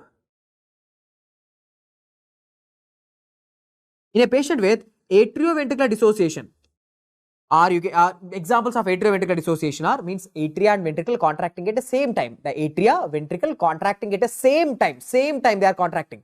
Okay, so seen in third degree heart block or ventricular tachycardia or junctional tachycardia. इस conditions में wherever there is atrioventricular dissociation, where atria and ventricle contracting at the same time, do you know what will happen to the JVP? There is going to be super large A waves called as cannon A waves. So just by looking at the pattern of this JVP waveform, I can say what is something wrong with the heart. If I say cannon A waves, I can think that this patient may be having third degree heart block or maybe ventricular tachycardia. If I see large A waves, I will think that maybe the patient is having the right sided valve stenosis like tricuspid stenosis, pulmonary artery hypertension or pulmonic stenosis. If I don't see any A wave, I will think about the atrial fibrillation. Okay. Next, in tricuspid regurgitation, guys, this is a little important. Tricuspid regurgitation, 3 changes will be seen. 3 changes. 3 JVP changes are going to be seen. One is absent X. Okay, absent X wave, that X descent is going to be absent. Large, or you can say tall T waves, absent X, prominent Y. Prominent ka meaning sharp, prominent meaning sharp.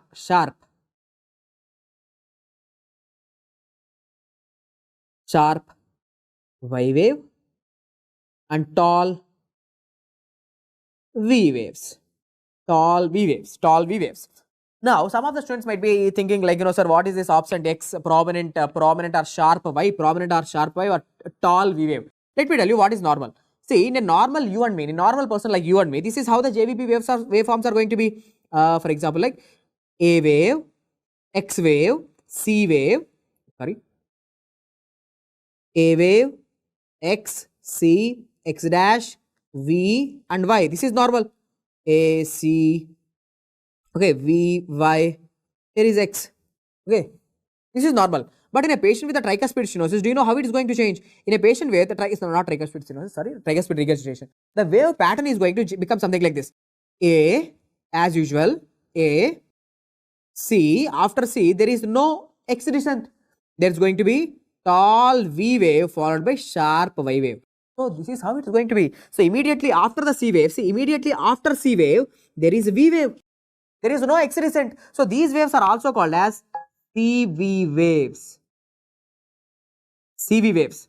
Okay, very important for your FMGE exam. CV waves in the JVP are seen with the CV waves. The CV wave pattern is going to be seen with the tricuspid regurgitation. Atrial fibrillation may absent. A. Tricuspid stenosis, pulmonic stenosis, pulmonary artery hypertension, large A waves. Third degree heart block, junctional tachycardia, ventricular tachycardia, there is going to be canon A waves. In tricuspid regurgitation, there is going to be absent X descent. Sharp Y with the tall V waves, tricuspid regurgitation.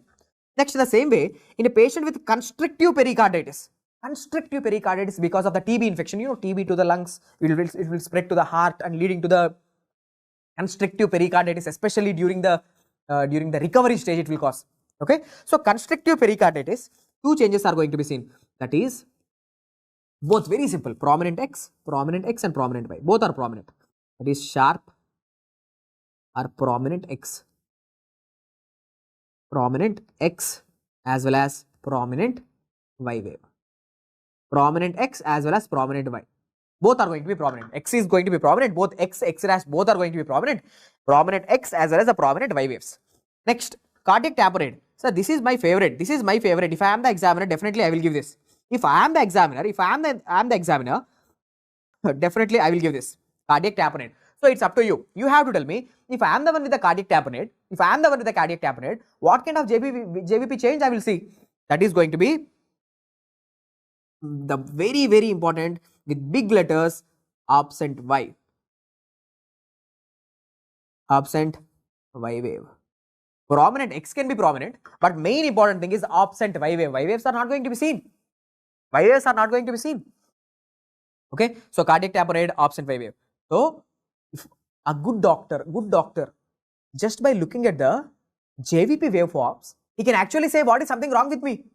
If you cannot see A wave, atrial fibrillation. If you cannot see Y wave, cardiac tamponade. Both prominent X, prominent Y, constrictive pericarditis. CV waves, tricuspid regurgitation. Large A waves, tricuspid stenosis, pulmonic stenosis, pulmonary artery hypertension, one of them. Okay. If you see canon A waves, ventricular tachycardia, junctional tachycardia, third degree heart block. Okay, done. So this is these are all abnormal JVPs. These are all what? Abnormal JVPs.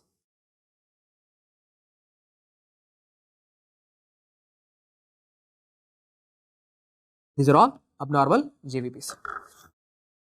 Okay, done. Now, after this, what else I have to teach you? Students, listen carefully. In normal you and me, whenever I do the inspiration, listen carefully. Whenever I do, this is normal, take the heading normal. In you and me, whenever I do the inspiration, usually our JVP should decrease. Why? Look at me. What am I doing? Inspiration. Whenever I do inspiration, my thoracic volume increases. Whenever the volume increases, the pressure in the thorax will decrease. Right atrial pressure will decrease. Whenever the right atrial pressure decreases, automatically JVP, jugular venous, the jugular veins which are connected to the right side of the heart, so their pressure also decreases. So upon doing inspiration, the right atrial pressure decreases. So try to understand simultaneously the jugular venous pressures also decreases. That's normal. But if you are doing inspiration and your JVP rather than decreasing, it is increasing, then that is called as, then that is abnormal, sir. Then that is called as Kusumal sign. Kusumal sign. So tell me, what is Kusumal sign? Kusumal sign means absolutely abnormal, pathological. It's always pathological. It's absolutely pathological. So what is Kusumal sign? Kusumal sign means upon doing inspiration, rather than decreasing in the jugular venous pressure, if it increases, then it is called as Kusumal sign, pathological. Now question to you, tell me, this Kusumal sign is seen in which conditions? If it is pathology, seen in which conditions?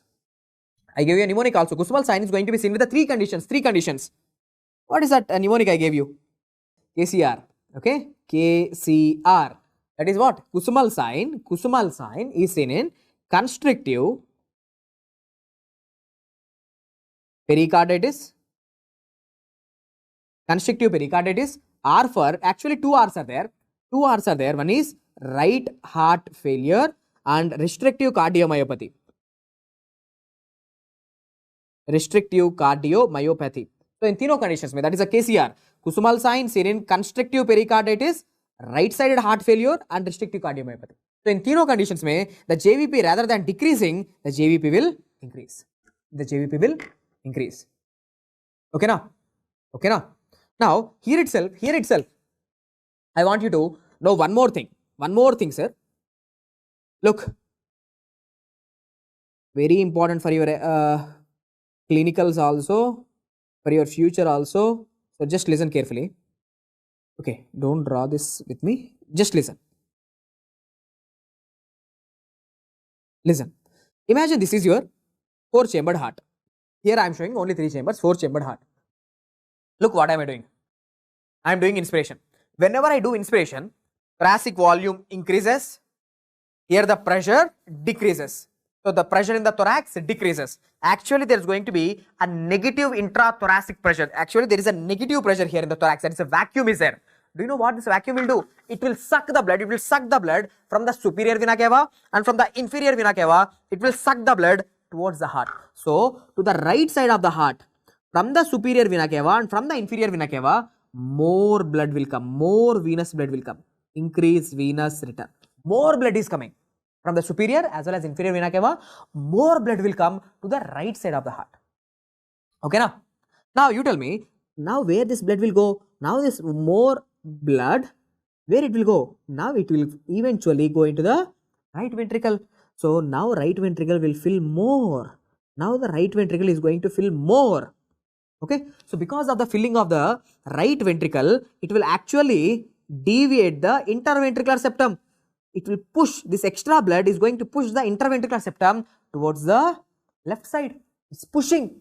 So now tell me, here left ventricular cavity size. Okay, left ventricular cavity size decreases. Okay. Left ventricular filling decreases. So now in the left side, more blood do you think will fill or less blood do you think will fill? Less blood will fill. So whenever you do inspiration, left side will fill less. Now whenever there is less filling, that is, can I say, end-diastolic volume on the left side, end-diastolic volume decreases. So automatically what will happen to the stroke volume?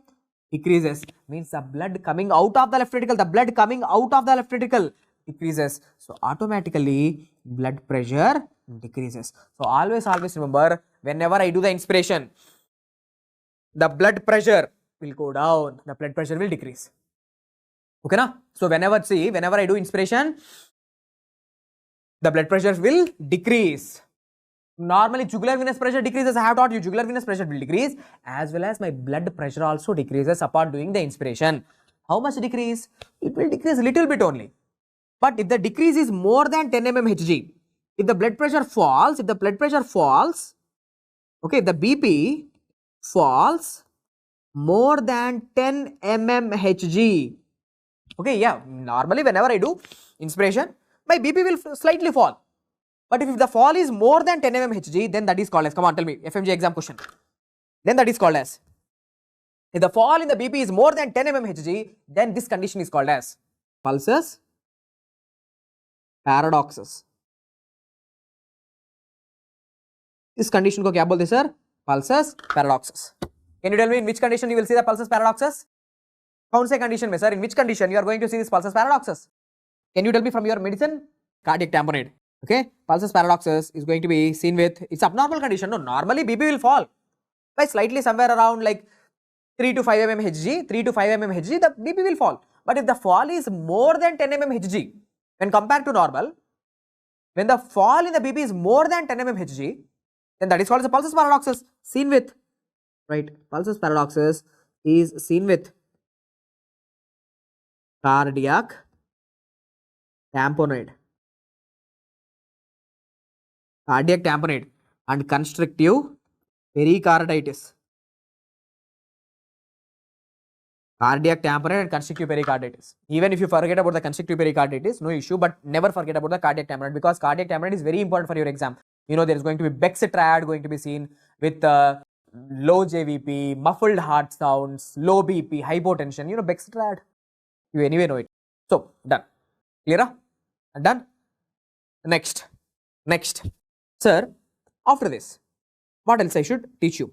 Okay, what else I should teach you? Now, come back to this topic, murmurs.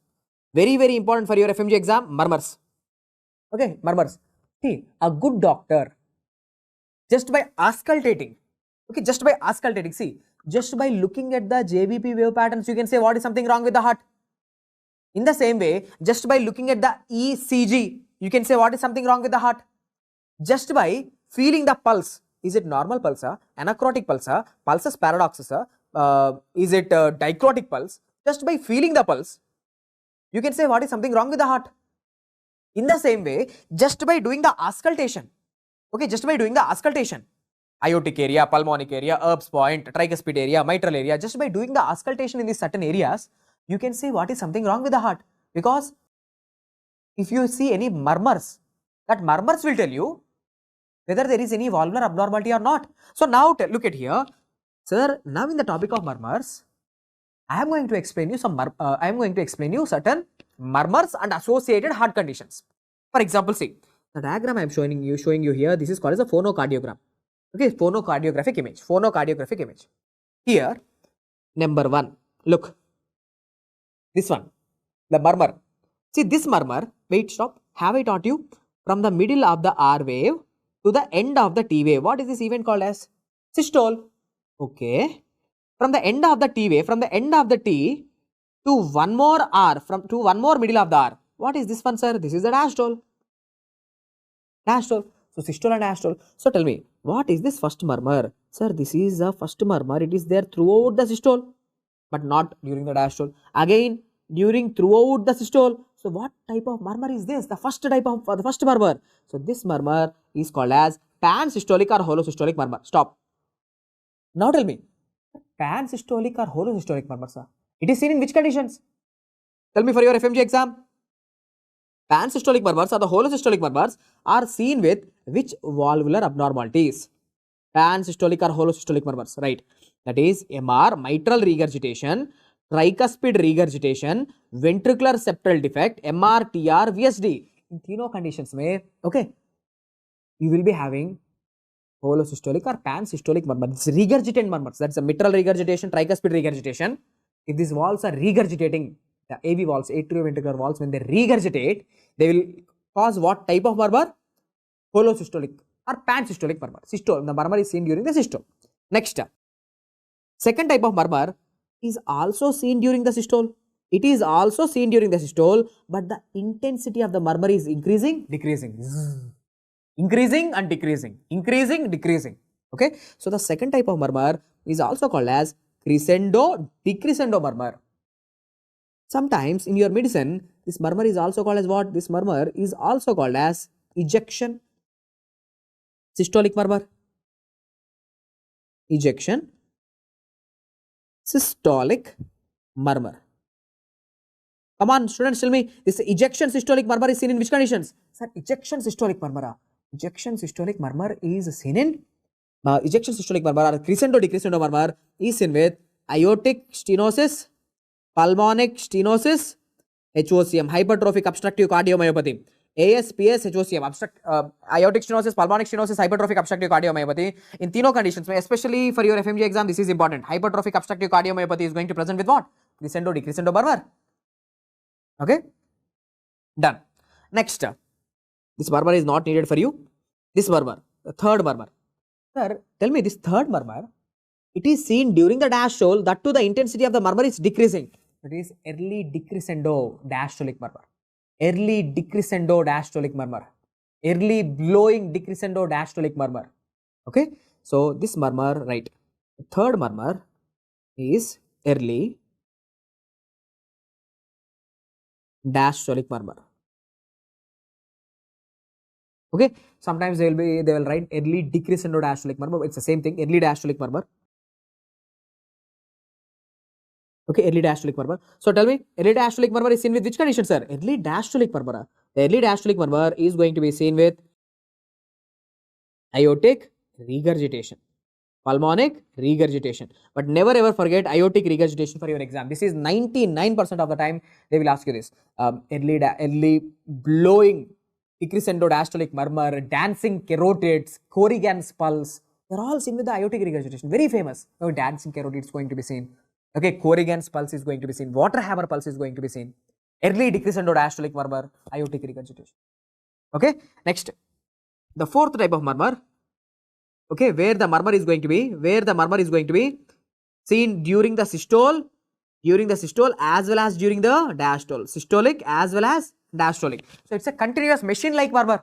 Continuous or machine-like murmur seen with patent ductus arteriosus.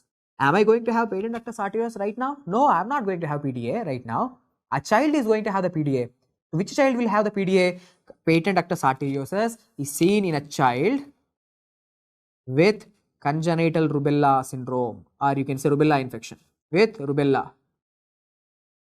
Okay, so if a baby is suffering with a congenital rubella infection in utero, so in the intrauterine life, if the baby gets the rubella from the mother to the baby, okay, so that is going to cause the patent ductus arteriosus, and the patent ductus arteriosus always going to present with continuous machinery like murmur due to the right to left shunting. The blood will shunt from right to left side, from the aorta into the pulmonary blood vessels. That is going to cause the continuous machinery like murmur. So repeat, if you see holosystolic murmur or pansystolic murmur, holosystolic or pansystolic murmurs are going to be seen with MR, TR, VSD. Crescendo, decrescendo murmur, aortic stenosis, pulmonic stenosis, HOCM.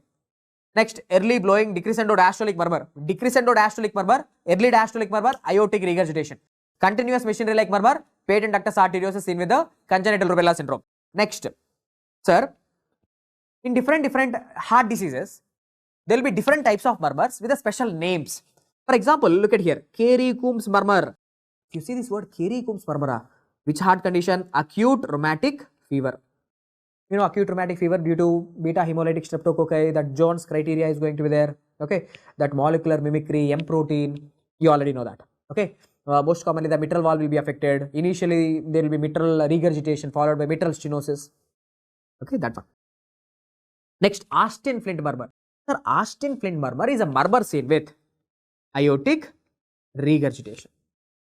Next, Gibson's murmur. Gibson's murmur is nothing but the continuous machinery like murmur seen in patent ductus arteriosus. Just other name, PDA. So in PDA, you already know, no, continuous machinery like murmur is there. The same murmur is given a different name, that's it. These are special names, that's it, okay. Next, Graham-Still's murmur. Sir, Graham-Still's murmur is seen with the Graham-Still's murmur is seen with pulmonary regurgitation. Graham-Still's murmur is seen with the pulmonary regurgitation. Okay. Next, Gallavadian phenomena. What is this Gallavadian phenomena? Come on, guys. What is this Gallavadian phenomena? Can anyone tell me? Gallavadian phenomena is seen with what? Come on, you have to tell me. Gallavadian phenomena is seen in which condition? First of all, you tell me in which condition it is seen. Later, I will tell you what is Gallavadian phenomena. Gallavadian phenomena is seen with, okay, aortic stenosis. What is this Gallavadian phenomena? What is this Gallavadian phenomena, sir? What is this Gallavadian phenomena? Gallavadian phenomena means it's a murmur radiating towards the apex of the heart. The murmur that is coming in the aortic stenosis, that will radiate towards the apex of the heart, and sometimes the murmur will also go to the axilla, towards the axilla. The murmur radiating towards one side, the murmur will radiate towards the apex as well as the axilla. Okay, So that is called as a Galverdin phenomena. Galverdin phenomena seen with aortic stenosis where the murmur will radiate. Usually mitral murmurs, like the murmurs which are coming from the mitral wall will also regurgitate, will also radiate. But in aortic stenosis, the murmur will radiate towards the apex of the heart as well as the axilla. So that is called as a Galverdin phenomena. Okay. Next, sir, where we have to hear this murmurs? You cannot keep the stethoscope here, right? When a patient comes, you have to keep the stethoscope in certain areas. Murmurs को auscultate करने के लिए, heart sounds को auscultate करने के लिए, you have to keep that stethoscope in certain areas. Which areas? So these are the areas. Sir, this is the right side of your body. Here is the left side of the body. What is this bone? Sternum. What is this imaginary line? Parasternal line. Right-sided parasternal line. Here is the left-sided parasternal line. And what is this bone? Clavicle. This one is the mid-clavicular line. Here is the mid-clavicular line. Okay, na? So tell me, what is this area? Right side, located in the second intercostal space. This is the first intercostal space. Here is the second intercostal space. So this area is the aortic valve area. Aortic valve area. Opposite to it, pulmonic valve area. Down to it, Erb's point. It is called as the Erb's point. Down to it, tricuspid area. And what is this area? Fifth intercostal space. So this is the fifth intercostal space on the midclavicular line. On the left side, this is mitral area. So these are the different areas for the auscultation. On the right side of the body, there is only aortic area. On the left side, 4 different areas are there. What are the 4 different areas? Pulmonic, Erb's point, tricuspid, mitral. So you can remember like PET-M or PTM. Okay, PTM is the PTM. So PET, PET-M. Okay, so they will ask you to write the order from the top to the bottom. So pulmonic, Erb's point, tricuspid, mitral. Top to bottom on the left side. So here the areas are given. First area number 1 is aortic. Left side, PET, PET-M. Done. Okay. Next, what else you should know regarding these murmurs? See, all these murmurs, whenever you do Valsalva, you know Valsalva maneuver already. In medicine, you have studied Valsalva maneuver. And upon Valsalva maneuver and upon standing, all the murmurs in the physiology, all the murmurs in the medicine, they will go down. Okay, all murmurs have to decrease. Except two murmurs. What are these 2 murmurs, sir? HOCM murmur. Hey, tell me, HOCM murmur. Hypertrophic obstructive cardiomyopathy. What type of murmur is seen? HOCM crescendo, decrescendo murmur, CD murmur. That is right. Crescendo, decrescendo murmur. Have I taught you? Stop. Here I have taught you. Important also. HOCM murmur is a crescendo, decrescendo murmur. Will it decrease upon standing? No, it will not decrease upon standing. It will not decrease upon Valsalva. It will decrease on squatting position. Okay. So normally all the murmurs have to decrease upon standing. All the murmurs have to decrease upon doing the Valsalva maneuver, except 2 murmurs. The murmur that is seen in the HOCM and the murmur that is seen in the mitral valve prolapse. In dono conditions mein, whatever the murmur that is there, they will not decrease. Upon standing on Valsalva. Actually, they will increase. Tell me, HOCM murmur is a CD murmur, crescendo, decrescendo murmur. What type of murmur is seen in the mitral valve prolapse? In a patient with a mitral valve prolapse, there is going to be a late systolic murmur. Rather than decreasing, they will increase. Done. Murmurs topic also completed. Okay. So here I have taught you important murmurs for your exam. Pansystolic, holosystolic murmur, crescendo, decrescendo murmur, early decrescendo blowing. Okay, early diastolic murmur, blowing diastolic murmur, continuous machinery like murmur. Here are the different named murmurs, sir. Okay, here I have taught you important named murmurs, and these are the areas of the auscultation and exception. Okay, sir, can you tell me, am I going to get the mitral valve prolapse? Am I going to get mitral valve prolapse now? No. It is usually seen in diseases where there is connective tissue disorders. It is seen with the connective tissue disorders. For example, like mitral valve prolapse is going to be seen with Marfan syndrome.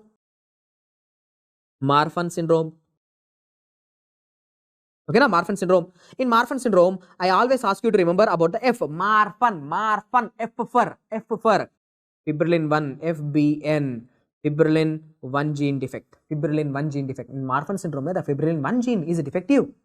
Okay, autosomal dominant disorder. Autosomal dominant disorder. The recent NEET PG exam, this question was there. In Marfan syndrome, the fibrillin gene, FBN1 gene is defective. Connective tissue disorder that will lead to mitral valve prolapse. Mitral valve prolapse is going to present with the late systolic murmur. Okay, done. Not only Marfan syndrome, even Ehlers-Danlos syndrome also going to present with the mitral valve prolapse. Done. So, after discussing about the murmurs, now I will explain you the pulses also. Here, first let me explain you the pulses. Pulse. See, let me tell you.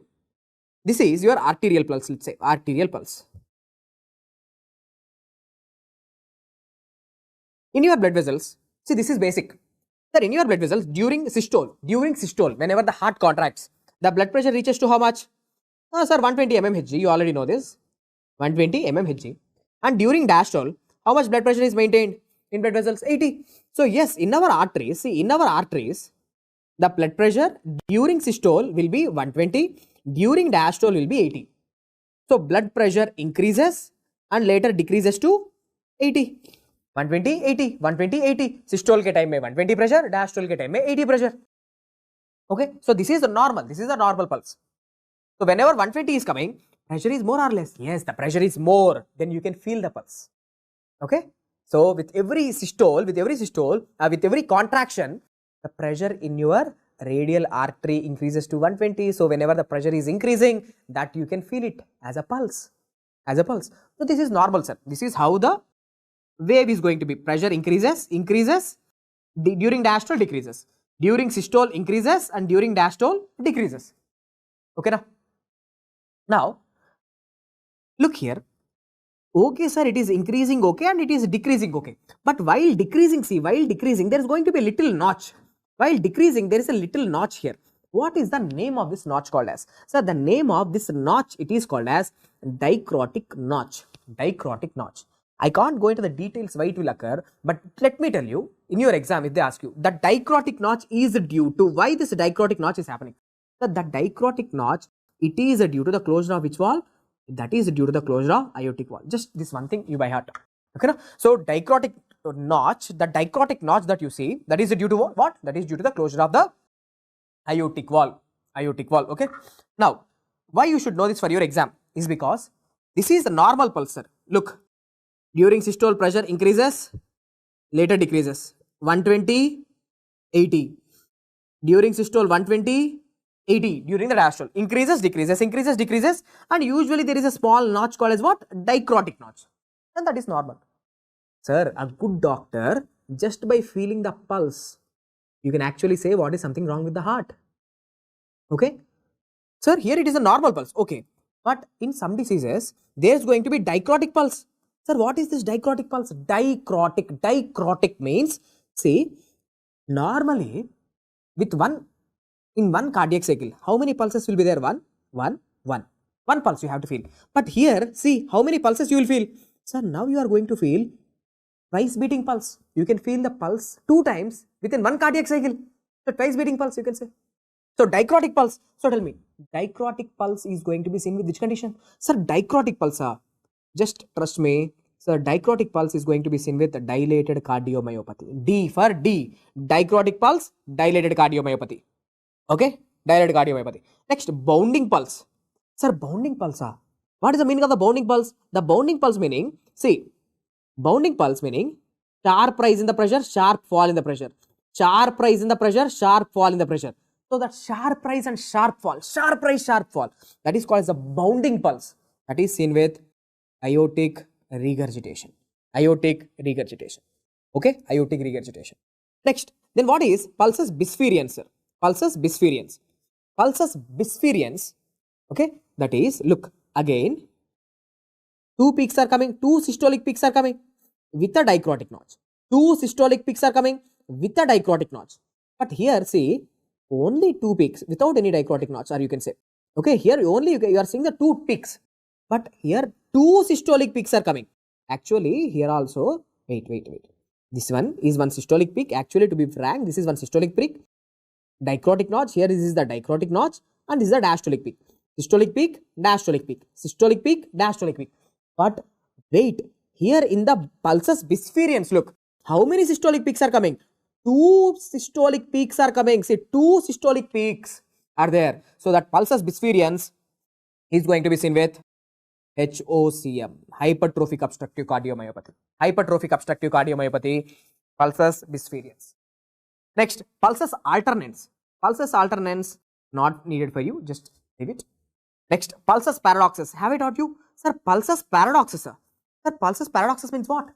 Pulsus paradoxus means the fall in the BP upon doing the inspiration. See, upon doing the inspiration, stop. Sir, upon doing the inspiration, see the blood pressure is decreasing. Expiration ke time mein more blood pressure. Again during the inspiration, there is fall in the BP. BP is falling. So, the blood pressure is changing with inspiration, expiration. That too, during inspiration, blood pressure is falling more than 10 mm Hg. Yes, that is pulsus paradoxus, seen with cardiac tamponade and constrictive pericarditis. Next, pulsus tardus et parvus. Sir, pulsus tardus et parvus. So, this is also called as weak pulse or anacrotic pulse, also called as anacrotic pulse or slow pulse. Weak pulses, sir, cannot able to feel the pulse. So, slow rising, slow falling pulse, slow rising, slow falling pulse. That is going to be seen with aortic stenosis. And last and final but important, the water hammer pulse also called as a Corrigan's pulse. Okay, Corrigan's pulse. That is, sir, a rapid pulse and there is a collapse. Okay, so here boundful, forceful, rapidly increasing and subsequently collapsing. Okay, rapidly increasing and subsequent collapse, rapid increase, subsequent collapse, rapid increase, subsequent collapse. So such type of pulse is called as Corrigan's pulse, seen with aortic regurgitation. So in different heart conditions, our pulses will change. Different heart conditions, our JVP will change. In different heart conditions, our auscultation, our murmurs will change. In different heart conditions, the EG patterns will change. So if you know what is normal and abnormal, done for the exam. Okay. So that's it. Now, if I am the examiner, do you know what I will give you? If I am the examiner, I will give this as an image-based question. Corrigan's pulse. Okay. If I am the examiner, I will give this pulsus bispherians as an image-based question. Means 2 systolic peaks with a dicrotic notch. 2 systolic peaks with a dicrotic notch. That's the pulsus bispherians.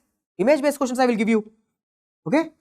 Because why? Because this is a PYQ. Previously also this questions has been asked. Okay, previously also these questions has been asked. They will give you this pattern and they will ask you what type of pulse, seen in which conditions. Okay, so that's it guys. So with this we have completed the abnormal pulses, seen in which conditions. Okay, now let's continue with the cardiac reflexes. See, the importance of this rapid revision classes is, for example, okay, you guys haven't done your medicine. Okay, most of the students, they will leave the medicine big subjects, no, out of fear. Let's say for example, okay, after a few days, the answer is going to take the medicine classes. For example, medicine rapid revision. Example, if it is 10 hours of rapid revision of medicine. So tell me, you still have almost 55 days, I think still 55 days is left. Okay, even if you do 2 hours of rapid revision every day, 2 hours of rapid revision of medicine every day, in how many days you can complete? Aram say you can complete the entire medicine in 5 days, 5 to 10 hours. Okay. In the same way, for example, gynae rapid revision. If gynae rapid revision, ops and gynae, if it is 10 hours, you can complete the entire, okay, gynae within 5 days. So that is the importance of this rapid revision classes. The entire subject with the important MCQs and PYQs will be completed in less amount of time. Okay. So if I am doing the entire physiology, it will take me 4-5 days of time to do the physiology in regular classes, 5 days of regular classes. But here we are doing it in somewhere around 7:30 to 8 hours. Okay, so that's the importance. If you haven't done physiology, if your friends haven't done their physiology, you can't do the entire video in one go. It is hard sitting here and like going through the entire 7 hours or 8 hours of video in one time. It is little hard. If you cannot do it at one stretch, do it in bits and pieces, like 2 hours in a day, 2 hours in a day, 2 hours in the morning, 2 hours in the evening. So done. 2 hours in the morning is very easy, 2 hours in the night, Easy. So in one day you can complete 4 hours. So in 2 days you can complete the entire rapid revision of physiology. See how easy it is. So follow those tricks.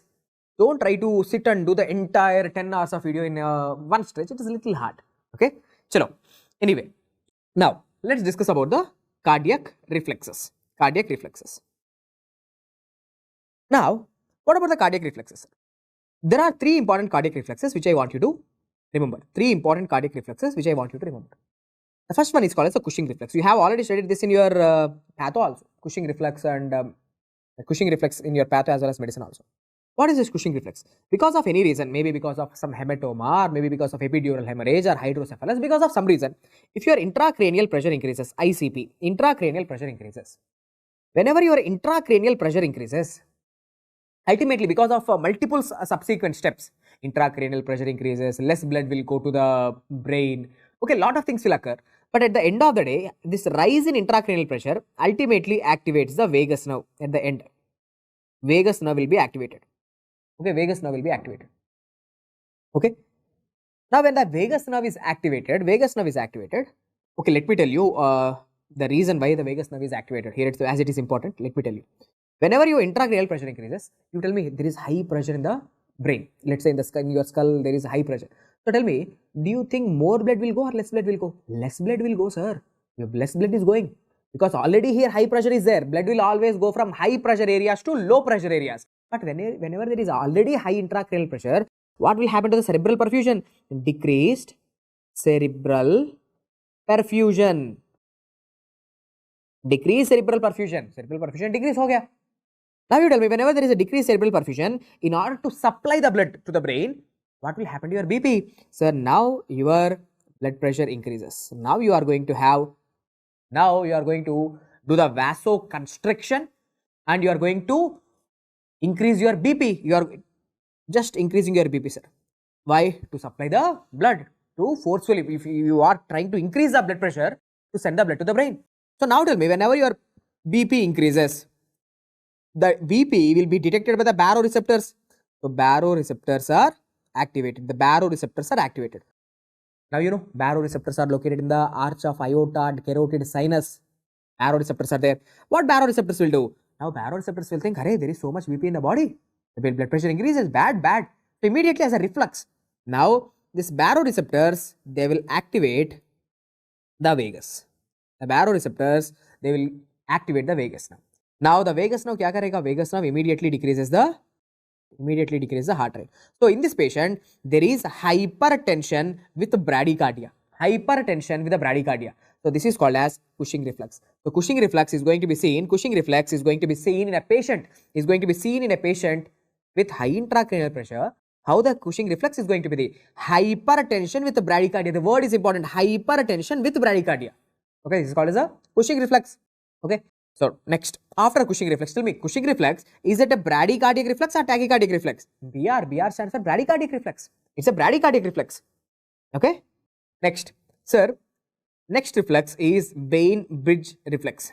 Sir, what is this Bainbridge reflex? In the bracket say, I have written here TR. TR for what? It's the only tachycardic reflex. Bainbridge reflex is the only tachycardic reflex. Tachycardiac reflex. It's the only tachycardic reflex. Okay, only tachycardic reflex. All others are bradycardic. It's the only tachycardic reflex is the Bainbridge reflex. Stimulus. What is the stimulus, sir? See, whenever your blood volume increases, increase in your blood volume. See, let me make it easy for you. Whenever your blood volume increases, okay, na? Whenever your blood volume increases, tell me, now there is more blood in the body. So more venous blood will come to the heart. So there is increased venous return. There is increased venous return to the heart. Whenever more blood is coming to the heart, there is going to be right atrial distension. Right atrial, this is important, right atrial distension. Right atrial distension. So tell me, sir, whenever your blood volume increases, maybe because of, let's say, high sodium chloride diet, you are eating more and more salt, so water will come from the cells into the blood. Okay, whatever might be the reason, maybe you are taking normal saline infusion, whatever might be the reason, whenever your blood volume is more, or you can say whenever the venous return to the heart increases, that is going to cause the right atrial distension. I am asking you, you tell me logically. Whenever there is more blood in the body, the heart has to work more or less. Simple logic, no? Whenever there is more blood in the body, the heart has to work more. So, I am just skipping all these things. I am skipping all these things. So, tell me, whenever the blood volume increases or whenever there is a right atrial distension, it meaning that there is more blood in the heart. So, that is going to cause the tachycardia, the heart rate will be increased.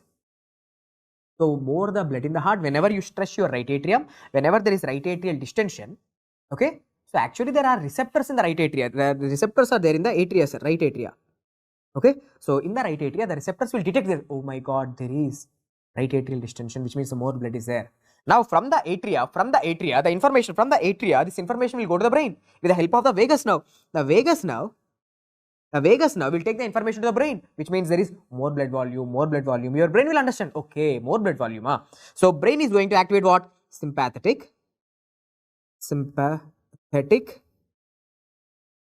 nerves to heart. So, the sympathetic cardiac nerves are activated. So, the sympathetic nerves releases epinephrine and heart rate is going to increase. So, simple logic. The day you are having more blood, your heart has to beat more number of times. The more the blood in the body, the heart has to beat more number of times to keep the blood in the circulation. So, that is called the Bainbridge reflex. Okay. So, tell me, in Bainbridge reflex, what is the stimulus? Right atrial distension or increase in blood volume. What is the response? Increase in heart rate. Bradycardia or tachycardia? It's a tachycardic reflex. Okay, the heart rate is increasing. Okay. Next, what is Basal-Jarris reflex? Sir, Basal-Jarris reflex is whenever the person is having myocardial infarction, okay, myocardial infarction, or if you use certain chemicals like serotonin, veratridine, okay, these chemicals. Now, I am asking you think logically and tell me, whenever a person is having myocardial infarction, okay, this will become more easy for you. Your heart has to beat more number of times or less number of times. But sir, myocardial infarction, the heart is dying. Okay, you should not increase the work on the heart. You should not ask the heart to beat more number of times. So, whenever there is myocardial infarction, or whenever you keep certain chemicals, whenever you use certain chemicals like serotonin, veratridine, your heart rate actually decreases. Okay, so that's why in MI patients always the heart rate is going to be less. Okay, so in a patient with myocardial infarction, you inject saline, heart rate increases. In a patient with MI, the heart rate is going to be less. So that reflex is going to be called as Basal-Jarris reflex because that's the body's protective mechanism. If there is MI, the heart rate should be less, not more. Okay, so yes, using chemicals like serotonin, veratridine or myocardial infarction is going to cause decrease in heart rate. How? See, whenever there is myocardial infarction in your heart, the vagus nerve will give this information to the brain. Okay, actually the vagus nerve afferent is vagus. Okay, not only afferent, if you want to know, afferent as well as efferent. That afferent nerve, the sensory nerve, as well as the motor nerve, efferent nerve is going to be vagus. Because you know vagus is a mixed cranial nerve. So, vagus will take the information from the heart to brain. The heart is dying, there is something problem with the heart. There is something problem with the heart. So, brain will understand and brain is going to activate what? Brain is also again activating the motor vagal fibers, the efferent vagus. What vagus will do? Vagus is going to decrease the heart rate. So, that is called as a Basal-Jarris reflex. So, heart rate decreases and your BP will also decrease. Heart rate decreases, BP decreases. So, this is called as Basal-Jarris reflex. Which of the following reflex is seen in the patient of MI? Basal-Jarris reflex. Which of the following reflex is seen in a patient with the right atrial distension? Bainbridge reflex. Which of the following reflex is seen in a patient with a high intracranial pressure? Cushing reflex. In Cushing reflex, there is going to be hypertension with the bradycardia. Hypertension with the bradycardia is seen in Cushing reflex. Which of the following is a tachycardic reflex? The only tachycardic reflex, Bainbridge reflex. Which of the following reflex is seen in MI patient? Basal-Jarris reflex. Heart is dying, give it work, bradycardia. More blood in the body, more work. That is a tachycardia. Bainbridge reflex. Okay. So, chalo, done. With this successfully what we have completed, cardiac reflexes topic is completed. Now, just worth telling you from your local classes. Okay, anyway, your teachers would have already taught you. Just go through the baroreceptor reflex also. The baroreceptor reflex, where are the baroreceptors located? Baroreceptor reflex is an example of negative feedback reflex. Okay, so that and all you can go through your local notes, the note your regular notes. I have taught you what is most important for your exam. Okay, chalo, done. After this, now let's discuss about some vascular physiology topics. Vascular physiology. Sir, Poisson-Huygens formula. Okay, Poisson-Huygens formula. So what is this Poisson-Huygens formula? Sir, Poisson-Huygens formula is telling me that the blood flow means what? Blood flow means Q. Blood flow is dependent on what? The flow of blood within the blood vessel is dependent on 4 things. It is dependent on pressure difference and radius to the power of 4, but inversely proportional to what? Inversely proportional to length and viscosity. The blood flow within a blood vessel, you know, there is going to be a streamlined flow, also called as a laminar flow. The flow of a blood is dependent on four things. How much blood is going? More blood, less blood. It is dependent on 4 parameters. Blood flow is directly proportional to the radius and pressure difference, but inversely proportional to length and viscosity. For example, look at the questions. If the radius of the blood vessel, is doubled, means the radius of the blood vessel is doubled. Now, if the radius of the blood vessel is doubled, what do you think? More blood will go or less blood can go? More blood can go. How much more blood can go? Sir, look, blood flow is directly proportional to radius to the power of 4. Now, what I have done with the radius? 2 to the power of 4, double the radius. 2 to the power of 4 means 16 times. 16 times. When the radius of the blood vessel is doubled, 16 times more blood will go. Not double times. Usually what students will think, sir, double the radius, double the blood flow. No. When you double the radius, the blood flow is not doubled. Blood flow increases by 16 times. In the same way, when the radius of the blood vessel triples, so that is blood flow directly proportional to 3 to the power of 4. 3 to the power of 4 means triple the radius. So 3 to the power of 4, how much? 81 times. 81 times. So doubling the radius, 16 times blood flow. Tripling the radius, 81 times more blood will go. 81 times more blood will go. Okay. So this is what I want you to do. No. What I want you to do. No. Next, apart from this, what else you should know for your exam, sir, is when you donate an organ, for example, what happens to, right? What happens to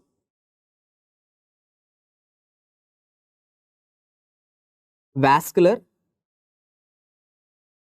resistance and what happens to vascular resistance and cardiac output in patient with donated kidney?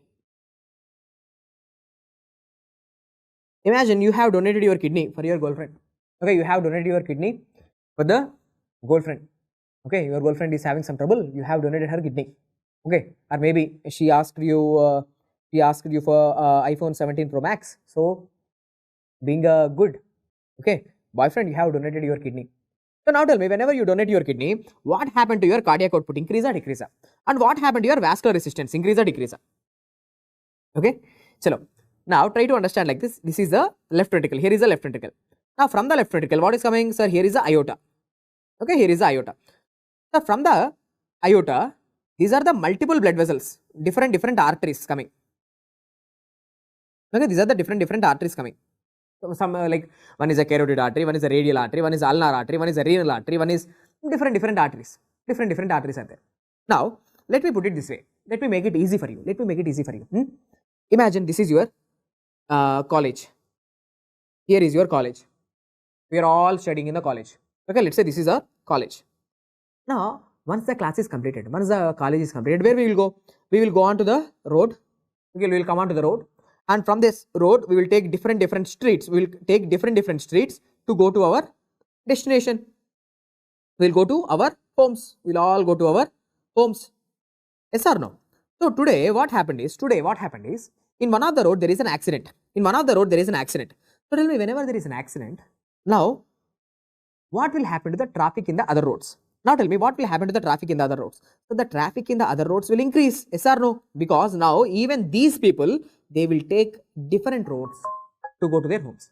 So now tell me, whenever there is an accident, the students which were supposed to go through this road, the students who were supposed to use this road, now they will be diverted. So now tell me, what happened to the traffic in the other roads? Now the traffic in the other roads is going to increase. Yes or no? So now tell me. Sir, I am asking you, whenever there is congestion here, whenever there is traffic jam, for you, is it easy to go through these roads or is it difficult for you to go through these roads? It is very difficult for you to use these roads because already there is a traffic jam. The traffic is going very slowly. So can I say the resistance here increases or decreases? Sir, here there is more resistance. resistance is going to be more. There's going to be more resistance because the whole students are using only these two roads to go to their destination. So in the same way, apply the same logic. Sir, what are we doing? We are removing a kidney. We have removed the kidney. So when I have removed the kidney, I have ligated the renal vasculature. The renal blood vessels are ligated. So tell me, in our body, whenever the renal blood vessels are ligated, so the blood which was supposed to go, to this kidney, now the blood is using a different route. Now the blood is going through the different blood vessels. So yes, vascular resistance also going to be more. Now more blood, but less number of blood vessels. Sorry. Now more blood is there, but number of blood vessels decreased. So vascular resistance, there is more resistance for the flow of blood. So tell me, whenever there is more the resistance, do you think the heart can pump the blood easily? No, because there is more resistance, more back pressures are there. So the cardiac output also decreases. So tell me, in a patient who has donated your, imagine you are the one, you have donated your kidney. So your vascular resistance increases, cardiac output decreases. So this was a famous question which was asked many times in the exams. Okay, so just know it. Done. With this, what we have completed? We have completed the vascular physiology important points also. I am not going to the details of the clotting cascade, because anyway you will do that clotting cascade in the pathology, that intrinsic pathway, extrinsic pathway, common pathway, what is PT, PTT, INR. Okay, anyway you will do that in your pathology. Chalo, let's continue. Next, respiratory physiology. Sir, let's try to complete the respiratory physiology in as fast as possible. Only I will be discussing about the important points. Sir, in respiratory physiology, I will be discussing first about the surfactant. First take the heading surfactant, because surfactant is the most important topic. Surfactant. Okay, surfactant. Now, surfactant is produced from where? Sir, surfactant, it is produced from the type 2 pneumocytes. Repeatedly asked MCQ. Surfactant is produced from type 2 pneumocytes. When from 20 weeks of period of gestation, means even before the birth, surfactant production started, and maximum levels of surfactant reaches by somewhere around 20 weeks of period of gestation, 34 weeks of period of gestation. Surfactant is good. Why surfactant is good? Because this chemical called as a surfactant, it decreases the surface tension in our lungs. क्या करेगा sir? It decreases the surface tension in our lungs. Surface tension is a bad force. It is a collapsing force. It will try to collapse my lungs. So surfactant क्या करेगा sir? Surfactant surface tension को decrease करेगा, lung collapse को prevent करेगा. It prevents the lung collapse. Okay, but I want to know whether the fetal lungs are matured or not. So what are the tests? Right. Assessment for fetal lung maturity. I want to know whether the fetal lungs are matured or not. So what I have to do? I have to check the surfactant levels in the fetal lung. Can I directly check the surfactant levels in the fetal lungs? No, I cannot do that. Then what I have to do? I have to perform amniocentesis. Now what am I doing? Now I am doing amniocentesis. Amniocentesis, why? Because you have already studied amniotic fluid goes into the fetal lungs, comes out of the fetal lungs. Amniotic fluid goes into the fetal lungs, comes out of the fetal lungs. So in the amniotic fluid, now I am going to check for the levels of lecithin and sphingomyelin. See, what are these, sir? Lecithin and sphingomyelin, these are nothing but the surfactant lipids. So if the lecithin to sphingomyelin ratio, if it is more than 2, it indicates fetal lung maturity. So tell me, what indicates the fetal lung maturity? If the lecithin sphingomyelin ratio, if the value is greater than 2, it indicates fetal lungs are matured. Okay, this is the only thing which I want you to know for your exam. Lecithin sphingomyelin ratio greater than 2 indicates fetal lung maturity. Other tests also there, not needed for you.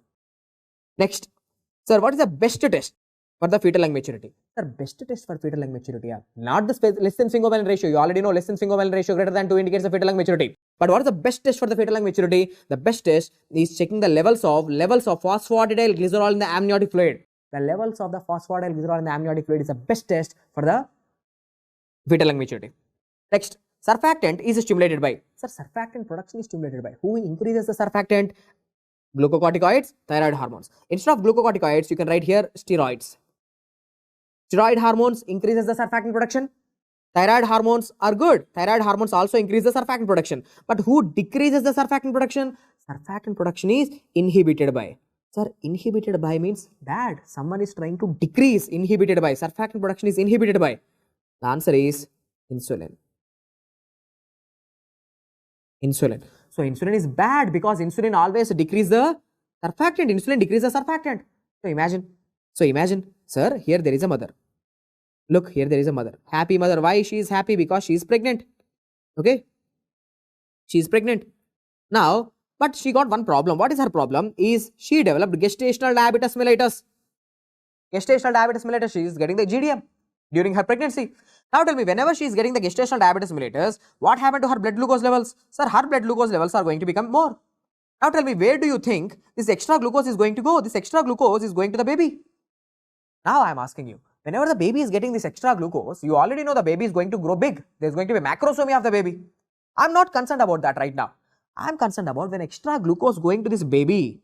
Sir, this baby is going to produce more insulin. Now you tell me, whenever there is more insulin production, insulin kya karega? Insulin is going to decrease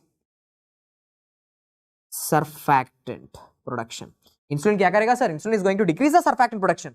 So the insulin will decrease the surfactant production in this baby. So now tell me, there is no surfactant in the fetal lungs. Without the surfactant, the baby's fetal lungs are matured. No, then the baby's fetal lungs are not going to be matured. So that will lead to respiratory distress syndrome. So that condition is called as, see, the mothers who suffer with the gestational diabetes mellitus, they will give birth. They will give birth to the baby who will suffer with respiratory distress syndrome, also called as hyaline membrane disease. So tell me, respiratory distress syndrome, also called as what? Hyaline membrane disease. It is due to less amount of surfactant. And which hormone is the culprit here? The culprit hormone here in this condition is insulin. Insulin is always bad. More insulin, less surfactant. Surfactant nahi hai to more surface tension. Surface tension kya karega? Fetal lungs ko collapse karega. Fetal lungs ko collapse karega. Okay, so surfactant topic is very important for your exams. Okay, so if I ask you, what is the major cause of respiratory distress syndrome? The major cause of the respiratory distress syndrome is deficiency of surfactant. Which hormone is responsible for that? Insulin. Insulin always bad for the fetal lungs. Okay, so done. Next, in the respiratory physiology, the next most important topic which I want you to know is this lung volumes and capacities. Lung volumes and capacities. Lung volumes and capacities. Sir, in the lung volumes and capacities, they will show you this spirometry graph. Okay, many times this question has been asked. They will show you this spirometry graph and they will ask you, sir, what is this area that I am highlighting here? This area, sir. That is inspiration, expiration, inspiration, expiration, inspiration, expiration. So these are your tidal volumes. Tidal volumes. Usually it is somewhere around how much ml, sir? 500 ml. 500 ml. And what is this area which I am highlighting right now in the blue color? Sir, ye kya hai, sir? What is this area which I am highlighting? So this is inspiratory reserve volume. That means the extra air that you can take. Normally 500 in, 500 out. 500 in, 500 out. But that extra air that you can take in with a deep inspiration, that is called as inspiratory reserve volume. It is somewhere around 3000 ml. 3000 ml. And the extra air that you can take out, this is called as what? This is called as expiratory reserve volume. It is somewhere around 1200 ml. 1200 ml. Okay, 1200 ml. And whatever you do, how much ever you try, some air will never come out of the lungs. Some air will never leave the lungs. That is called as residual volume. That is called as what? Residual volume. How much is the residual volume? 1300 ml. 1300 ml. Okay, 1300 ml. So these are the different volumes. Different volumes I have highlighted here. Repeat again. Tidal volume, inspiratory reserve volume, expiratory reserve volume, residual volume. These are the 4 volumes. Now tell me, then what is this line that I am drawing here? This area which I am drawing. Tell me, what is this area that I am drawing here? What is this line, sir? So it includes, see, this line includes tidal volume plus inspiratory reserve volume. Tidal volume plus inspiratory reserve volume. This blue color. This includes the inspiratory capacity. So this one is your inspiratory capacity. Means the capacity of your inspiration. First tidal volume, inspiratory reserve volume. How much is the inspiratory capacity? Inspiratory capacity is somewhere around 3500 ml. 3500 ml. Next, sir, after quiet expiration, see, after quiet expiration, you know, this is a quiet expiratory point. After doing normal expiration, how much air is left over in your lungs? This is the amount of air that is left over in your lungs, including expiratory reserve volume plus residual volume. After normal expiration, how much air is left over in your lungs? That is including residual volume plus expiratory reserve volume. How much is that? That is called as functional residual capacity, somewhere around 2500 ml. So this was a famous FMGE question. So this question, they will draw this line, and they will ask you what is this line representing. Functional residual capacity 2500 ml. Okay, functional residual capacity of 2500 ml. Next, chalo. Next, sir, after taking the maximum inspiration, this is the maximum inspiratory point, no? After doing the maximum inspiration, how much air you can take out? See, I am the doctor, you are my patient, I am asking you, take as much air as possible. Maximum. After doing the maximum inspiration, how much air you can take out? Sir, you can take out inspiratory reserve volume, you can take out tidal volume, even you can remove expiratory reserve volume. So, from the top till here, what is this red color line representing? So, this is the maximum air that you can take out of your lung. This is the maximum air that you can take out of your lung. So, this one is called as your vital capacity. Okay, this is your vital capacity. It will be somewhere around 4700 ml. Vital capacity. Okay, vital capacity. This red color line is representing what? So, here this red color line is representing the vital capacity, somewhere around 4700 ml. If you add all the volumes together from the top till to the bottom, that is called as total lung capacity. Total lung capacity. How much is the total lung capacity? The total lung capacity is somewhere around 6 liters. 6 liters. So, sir, if the examiner is a good person, let's say, if they don't want to trouble you, they will simply ask, okay, they will give you this diagram and they will mark the areas and they will ask you to identify tidal volume, inspiratory reserve volume, expiratory reserve volume, residual volume, functional residual capacity, total lung capacity, vital capacity, inspiratory capacity. They will ask and they will mark and they will ask you which of the following is shown. Okay, simple. Now, from this topic, some single liner questions are also there. What are they, sir? Which lung volumes and capacities cannot be measured? Which lung volumes and capacities cannot be measured with spirometry? With a spirometry study, with a normal typical spirometry study, you know the spirometry study. Which lung volumes and capacity cannot be measured? Say you can never calculate the residual volume because it will never come out. Residual volume cannot be calculated because residual volume will never leave the lungs. It will never come out. If it is not coming out, then how will you know how much is the residual volume? Next one. Functional residual capacity. Because I have taught you functional residual capacity. See, functional residual capacity, it is the sum of residual volume plus expiratory reserve volume. Without knowing the residual volume, you cannot calculate the functional residual capacity. So yes, functional residual capacity. And last one, total lung capacity.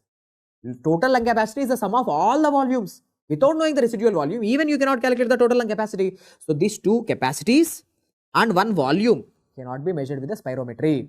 Then how to measure them? There is a technique. What is that? The gold standard technique is called as body plethysmography.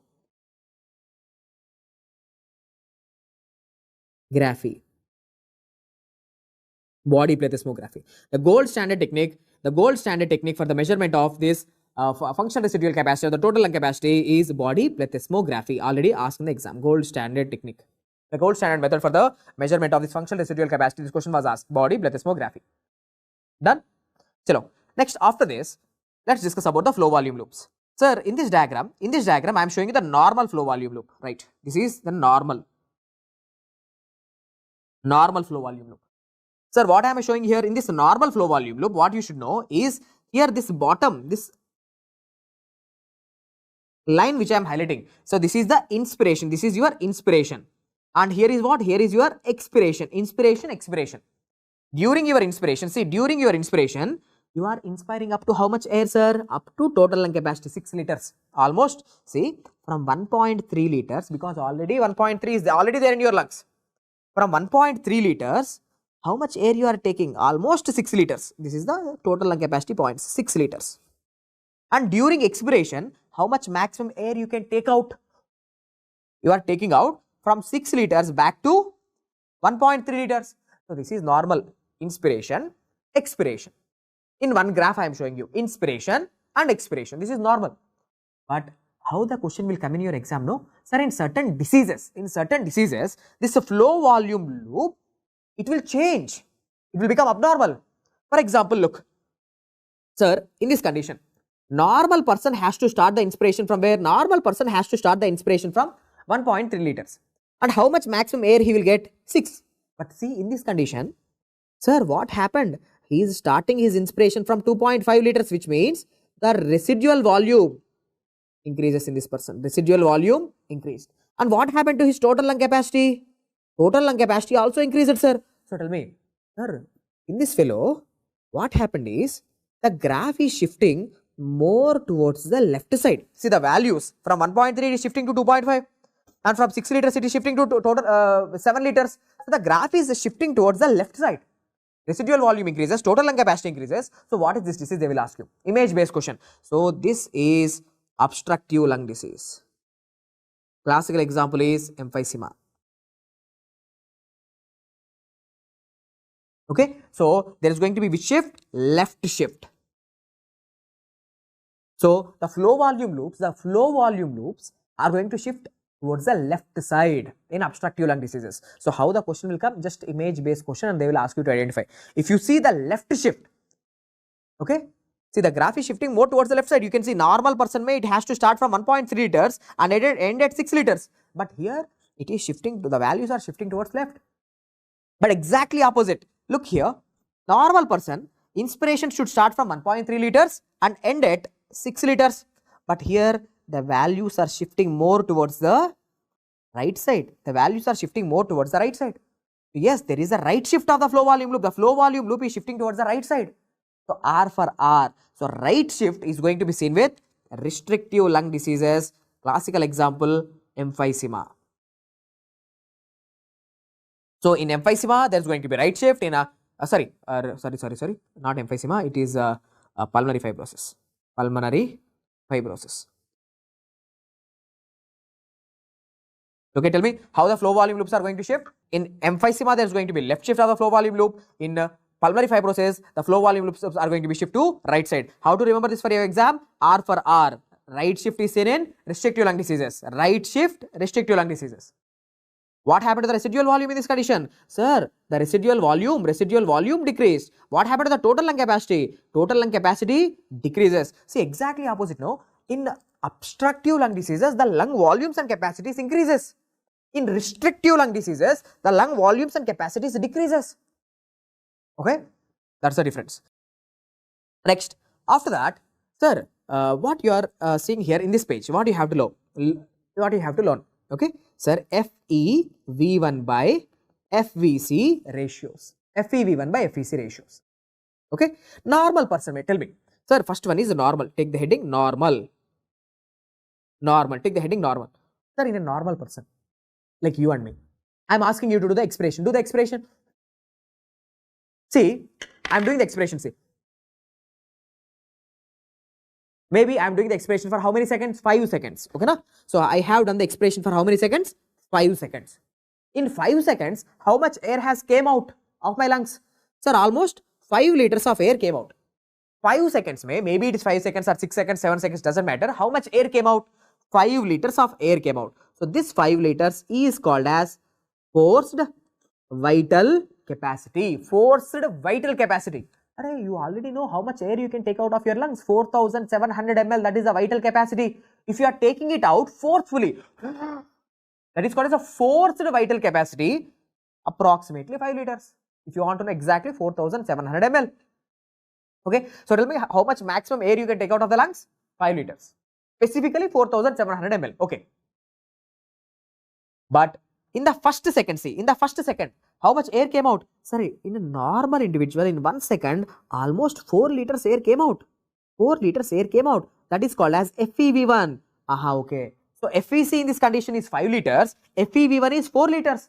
So 4 divided by 5, that is FeV1 by FVC. 4 out of 5, that is 0.8. Which means I can say, sir, I will take out 80% of the air within 1 second. Healthy individual like me and you, we can take out 80% of the air out of the lungs within 1 second. That is 0.8, the ratio. Out of 5 liters, 4 liters is coming out within 1 second. 1 second. Okay. That is normal FeV1 by FVC ratio. But what about obstructive lung diseases? Sir, obstructive lung disease / smoker slash emphysema. Emphysema. Sir, in this emphysema fellows, what happens? This is OLD, obstructive lung disease. Now, when I ask him to do the expiration, take the air out. Sir, normal FVC is how much? 5 liters. But in this fellow, FVC almost 5 liters. No, almost normal or maybe reduced. Normal or maybe reduced. Now I am not happy. Sir, my FVC is 5 liters. The smoker fellow FVC also 5 liters. How it can be like fair, sir? This is unfair. I can take out 5 liters of air. Even the smoker fellow also taking out almost normal 5 liters of air out. I am not happy. There is a difference. There is a difference where the FVC is not much different, but look at the FEV1. Normal individual is taking out how many liters of air? 4 liters of air within 1 second. But in obstructive lung diseases, he is only taking out 1.5 liters of air. Means air is not coming out easily. Expiratory problem. Sir, here his FEV1, right? FEV1 in this condition is only 1.5 liters. So tell me 1.5 divided by 5. Definitely value will be less than 0.8. Normal is 0.8. Here definitely the value will be less than 0.8. If the value becomes less than 0.7, if the value becomes less than 0.7, I can 100% say this is the diagnosis for 100% the diagnosis for obstructive lung disease. So tell me, what is the criteria to say that you are having obstructive lung disease? Your FEV1 by FVC ratio should be less than 0.7. FEV1 by FVC ratio less than 0.7 is an indicator of obstructive lung diseases or emphysema. Okay. Next, what about, just make a small correction here, make it 2.5, just make a small correction, 2.5. Next, restrictive lung disease, RLD, restrictive lung disease. So here, sir, this one, restrictive lung disease. Now, when I take this patient with restrictive lung disease or pulmonary fibrosis, look carefully, pulmonary fibrosis, okay. I am asking him to do the expiration, this fellow, pulmonary fibrosis fellow, to do the expiration. See, this is how the graph is going to be. This is how the pink color graph is coming. Tell me, normal FVC is how many liters? 5. Normal FEV1 is how many liters? 4. That is normal. That is normal. But see, in RLD patient, FVC is how much? FVC is decreased to 3 liters. What about the FEV1? FEV1 is 2.5 liters. So yes, FVC is reduced as well as FEV1 also reduced. Both FVC as well as FEV1 both are reduced proportionately. So right, FVC reduced, okay, FEV1 also reduced. So now tell me the FEV1 by FVC ratio. FEV1 by FVC ratio, that is 2.5 divided by 3. 2.5 divided by 3 how much? Approximately 0.8. 0.8 something it will come, 0.83 something it will come. So this is normal. This is normal. Or maybe slightly increased. So now my question to you, tell me, what is the normal FEV1 by FVC ratio? So the normal FEV1 by FVC ratio in a normal individual like you and me is going to be 0.8. But in obstructive lung diseases, to say that you are having obstructive lung disease, your FEV1 by FVC ratio should be less than 0.7. And how it will change in the restrictive lung diseases? In restrictive lung diseases, the FEV1 by FVC ratio is going to be normal or slightly increased. Okay. So this is how to put the diagnosis for FEV1 by FVC ratios, like obstructive versus restrictive lung diseases. Now let me ask you a question which was already asked in the FMGE exam. Now you tell me, sir, here is your patient whose FVC is decreased, FEV1 also decreased. So tell me, is he suffering with obstructive or restrictive? Sir, FVC is reduced as well as FEV1 is also reduced.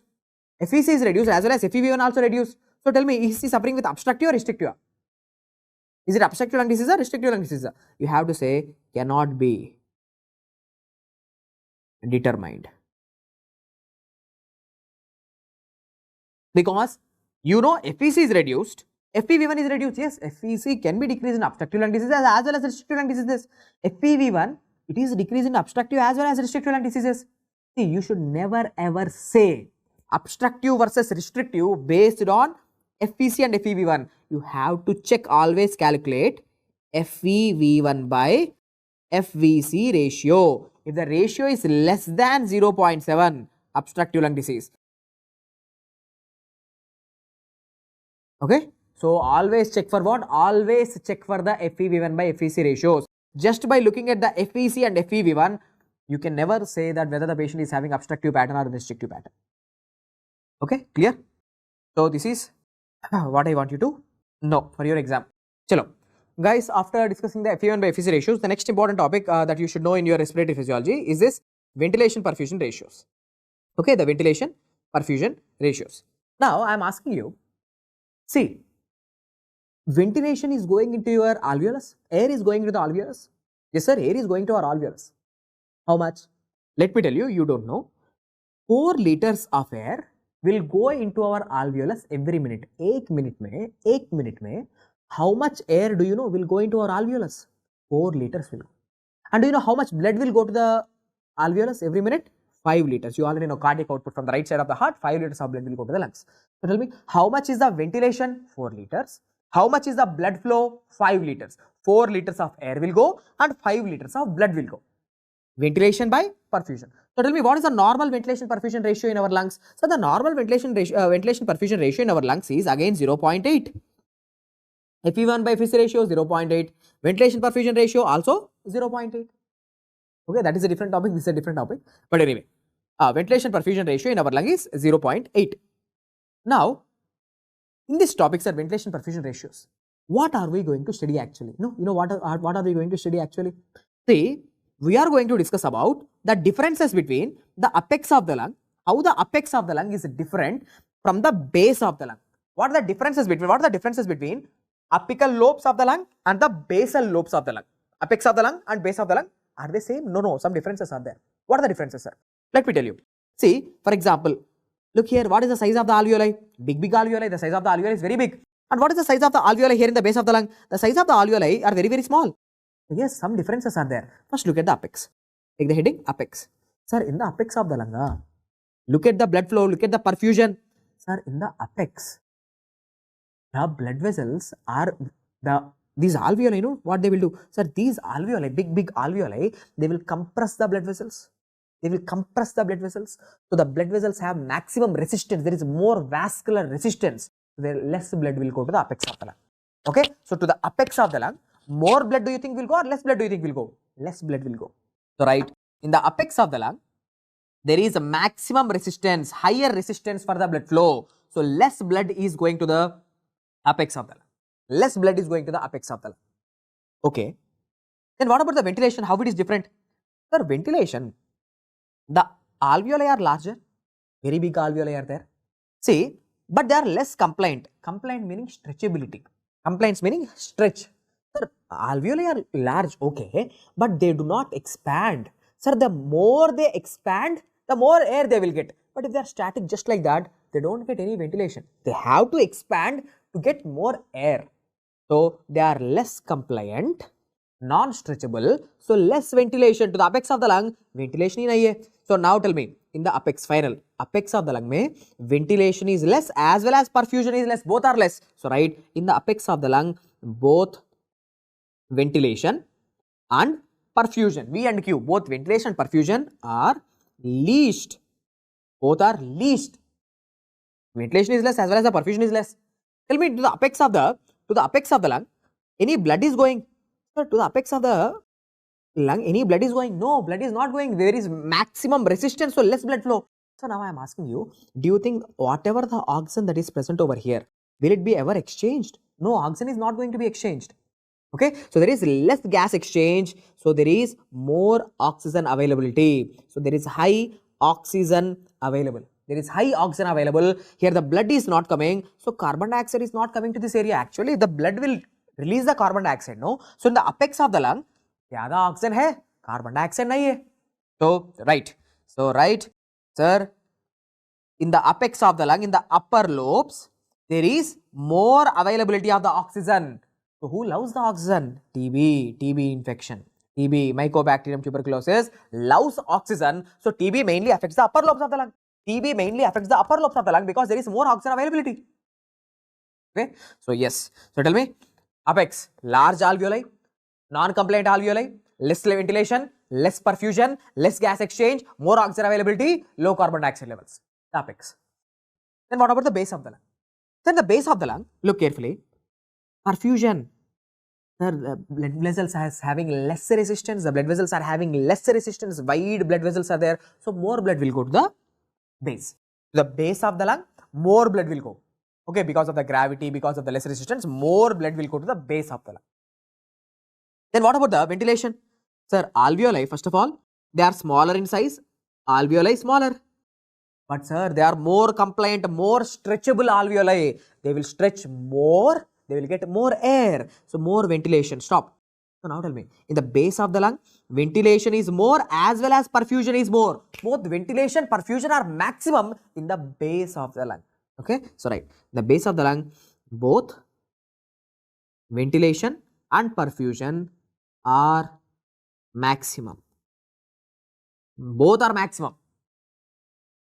Okay, both are maximum in the base. Next step. Sir, as more blood is going here to the base of the lung, as more blood will go, so there is more gas exchange.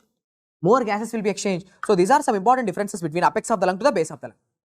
Okay, ventilation wise, perfusion wise, the apex of the lung is different from the base of the lung. Now tell me, what is the normal ventilation perfusion ratio of the entire lungs, both the lungs together? Sir, the ventilation perfusion ratio, 4 liters of air is going, 4 liters of air will go and 5 liters of blood will go to our lungs. So normal ventilation perfusion ratio is 0.8. But apex mein thoda difference hai sir. Base mein some differences are there.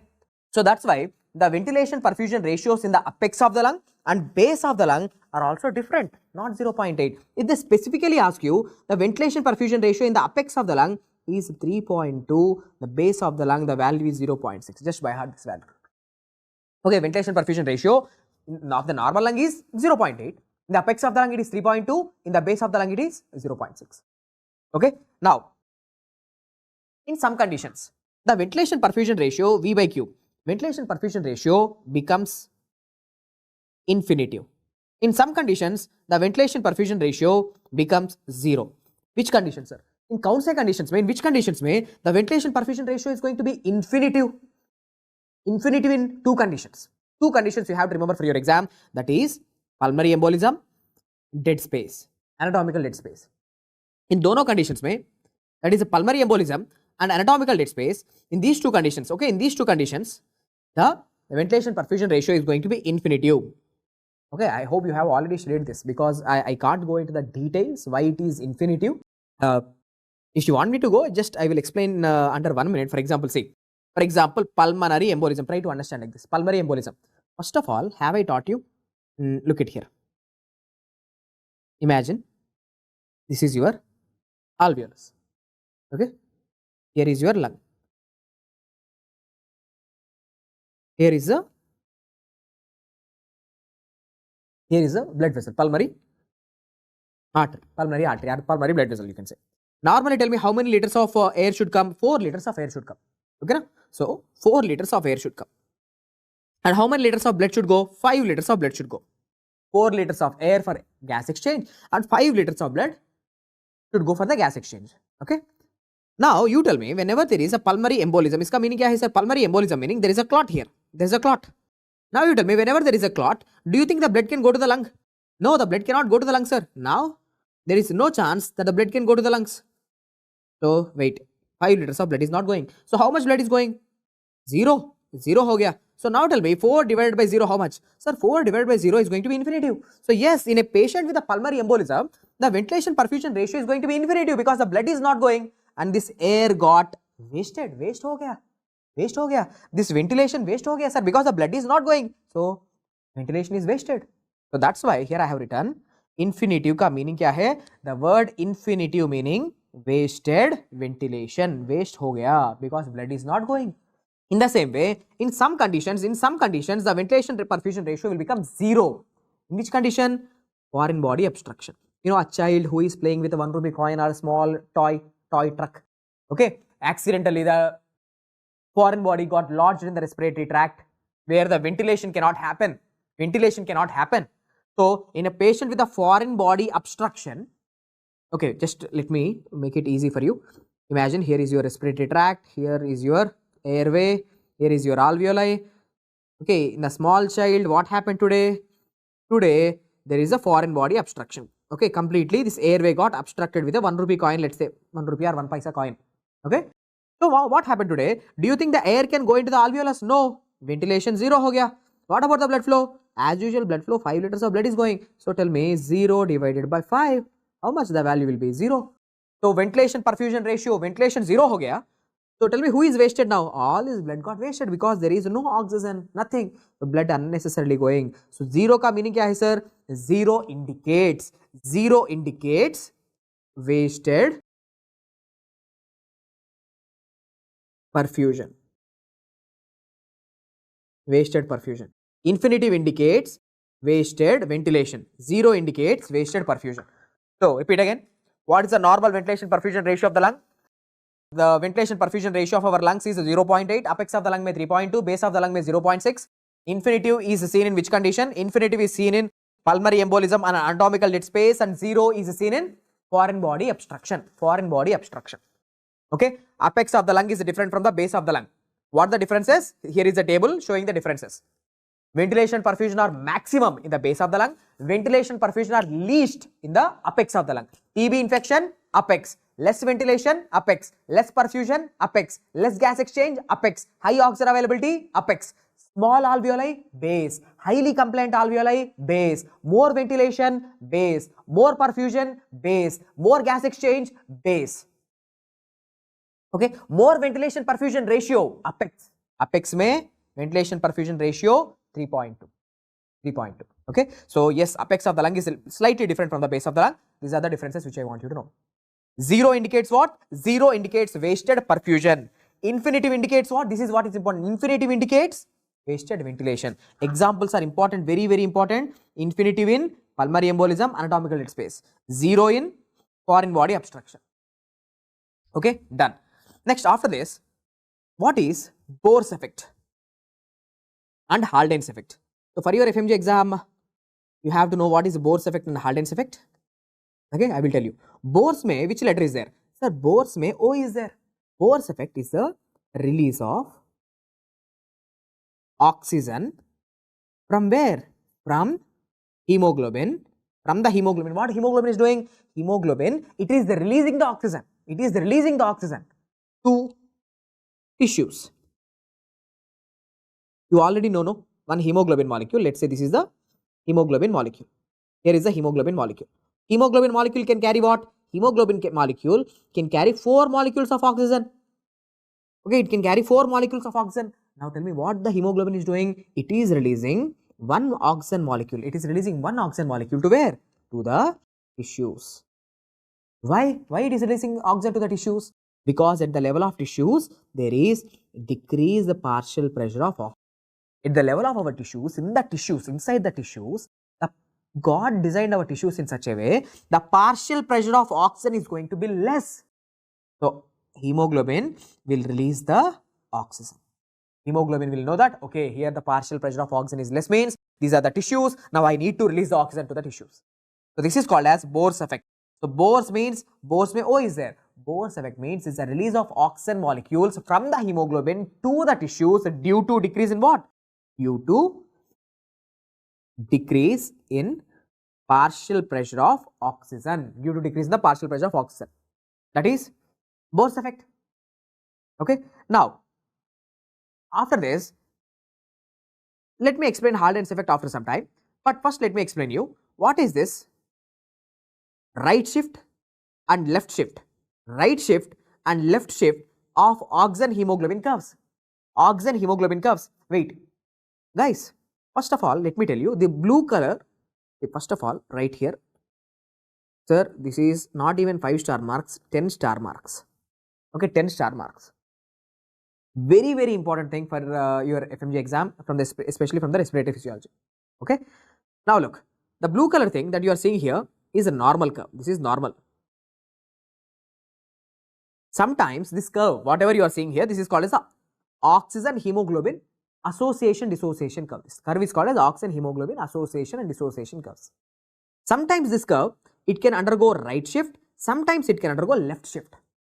The curve can undergo right shift, it can undergo left shift. Sir, what is this right shift and left shift?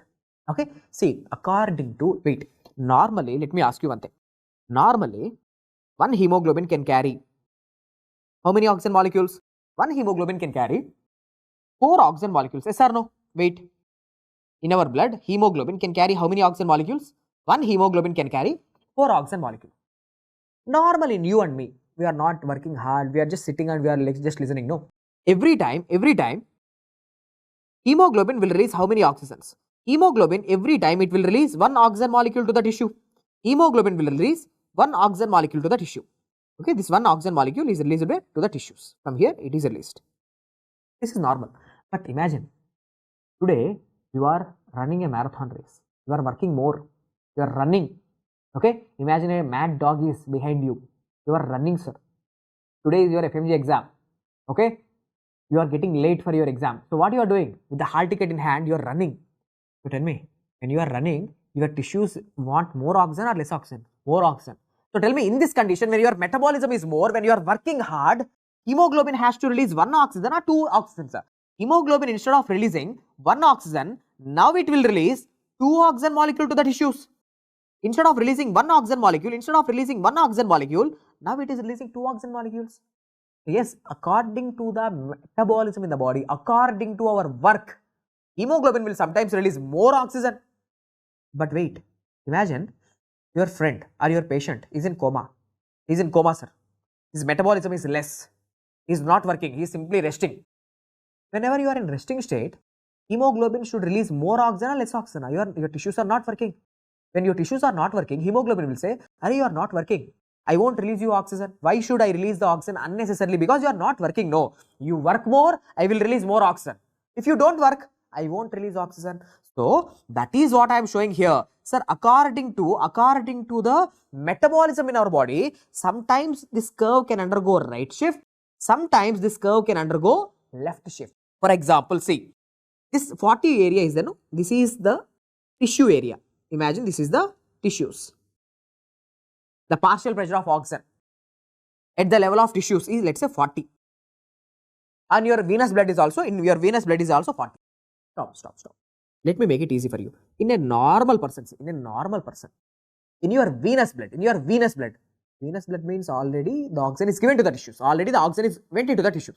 So look carefully at this line. Sir, in a normal person, see, this is normal. Hemoglobin is how much percent saturated? 75% saturated. 75% saturated. इसका meaning क्या है 75% saturation? इसका meaning 75% saturation meaning, sir, out of 4 molecules, it is still carrying how many molecules? 3 molecules. In a normal person, yes, one oxygen molecule is released. So still in the venous blood, hemoglobin is carrying 3 molecules of oxygen. That's 75% saturation. But look at the right shifted curve. Sir, right shifted curve. Look, this is the right shifted curve. In the venous blood, same line. Okay, look, sir, hemoglobin is how much percent saturated? Sir, now the same hemoglobin is 50% saturated. इसका meaning क्या है, sir? 50% saturated का meaning. Sir, 50% saturated का meaning, sir, now it is carrying only 2 molecules of oxygen. Where the remaining 2 molecules went? Now the remaining 2 molecules are released to the tissues because the tissues are working more. So right shift indicates what? Right shift indicates more oxygen is released to the tissues. Why more oxygen is released to the tissues? Because the tissues are working more. There is high metabolism in the body. Okay, so right shift is going to be seen in which condition? So right shift is going to be seen whenever you are doing exercise. You have to by heart this exercising conditions. Whenever there is hypoxia in the body, hypercarbia means more carbon dioxide is produced in the body. Hypercapnia, hypoxia, hypercapnia. Whenever you are doing exercise, more metabolism in the body produces more acid. Lactic acids are produced. Exercise produces lactic acid. Acidosis is going to decrease the pH. Acids releases the H+ ions. Whenever you are doing exercise, your body temperature increases. Okay, whenever you are doing exercise, 2,3 bisphosphoglycerate is produced inside your RBC. So finally tell me, sir, all these conditions, that is hypoxia, hypercapnia, acidosis, low pH, more temperature, 2,3 bisphosphoglycerate, all of them will tell the hemoglobin, will change the hemoglobin structure in such a way, rather than releasing 1 molecule of oxygen, now it will start to release 2 molecules of oxygen, means more oxygen is released. Hemoglobin is not loving the oxygen. Now hemoglobin is not binding with the oxygen, it is releasing the oxygen. So that's why it is a low loving state. Low affinity means low loving. Hemoglobin is not binding with the oxygen, now it is releasing the oxygen to the tissues. So yes, this is the right shift. So tell me, right shift. is seen in which conditions? For your FMG exam, you have to by heart this one single table, that's it. Right shift is going to be seen in, so right shift is going to be seen in high metabolism, exercising conditions, hypoxia, hypercapnia, acidosis, low pH, more acid, more body temperature, 2,3-bis-phosphoglycerate. They are all going to cause which shift in the hemoglobin curve? Right shift of the hemoglobin curve. Instead of donating 1 molecule of oxygen, now it will donate more molecules of oxygen or 2 molecules of oxygen. But exactly opposite. When you are not working, whenever there is less metabolism in the body, that is left shift is going to occur. Left shift is going to be seen in conditions of low metabolism. Maybe your patient is in coma, so your patient body temperature decreases. Sir, he's not working, so his carbon dioxide production decreases, his acid production decreases, so he will go into alkalosis, or you can say his pH increases. So these conditions may, during these conditions, hemoglobin, it won't even release the oxygen because the tissues are not working. Hemoglobin will say, if you are not working, I won't release any oxygen. So that is a left shift. So in a normal person, hemoglobin is how much percent saturated? 75% saturated. But in a in a left shifted curve, hemoglobin is more than 90% saturated, let's say. Okay, more than 90% saturated, which means it is a high affinity. Hemoglobin is not releasing the oxygen. It is not releasing the oxygen. Is an example of high affinity state. So for your FMG exam, just by heart these two tables: the conditions where there is right shift and the conditions where there is left shift. Okay, high metabolism conditions where right shift is going to occur, low metabolic conditions where left shift is going to occur.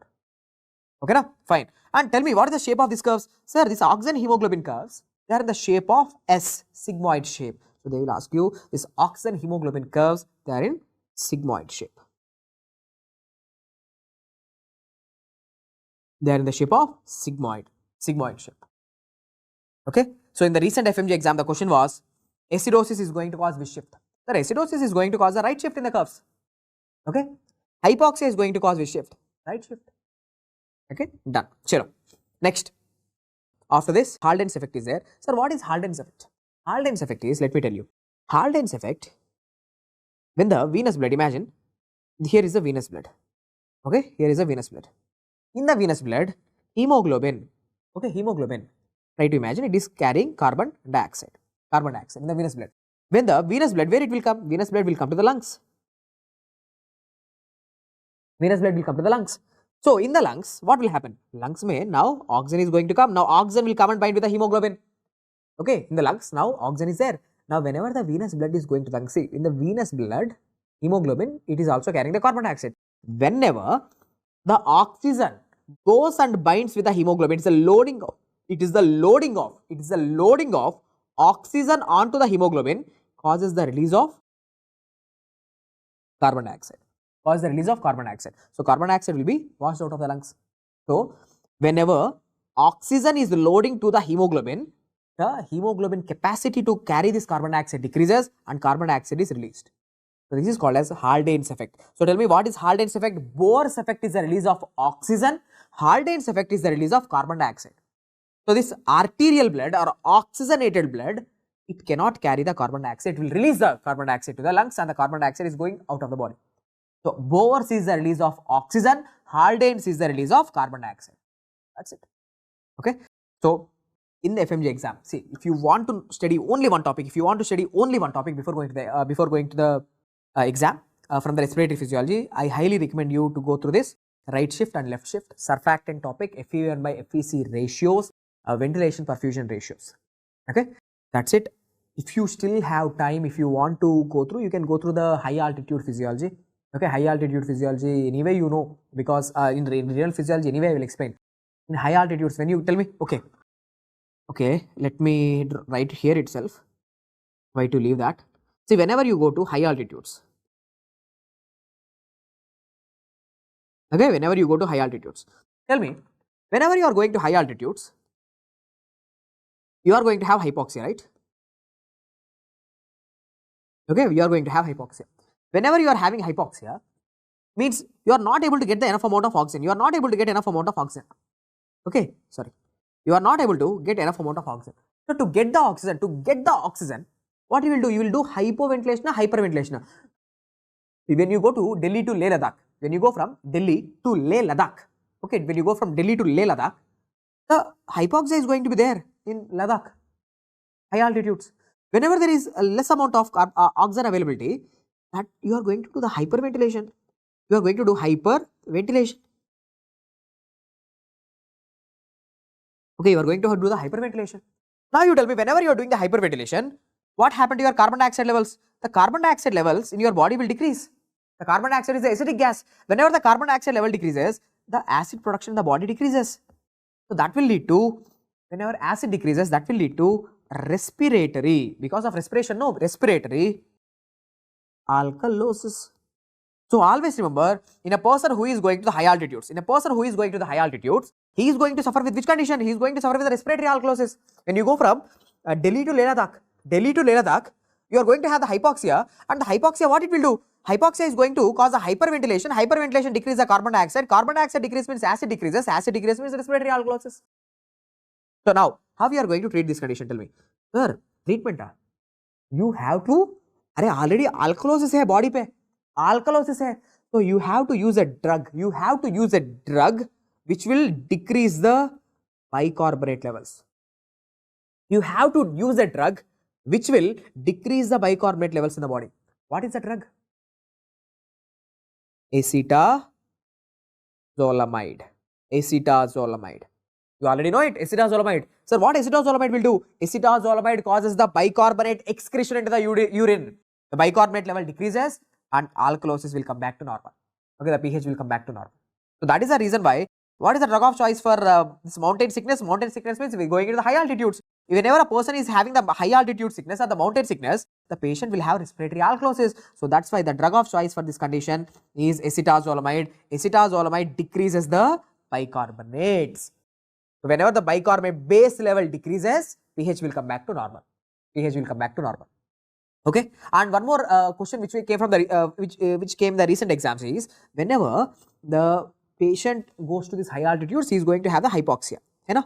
So you tell me, whenever there is hypoxia to the brain, means enough amount of oxygen is not going to the brain. Enough amount of oxygen is not going to the brain. So you tell me, if enough amount of oxygen is not going to the brain, cerebral vasculature, the blood vessels will undergo vasoconstriction or vasodilation. Sir, in order to supply more oxygen, the cerebral blood vessels will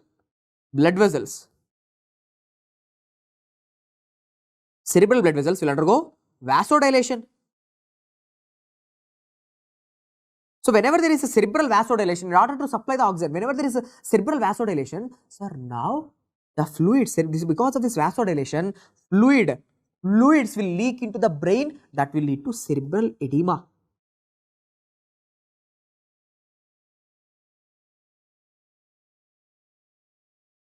Okay, cerebral edema.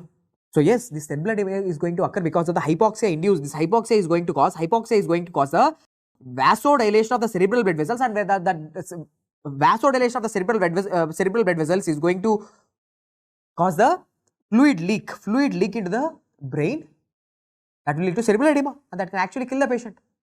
Okay, so this is also recently tested. Next, one more thing which you need to know for your exam is, wait, so today imagine here is your lung, Today in your lung, because of some pathology, the alveoli in this area, that totally collapsed and they are not getting any ventilation. Oxygen nahi hai, is part of the lung mein, or this lobe of the lung mein. For example, you know, okay, one lung have 2 lobes, another lung have 3 lobes. Now in this lung, this lobe is not having any oxygen. Completely gone, completely damaged. This part of the lung is completely damaged and there is no oxygen. Now I am asking you, sorry, first of all, which type of blood will go to the lungs? Is it arterial blood will go to the lungs, or is it the venous blood will go to the lungs? Sir, it's a venous blood. Venous blood is going. See, we give the oxygen to the lungs, or we get the oxygen from the lungs? We get the oxygen from the lungs. Lungs gives us the oxygen. We are not giving the oxygen to the lungs. Lungs gives us the oxygen. So now you tell me, this pulmonary artery, or the pulmonary blood vessel, it is taking the blood to the lungs to get this oxygen. But today oxygen nahi hai, is part mein oxygen nahi hai. So now tell me, whenever the oxygen is not there, what is the point of sending this venous blood to this area? You tell me, what is the point? What is the point of sending venous blood to the area where there is no oxygen? So now immediately this pulmonary blood vessel will undergo vasoconstriction. So tell me, whenever there is a hypoxia in your lungs, whenever there is hypoxia in your lungs, the pulmonary blood vessels will undergo vasoconstriction. Vasoconstriction. But what about the cerebral blood vessels? Whenever there is hypoxia in your body, not in the lungs, whenever there is hypoxia in your brain or in other parts of the body, the blood vessels will undergo vasodilation. But with the hypoxia, whenever there is hypoxia in your lungs, the pulmonary blood vessels will undergo vasoconstriction. So that at least the blood will be diverted towards healthy areas. At least the blood will be diverted towards healthy areas to get the oxygen. So tell me, how the systemic blood vessels will respond? Whenever there is hypoxia here, the systemic blood vessels will undergo vasodilation, but whenever there is hypoxia in your lungs, the pulmonary blood vessels will undergo vasoconstriction. This is a very important difference between the systemic blood vessels and as well as the pulmonary blood vessels. Okay, done. Next, see some topics which are worth mentioning. If you have time, anyway you have studied this in your other subjects also. See, whenever you do the deep sea diving, okay, usually the questions will never come, but when you do the deep sea diving, means you are going into the sea deep and you are having a rapid ascent, what will happen? You know that nitrogen bubbles will form in your blood vessels. Okay, nitrogen bubbles will form and that is going to block the blood vessels. It causes a lot of problems. Okay, that's a deep sea diving topic.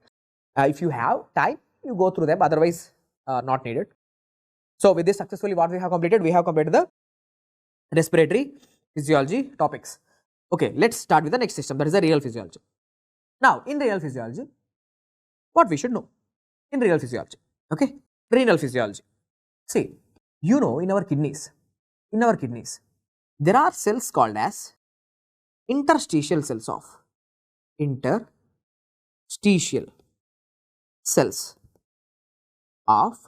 peritubular capillaries. There are cells called as interstitial cells of the peritubular capillaries. What do they produce? They produce a hormone called as erythropoietin. They produce what? Erythropoietin. And erythropoietin, what is the function of the erythropoietin? The function of the erythropoietin is to produce RBC. So this is what they will ask you. Sir, erythropoietin is produced from kidneys? Yes. From which cells of the kidneys? Interstitial cells of the peritubular capillary. What is the function of erythropoietin? RBC. Okay. Next, in our kidneys, what else you should know? Sir, in our kidneys, in the PCT region, that is the proximal convoluted tubules, there is activation of vitamin D. Vitamin D will be activated. Where? The vitamin D is activated in which part of the kidney? In the proximal convoluted tubule. Okay, let me write clearly. PCT. PCT. In the proximal convoluted tubules of our nephrons, the vitamin D is activated. Why only in the PCT? Because there is a necessary enzyme present. What is the name of that necessary enzyme? The name of the necessary enzyme is called as alpha-1 hydroxy. OH means hydroxy group. Alpha-1 hydroxylase. Alpha-1 hydroxylase. With the help of this enzyme called as alpha-1 hydroxylase, the vitamin D is activated in the PCT. Okay, sir. What is the active form of vitamin D called as? Sir, the active form of vitamin D is called as 1,25 dihydroxy, 1,25 dihydroxy cholecalciferol. 1,25 dihydroxy cholecalciferol is also called as calcitriol. Where is it activated? PCT में. With the help of which enzyme? Alpha-1 hydroxylase. Where is this vitamin D going to act? Sir, vitamin D, it acts in your stomach and intestine. Vitamin D acts on our stomach and intestines, increases the absorption of calcium and phosphates from the food that we have taken. So vitamin D का काम क्या है sir? Vitamin D acts on our GIT, increases the calcium absorption as well as phosphate absorption, not reabsorption. Calcium को absorb करेगा, phosphates को gut से, okay, GIT से absorb करेगा. So what is the final result? Final result is increase the calcium and increases the phosphate levels, increase the calcium levels and increase the phosphate levels in our blood. But wait, so this entire activation, see this entire vitamin D activation process. Okay, I haven't taught you the entire activation process, but important things I have taught you. Whenever you expose yourself to the sun, vitamin D is activated, but final activation occurs in PCT. But this entire process, activation, is under the control of a hormone. What is the name of the hormone? The entire activation is controlled by parathyroid hormone. Parathyroid hormone regulates this process. So the parathyroid hormone activates the alpha-1 hydroxylase. So alpha-1 hydroxylase converts this inactive vitamin D into active form. Active vitamin D increases calcium and phosphate absorption. Okay, done. So, important thing for your exam. What is the function of vitamin D? Increase calcium and phosphate, increase the calcium and phosphate absorption from the gut. Vitamin D activation occurs in PCT with the help of which enzyme? Alpha-1 hydroxylase. Vitamin D activation is under the control of which hormone? Parathyroid hormone. Okay, parathyroid hormone. Imagine you are having a kidney failure. Okay, this is the question, sir. Imagine you are having kidney failure. For example, in a patient with CKD. Here there is a patient with CKD, chronic kidney disease. Now, in a patient with CKD, there is going to be hypocalcemia. Hypocalcemia. Can you tell me the reason why? What is the pathway that is impaired? Sir, in a patient with CKD, chronic kidney disease, why there is hypocalcemia? Because kidneys are not working. So there is no more vitamin D. Vitamin D nahi hai. Without vitamin D, you cannot absorb the calcium and phosphate from the gut. You cannot absorb the calcium from the gut.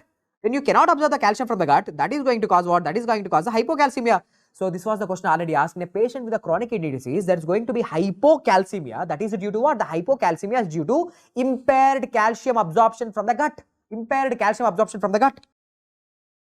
Done? Next.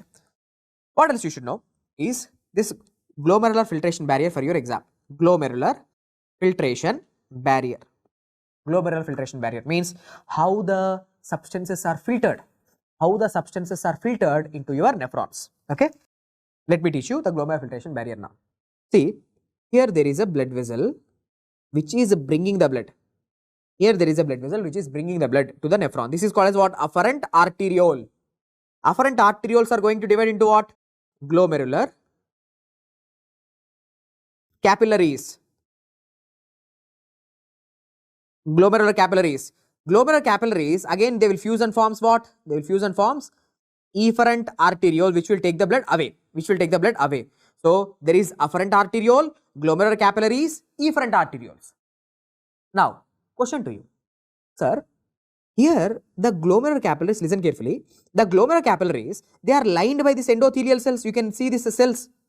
So these cells, yes, they are called as what? Endothelial cells. Write in your book, endothelial cells. In between the endothelial cells, can you see these gaps? Sir, what is the name of these gaps called as? Sir, these gaps are called as fenestrations. These gaps ko kya bolte hai, sir? These gaps are called as what? Fenestrations. Now, sir, these endothelial cells, they are lying on what? The endothelial cells are lying on this basement membrane which I am highlighting right now. Sir, what is the name of this pink color membrane? The name of this pink color membrane is called as a GBM, glomerular basement membrane, which is made up of the type 4 collagen, glomerular basement membrane. You have already studied that in Goodpasture syndrome, antibodies are produced. In Goodpasture syndrome, antibodies are produced against this type 4 collagen. Goodpasture syndrome, hematuria with the hematemesis will be seen. Okay. Anyway, yeah. Now, sir, you know this is the nephron. This green color thing is the nephron. Here is the Bowman's capsule. Bowman's capsule continues as what? The Bowman's capsule continues as the proximal convoluted tubule. Okay. Here is the PCT. And here is the Bowman's capsule. Stop. Students tell me. Sir, what are these lining cells? Here you can see some epithelial cells lining. These lining epithelial cells are called as, sir, these lining epithelial cells are, they are called as the podocytes. They are called as what? Podocytes. Okay, the lining epithelial cells are called as what? Podocytes. Now, in between the podocytes, can you see these gaps? What are the gaps between the podocytes called as, sir? Is gaps ko kya bolte, sir? These gaps are called as slit pores. Slit pores. Now, within the slit pore, can you see this structure that is that I am highlighting? What is the structure, sir, that I am highlighting? So, this is called as slit diaphragm. This is called as slit diaphragm. Okay, slit diaphragm. So, this is the basic structure of the glomerular filtration barrier. So, now you tell me, here there is a substance X. Okay, here there is a substance X. Sir, we have to filter the substance X from the blood. The substance X have to filter into the nephron. It have to filter into the nephron. So, now tell me, it has to cross how many layers? First, it has to cross the endothelial layer. It has to cross the glomerular filtration membrane. And later, it has to cross the podocytic layer. So, now tell me, the glomerular filtration barrier is made up of what? Sir, this filtration barrier, the glomerular filtration barrier, right? Glomerular filtration barrier made up of 3 structures. What are the three structures? The three structures are endothelial cells,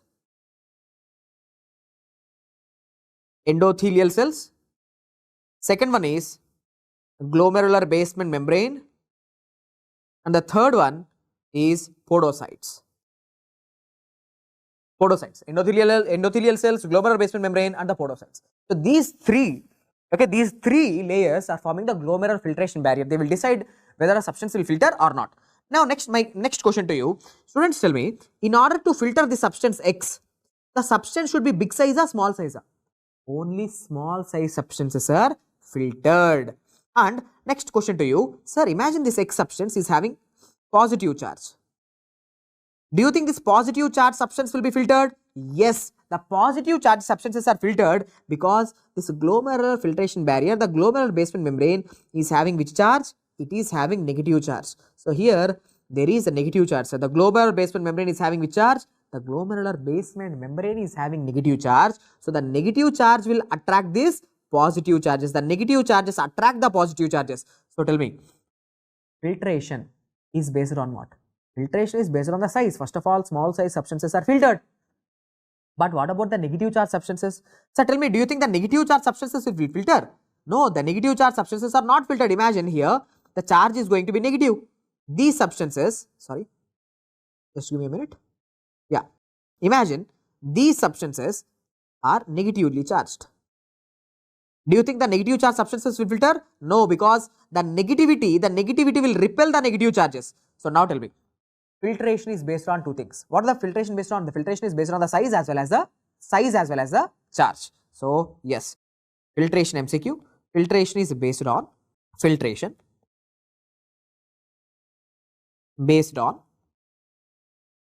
size and charge.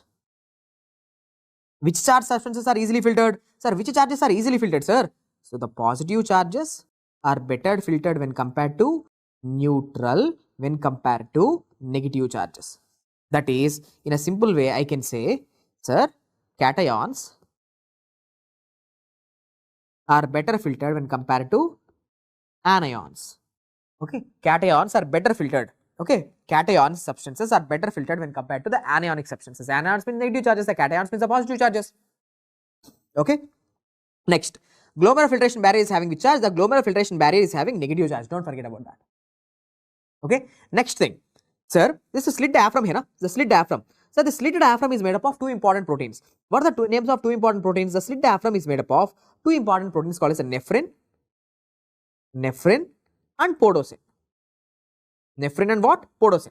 So the slit diaphragm is a very important structure. It's actually a gate, sir. It's a very important gate which will decide whether to allow the substance or not, whether to filter a substance or not. Who will decide? It's mainly the slit diaphragm. Slit diaphragm actually contains pores like this. Slit diaphragm is made up of nephrin and podocin. It have pores like this. So substance has to go through these pores. So slit diaphragm is a very, very important gate. It will decide whether to filter a substance or not. So why I am discussing this? Because see, this nephrin and podocin, these proteins, they are coded by genes. NPHS1 gene, NPHS2 gene.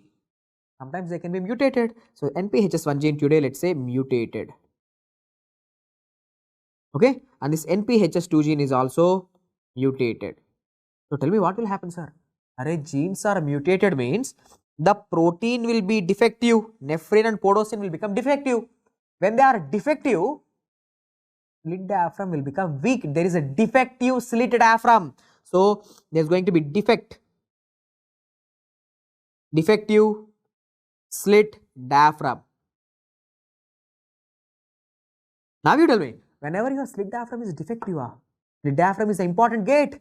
Gate is damaged. Now tell me, whenever the gate is damaged, now the large substances like proteins will start to filter. Now big substances like albumin, globulin, fibrinogen, now they will start to filter and now they are excreting in the urine. Protein loss.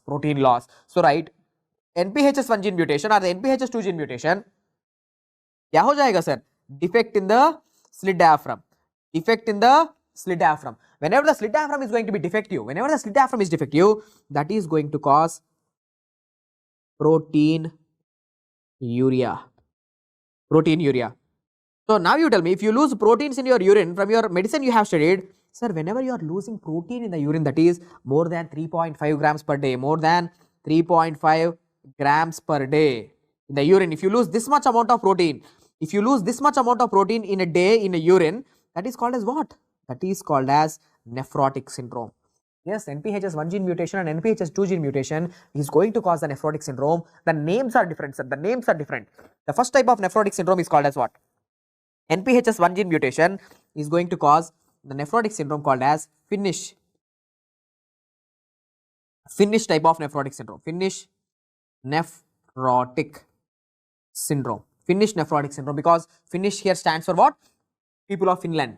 Okay. It's very commonly seen in the Finns. Finns means like people of the Finland are called as what? Finns. Finland. Okay. So it's called as a Finnish type of nephrotic syndrome. Due to NPHS1 gene mutation, they will lose more protein in their urine. And NPHS2 gene mutation is going to cause a different type of nephrotic syndrome called as steroid resistant nephrotic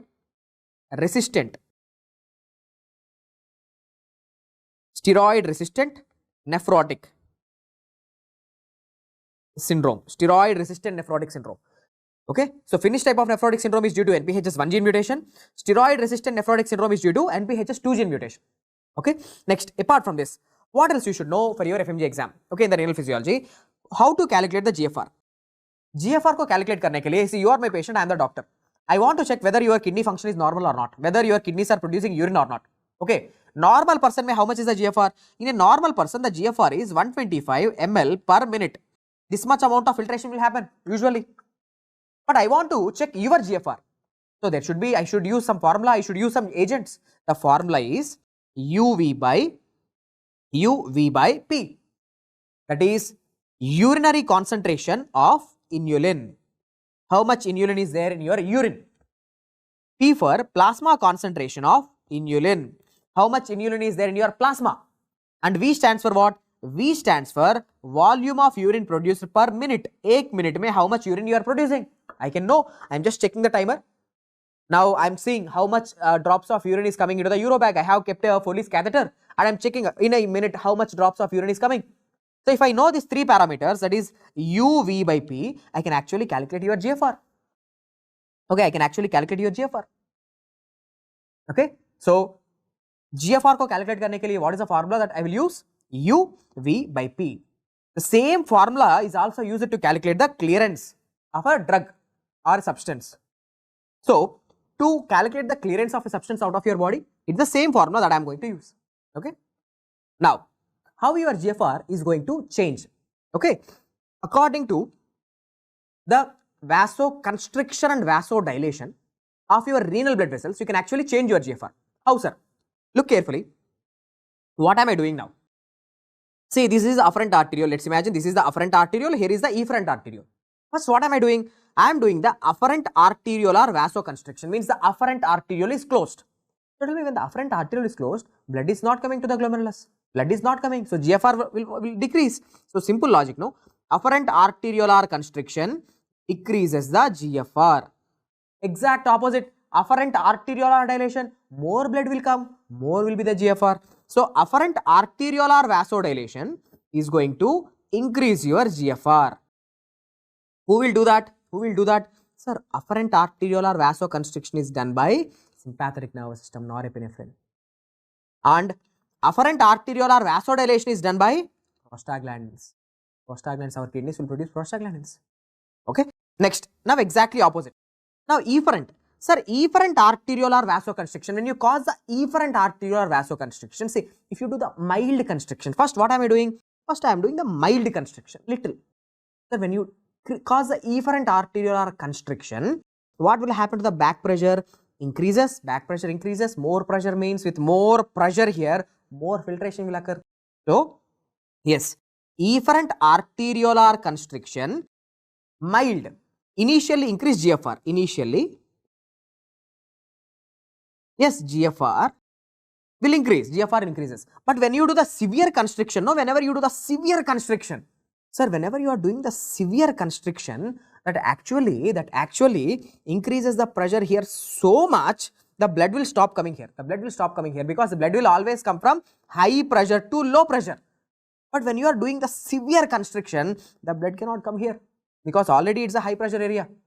And that too, whenever you are doing the severe constriction, the proteins will start to accumulate here. Albumin, globulin, fibrinogen, the proteins will start to accumulate here. Proteins will develop oncotic pressure. Oncotic pressure doesn't allow the filtration to happen. So, when you do the severe constriction, the GFR actually decreases. First, initially increase, but later decreases. Initially increases, later GFR decreases. So, this is called as biphasic response. Biphasic response. So, tell me, efferent arteriolar constriction, when the efferent arteriole is constricted, initially GFR may increase, but later it will decrease. This is called as the biphasic response. And who will do that? Angiotensin 2. Angiotensin 2, important, angiotensin 2 acts on efferent arterioles. Efferent arteriolar constriction initially may increase the GFR, but later decrease the GFR. Then what about the efferent arteriolar dilation? Sir, efferent arteriolar dilation, now when the efferent arteriole is dilated, the blood will not accumulate here in the glomerular capillaries. The blood is simply escaped because here the resistance is very less. The blood vessels are wide open. So, blood will escape. Here the pressures will fall and the GFR will decrease. So, if the efferent arteriole is dilated, GFR will actually decrease. That's it. So, afferent arteriolar constriction, GFR decreases. Afferent arteriolar dilation, GFR increases. Efferent arteriolar constriction initially increases the GFR, but later may decrease the GFR. Efferent arteriolar dilation, decrease the GFR. That's it. Next, sir, in the PCT topic, what you should know? Sir, in the PCT, okay, see, imagine here is the Bowman's capsule, here is the PCT. Okay, now here is the PCT. Now, my question to you, sir, in the PCT, there are different transporters. Different transporters, sodium को reabsorb करने के लिए, amino acid को, glucose को, bicarbonate को, okay, phosphates को reabsorb करने के लिए different transporters are there. Today, these transporters are not working. So, glucose lost in the urine, phosphate lost in the urine, amino acid lost in the urine, bicarbonate lost in the urine, chloride lost in the urine, sodium lost in the urine, everything lost. So, sodium, potassium, magnesium, calcium, everything which was supposed to be reabsorbed in the PCT, everything lost ho gaya. So, what is the name of this condition? Fanconi syndrome. So, tell me, what is Fanconi syndrome, guys? Fanconi syndrome is a defect in PCT, complete PCT transporter defect. Entire PCT transporter mar gaya. So, sodium loss, chloride loss, glucose loss, bicarbonate urea, protein urea, everything lost. So, that is called as a Fanconi syndrome. Okay, autosomal recessive disorder. Next question to you, sir, in the PCT, how much glucose is reabsorbed? 100% glucose, 100% amino acids reabsorbed. In the PCT, 100% glucose, 100% amino acid reabsorbed. Okay, next, sir, here, what is your plasma osmolarity? Tell me. The plasma osmolarity is 300 milliosmoles. Okay, 300 milliosmoles. Now, tell me, in the PCT, how much water is reabsorbed? Sir, almost 70% water is reabsorbed. 70% water is reabsorbed. Now, tell me, you are reabsorbing the water. No, you are reabsorbing the water. So, tell me, here the urine will be concentrated or diluted in the PCT. Sir, the osmolarity here will be still 300. Urine is neither concentrated nor diluted because 70% water is reabsorbed as well as 70% sodium, almost 70% chloride also reabsorbed. Both solute and solvents. Sir, both the solutes and the solvent is reabsorbed in same amount, same proportion. So, osmolarity or the concentration is unchanged. So, right, in PCT, urine is isotonic to plasma, because the urine concentration is not changing. Okay, urine concentration is not changing. Usually students will think, sir, 70% water is reabsorbed, so the urine is getting concentrated. No, urine is neither concentrated nor diluted. Next step, question. Sir, in the PCT, glucose is reabsorbed? Yes, glucose reabsorbed. With the help of which a transporter? With the help of a transporter called as SGLT type 2. SGLT type 2. So, SGLT2 stands for what? S means sodium glucose linked transporter. The glucose is reabsorbed along with the sodium ions with the help of a transporter called as SGLT2. The glucose reabsorption in the PCT is with the help of SGLT2. Fine. Next MCQ. Sir, in PCT, which substance concentration decreases? Which of the following substance concentration decreases in the PCT? Options I am giving you: A, B, C, D. 4 options I am giving you. One is glucose, sodium, chloride, all. Which of the following substance concentration actually decreases in the PCT? Glucose, sodium, chloride, all. What do you think is the answer? What do you think is the answer? Sodium, glucose, chloride, all. So, it's a very simple question. Usually, some of the students will think it is glucose and some of the students will go with the all. But what is the correct answer, sir? The answer is glucose. Glucose concentration actually decreases. The sodium chloride concentration will not change. The sodium chloride concentration will not change because the amount of solute reabsorbed, amount of solvent reabsorbed is same. 70% water is reabsorbed. Along with that 70% water, 70% chloride is reabsorbed, 70% sodium is reabsorbed. Sodium chloride concentration or the osmolarity of the urine is unchanged, but who actually decreases? Glucose slash amino acids slash bicarbonates, because glucose 100% reabsorbed, amino acids 100% reabsorbed, bicarbonates almost 80-85% of the bicarbonates are reabsorbed. So actually these 3 substance concentration decreases, but not the sodium chloride, concentration. Okay, fine. Next, sir, water reabsorption PCT. See, wherever sodium chloride goes, water follows. 70% sodium chloride reabsorption along with 70% water reabsorption. So you require antidiuretic hormone for the reabsorption of water in the PCT. No need of antidiuretic hormone. No need of antidiuretic hormone for the reabsorption of water. No need of antidiuretic hormone for the reabsorption of water in the PCT. So no need of ADH for water reabsorption. Okay, water reabsorption. Chalo, next. Loop of Henle. Sir, let me draw the loop of Henle.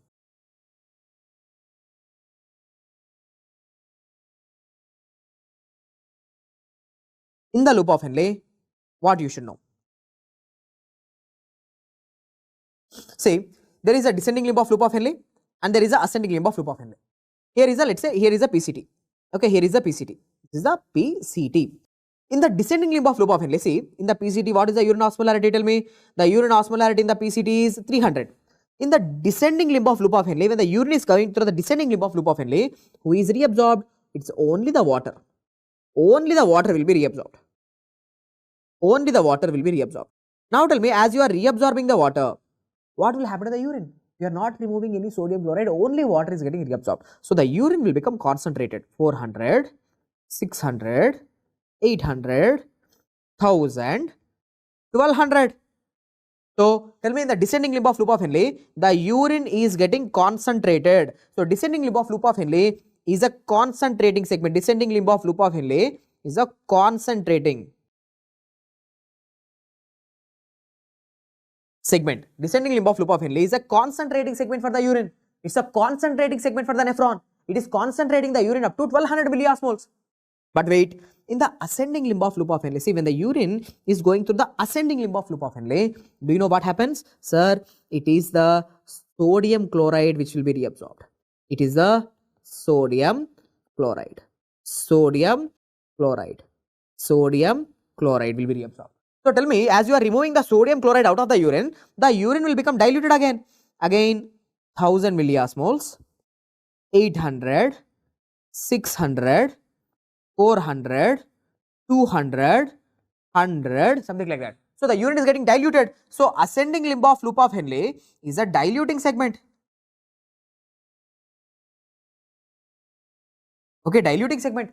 Next, my question to you, sir, what is the name of the transporter with which the sodium chloride is getting reabsorbed? The name of the transporter with which the sodium chloride is getting reabsorbed, the name of this transporter is called as NKCC, that is sodium potassium 2 chloride symporter. Sodium potassium 2 chloride symporter. And what is the name of this transporter with which the water is getting reabsorbed? The name of this transporter with which the water is getting reabsorbed, that is called as aqua porin 1 channel.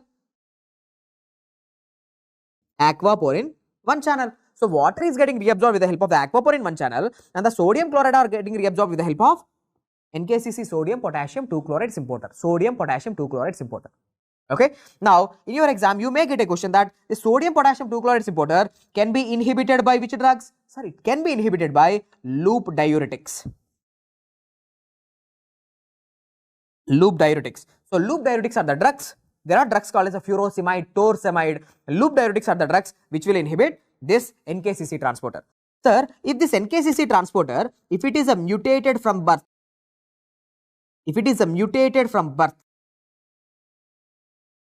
then it is going to cause a condition called as what? It is going to cause a condition called as Bartter syndrome. Bartter syndrome. So now tell me, Bartter syndrome is a defect in which part of the nephron? Bartter syndrome is a defect in ascending limb of loop of Henle. Bartter syndrome is a defect in the loop of Henle, sir. Due to mutation of which transporter? Due to the mutation of NKCC transporter. Okay. So this NKCC transporter is mutated. That will lead to Bartter syndrome. Okay. Next, what else you should know regarding the ascending limb of loop of Henle? See, this is the loop of Henle. Okay. In the ascending limb of loop of Henle, I have taught you there is a transporter. What is the name of this transporter? This is the NKCC transporter with which the sodium potassium 2 chloride are getting reabsorbed. But wait, one more thing which I want you to teach is here in the ascending limb of loop of Henle, there is which charge? In the lumen, there is positive charge. In the lumen, what is that? There is positive charge. Why there is this positive charge? Wait. Sir, in the ascending limb of loop of Henle, which charge is there? There is positive charge. Why? Because whatever the cells that are lining over here, these are the lining cells. No, cells will be like this. So these cells, what they are doing? They are excreting the potassium.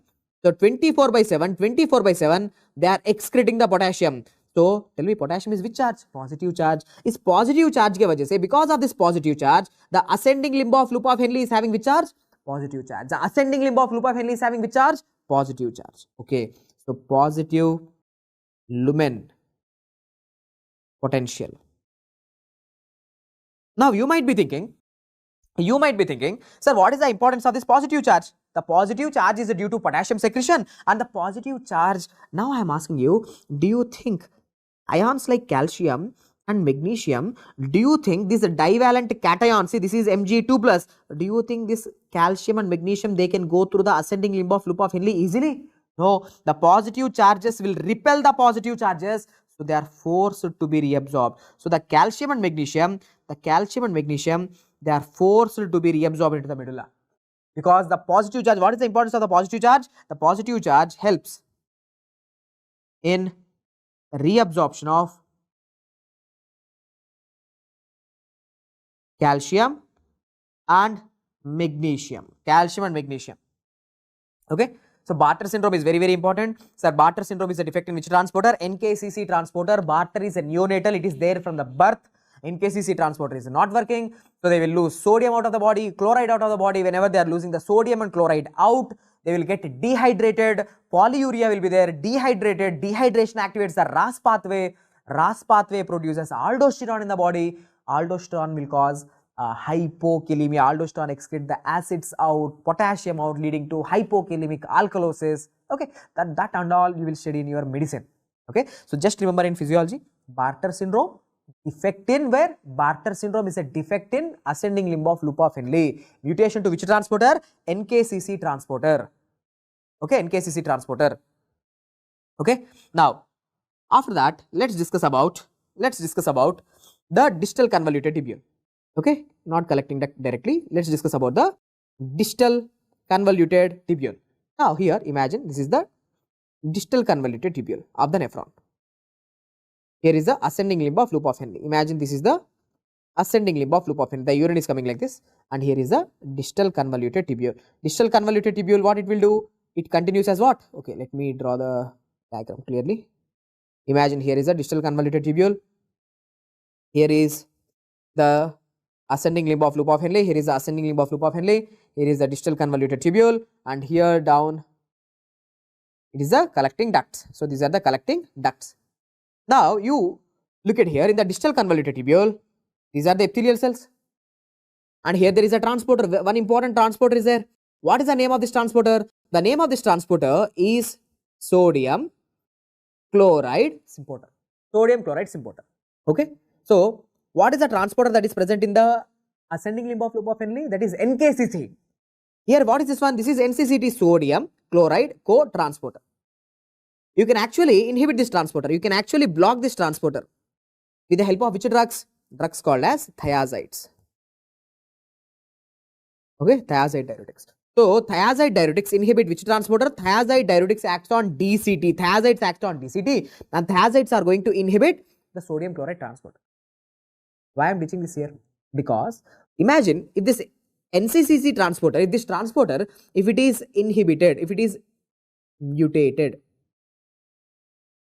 from birth, if it is mutated from birth itself, it is not working from birth itself. Okay, sorry, it's not mutated from the birth. It is actually going to be late in onset. Okay, sir, if this transporter is not working, usually somewhere around 10 years, 15 years, okay, at that time, not actually from the birth, you tell me if this transporter is not working, then it will cause a different disease that is called as Gittelman syndrome. Gittelman syndrome. Okay, Gittelman syndrome. Okay, so tell me, in the distal convoluted tubule, what is the name of the transporter present? Sodium chloride co-transporter. If the sodium chloride co-transporter is mutated from the birth, then it is going to cause which syndrome? Gittelman syndrome. You can actually inhibit this transporter by using certain drugs called as thiazide diuretics. Thiazide diuretics. Okay. Next, sir, tell me, in distal convoluted tubule, any water is reabsorbed? No. Distal convoluted tubule, no water reabsorption. No water reabsorption. Usually there is no water reabsorption. Only who is reabsorbed? Only sodium chloride is reabsorbed. Okay, only the sodium and chloride are getting reabsorbed. Okay, solutes, I mean solutes are getting reabsorbed, but not the water is getting reabsorbed. Okay, next, after this, let's look at the collecting duct. Sir, on the collecting duct, there are cells here. Look carefully. These cells are called as the principal cells. Okay, so who is going to act here? Sir, it is the aldosterone. Aldosterone is acting here. The hormone called as aldosterone. Aldosterone acts on this principal cells. When aldosterone is acting on these principal cells, there is a channel called as epithelial sodium channel. The name of this channel is called as ENaC, epithelial sodium channel. With the help of the epithelial sodium channel, who is getting reabsorbed? The sodium will be reabsorbed. Sodium will be reabsorbed. And the same principal cells, with the help of a potassium channel, potassium will be excreted. Potassium is going to be excreted. K plus is excreted. Okay, K plus is excreted. Actually, it's a different cell, but I am showing here for easy understanding purpose. There is one more thing happening here. Acids are also excreted. So, in the collecting duct, under the influence of aldosterone, aldosterone acts on which cells? Cells of collecting ducts. So, this is the collecting duct. Aldosterone is acting on the cells of the collecting duct. So, what the cells of the collecting duct are doing? So, these collecting duct cells, okay, the collecting duct cells, they are reabsorbing the sodium, excreting the potassium, excreting the acids. Okay, that's normal. That's normal. But today, imagine, what if these channels are doing the overaction? What if these channels are doing the overaction, especially the epithelial sodium channel? If this epithelial sodium channel, if it is doing overaction, means overactivity of the epithelial sodium channels. So that is going to cause, right, the overactivity of the epithelial sodium channel, overactivity. This is abnormal. Overactivity is going to cause a condition called as Liddle syndrome. Liddle syndrome. Okay, so tell me, in Liddle syndrome, what will happen? Sir, in Liddle syndrome, more and more sodium will be reabsorbed into the body. More and more sodium will be reabsorbed into the body. When more positive charges coming into the cell, more positive charge will automatically go out to balance the neutrality. As more and more sodium comes in, more and more potassium and more acid will go out. leading to hypernatremia, more sodium in the body. But what happened to potassium and acid level? Decreases. So in Liddle syndrome, which clinical features are there? Sir, your sodium levels may be increased. Sometimes may be normal, but most of the time it is increased. Sodium levels are more. But what happened to the potassium levels? Decrease. Acid levels in the body decrease, leading to hypertension with hypokalemic alkalosis. Okay, hypokalemic alkalosis. So this is Liddle syndrome. So tell me, Fanconi syndrome is a defect in PCT. Bartter syndrome is a defect in loop of Henle, ascending limb of loop of Henle, NKCC transporter defect. Gittleman syndrome is a defect in sodium chloride co-transporter. Liddle syndrome is a defect in collecting duct, epithelial sodium channel overactivity, which is the autosomal dominant disorder. This is autosomal dominant. Gittleman syndrome is autosomal recessive. Bartter syndrome is also autosomal recessive disorder. Okay, so now tell me how you are going to treat this Liddle syndrome. How you are going to treat this condition? Sir, Liddle syndrome. I am going to treat the Liddle syndrome by blocking the epithelial sodium channels. Epithelial sodium channel blocker. So treatment is a drug called as amiloride, which is epithelial sodium channel blocker. Epithelial sodium channel blocker, amiloride. So these are some important points which I want you to know regarding the collecting duct. Okay, how it is responsive to the aldosterone, how aldosterone is acting on the collecting duct. Now look carefully. Now I am showing you one more principle, sir. Listen carefully. Here I am showing you one more principle, sir. Now, which hormone is acting here? Antidiuretic hormone. Now, not the aldosterone, but I am talking about the antidiuretic hormone. When antidiuretic hormone is acting on the cells, now the cells, this receptor is called as a V2 receptor. When antidiuretic hormone is acting on the V2 receptor, now the collecting ducts will start to reabsorb what? Water. Now the collecting ducts will start to reabsorb water with the help of aquaporin 2 channel. With the help of aquaporin 2 channel, now the collecting duct will reabsorb water. So tell me, collecting duct may water reabsorption will occur? Yes, occurs. Collecting ducts helps in water reabsorption, but only in the presence of antidiuretic hormone. Antidiuretic hormone है तो water reabsorb हो जाएगा, antidiuretic hormone नहीं है तो water reabsorb नहीं हो जाएगा. Okay, fine. What is the receptor for antidiuretic hormone? V2 receptor. With the help of which channels? Aquaporin 2 channels. This type of water reabsorption is called as what? Facultative water reabsorption. Facultative water reabsorption means whenever there is antidiuretic hormone, water is reabsorbed. Without antidiuretic hormone, water is not reabsorbed. Okay, done. Next, let's see how it is different with antidiuretic hormone and without antidiuretic hormone. What are the differences? Listen carefully. Let me draw this diagram. Listen carefully. Here is the glomerular capillary, let's say. What is the osmolarity of the of our blood? 300 milliosmoles. The plasma osmolarity is 300 milliosmoles. Okay, fine. Now here I am showing you the Bowman's capsule. Bowman's capsule continuing as what? Proximal convoluted tubule. Proximal convoluted tubule, it continues as the loop of Henle. Descending limb of loop of Henle and the ascending limb of loop of Henle. It continues as distal convoluted tubule and collecting ducts. Okay, collecting ducts. Now let me duplicate this.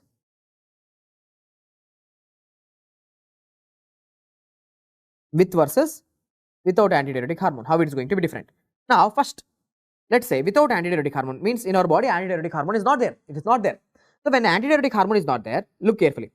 Sir, whenever the urine is filtered, the urine osmolarity in the Bowman's capsule 300, in the PCT also 300, but I have taught you in the descending limb of loop of Henle, as the water is getting reabsorbed, see, as the water is getting reabsorbed, the urine will start to concentrate up to how much? 1200 milliosmoles. But in the ascending limb of loop of Henle, only the solutes will be reabsorbed with the help of NKCC transporter, only the sodium chloride will be reabsorbed. As the sodium chloride is getting reabsorbed, the urine will be diluted to how much? 100.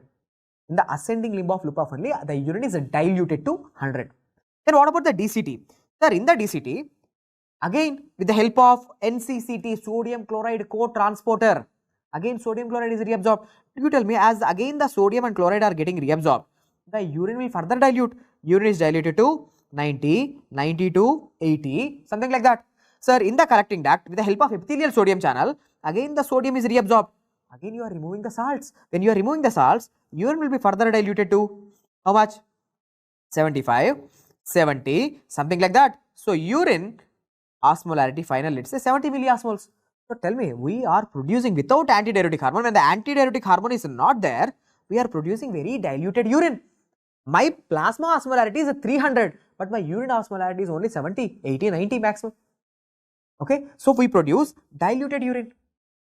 So now my question to you, without antidiuretic hormone, when the antidiuretic hormone is not there, in our body, the least osmolarity, the urine will have the least osmolarity. Where? The urine is going to have the least osmolarity, the last part of the collecting duct. That's the last part of the collecting duct.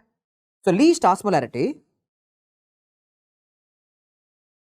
seen in, the least osmolarity is seen in medullary collecting ducts. Medullary collecting duct is not the cortical collecting duct. It's not the cortical collecting duct. It's the medullary collecting duct. The medullary collecting duct is going to have the least osmolarity. Okay, because the antidiuretic hormone is not there, there is no water reabsorption. Okay, so the urine will be further diluted, and we are producing the diluted urine. Then what about the condition where there is antidiuretic hormone? Now today antidiuretic hormone is there. So now tell me, sir, same 300 milliosmoles filtered.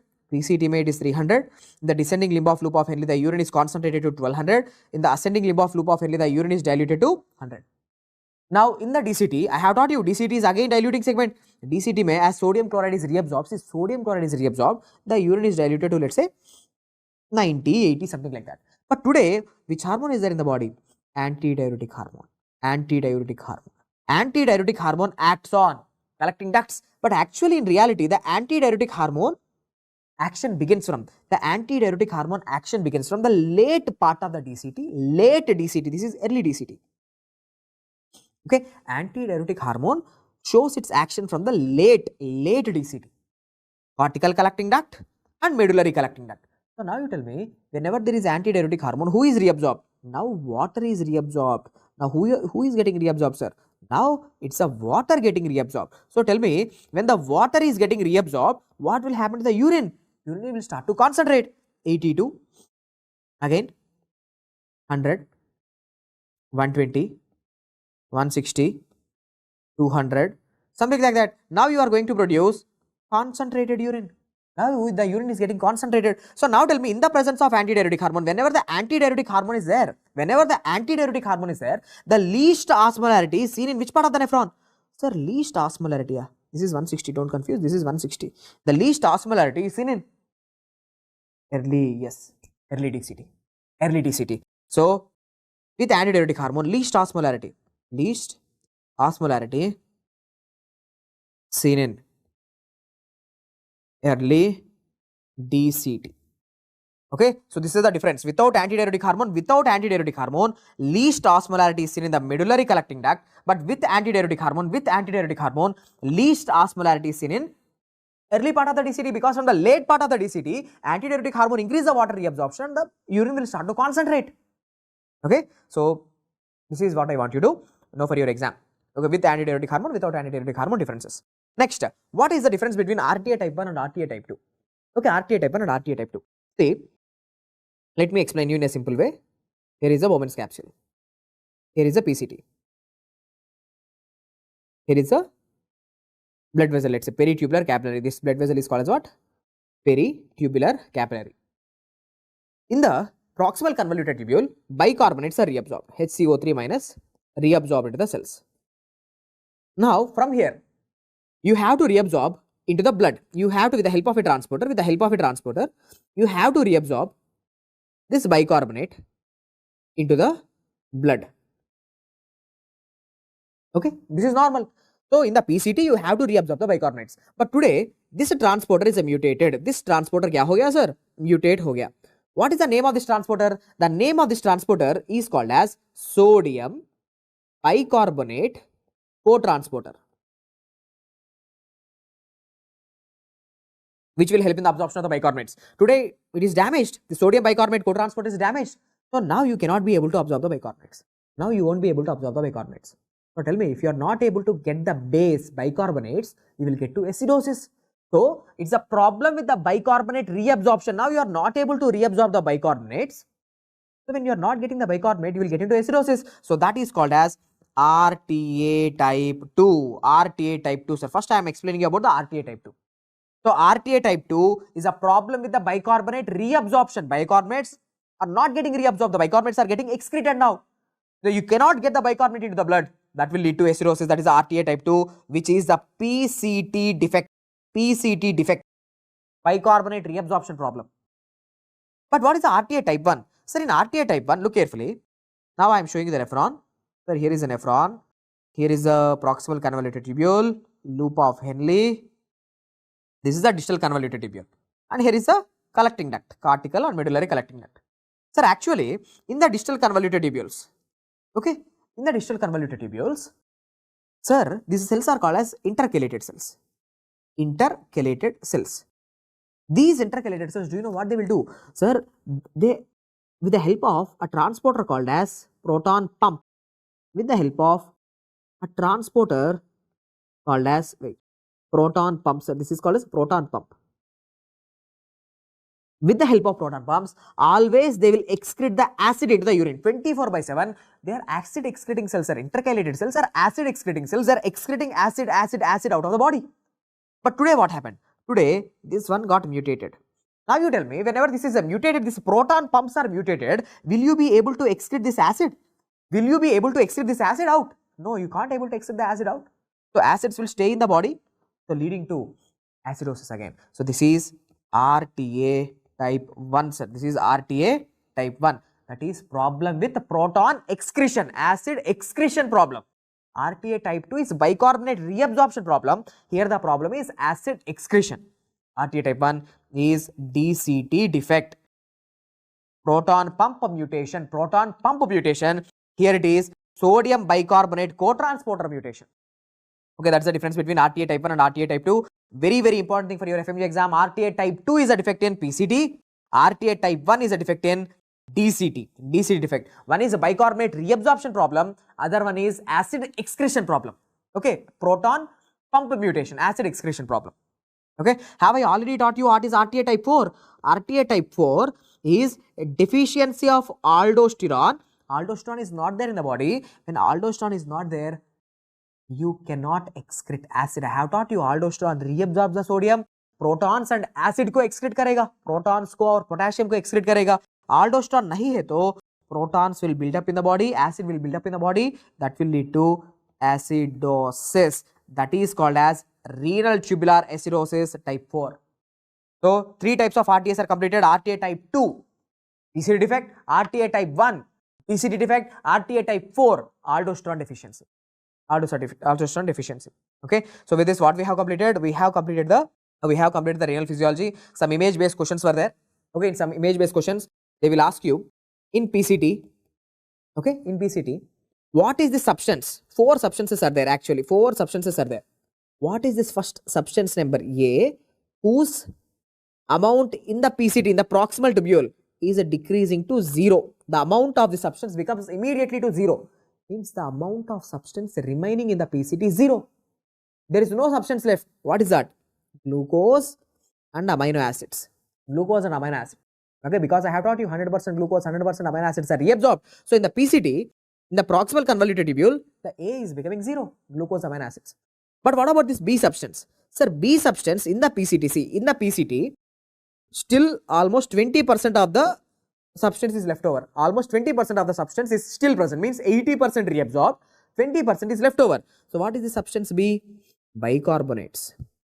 In PCT, 80% bicarbonate is reabsorbed, 20% of the bicarbonate is still left in the urine. Then what about the substance C? What is the substance C? That is 100% of the substance is filtered. In PCT also 100% present. Distal convoluted tubule also its value is same. In the urine also its value is same. Means the amount of substance that is filtered into the Bowman's capsule, in the PCT, DCT, collecting duct, urine, the amount is not changing, exactly the same. The substance is inulin. So inulin is freely filtered but never reabsorbed. So that's why its amount is going to be same in Bowman's capsule, PCD, DCD, urine, everywhere, same. But what is the substance D? What is the substance D whose amount is filtered, let's say 100 molecules filtered, let's say 100 molecules filtered, but in the PCD look, maybe 200 molecules are present. So what is the substance D, sir, whose amount is actually increasing? When compared to the filtered amount, the amount in the PCD is increasing. That is para-aminohippuric acid, because para-aminohippuric acid is not only filtered but also secreted. So para-aminohippuric acid is filtered but also secreted. It's both filtered as well as secreted. So let's imagine 100 molecules are filtered, maybe some extra 100 molecules are also secreted, so value will become 100 to 200. So this is the image based question they will ask you. What is A? Glucose. B, bicarbonate. C, inulin. D, para-aminohippuric acid. Okay, just know them. Okay, next, cystometrogram. Sir, what is the cystometrogram? What you should know in the cystometrogram? Sir, in this cystometrogram, look carefully. It is volume and pressure relationship. Volume and pressure relationship in bladder. Okay, so volume of urine in the bladder and pressure developed in the bladder. The volume of urine in the bladder and the pressure developed in the bladder. The volume and pressure relationship in the bladder. That's called as a cystometrogram. See, initially, starting from the kidneys, urine is coming into the bladder. So the urine volume increases. See, from 0 ml to 100 ml, the urine in the bladder is increasing. The pressure also slightly increasing. But wait, the urine volume increasing from 100 to 200, 200 to 300, 300 to 400. The urine volume is increasing, but the pressure is not rising fastly. The pressure is not rising sharply. The pressure is almost constant. The pressure is almost like a flat line, sir. Almost constant. There is not sharp rise in the pressure. Why? Because bladder is highly stretchable, highly plastic. With the upcoming urine, as more and more urine comes into the bladder is distending, stretching. So the pressure inside the bladder will not rise significantly because the bladder is increasing in volume. More the volume, the pressure is not going to rise quickly. Okay, because at the same time urine volume is increasing, along with that the shape of the bladder is also changing. Okay, now, so that's why, see, what is 1A represents, sir? In this graph, the 1A represents what? 1A represents small rise in pressure. Bladder filling started. See, bladder filling started, just a small rise in pressure. But what is happening in phase 1B? Sir, in phase 1B, bladder filling continues, but bladder is also stretching. So, right, 1B, bladder filling continues, but bladder also distends. So, pressure is almost constant. The pressure is not going to rise. The pressure is not going to rise. Okay. And what about the C? What about the 2? Okay, what about this 2, sir? Phase 2. Sir, once you get 400 ml of urine, bladder distension stops. Bladder completely stretches, sir. Now, bladder is no longer going to distend. The bladder is no longer going to distend. Bladder distension reaches maximum. So, now there is going to be sharp rise in pressure. Now, the pressure is going to rise sharply. Okay. So, yes, in phase 2, there is sharp rise in pressure, so that you will have a strong urge for urination. What were the questions that came in the exam, sir? Image based question. First of all, it's the image based question they will ask you. They will give you this graph and they will ask you, what is this graph? Cystometrogram. Sir, phase 1B, 2 questions were there. Sir, question is, phase 1B is explained by which law? Which law tells you about, which law explains you about the phase 1B, why the pressure is not rising very sharply? The answer is explained by law of Laplace. Okay, law of Laplace. Law of Laplace explains the phase 1B. Next one, sir. Next one. Phase 1B is due to. Phase 1B is due to. Why the phase 1B? Why the pressure inside the bladder is not rising sharply? Why the pressure is not rising sharply? The phase 1B is due to bladder.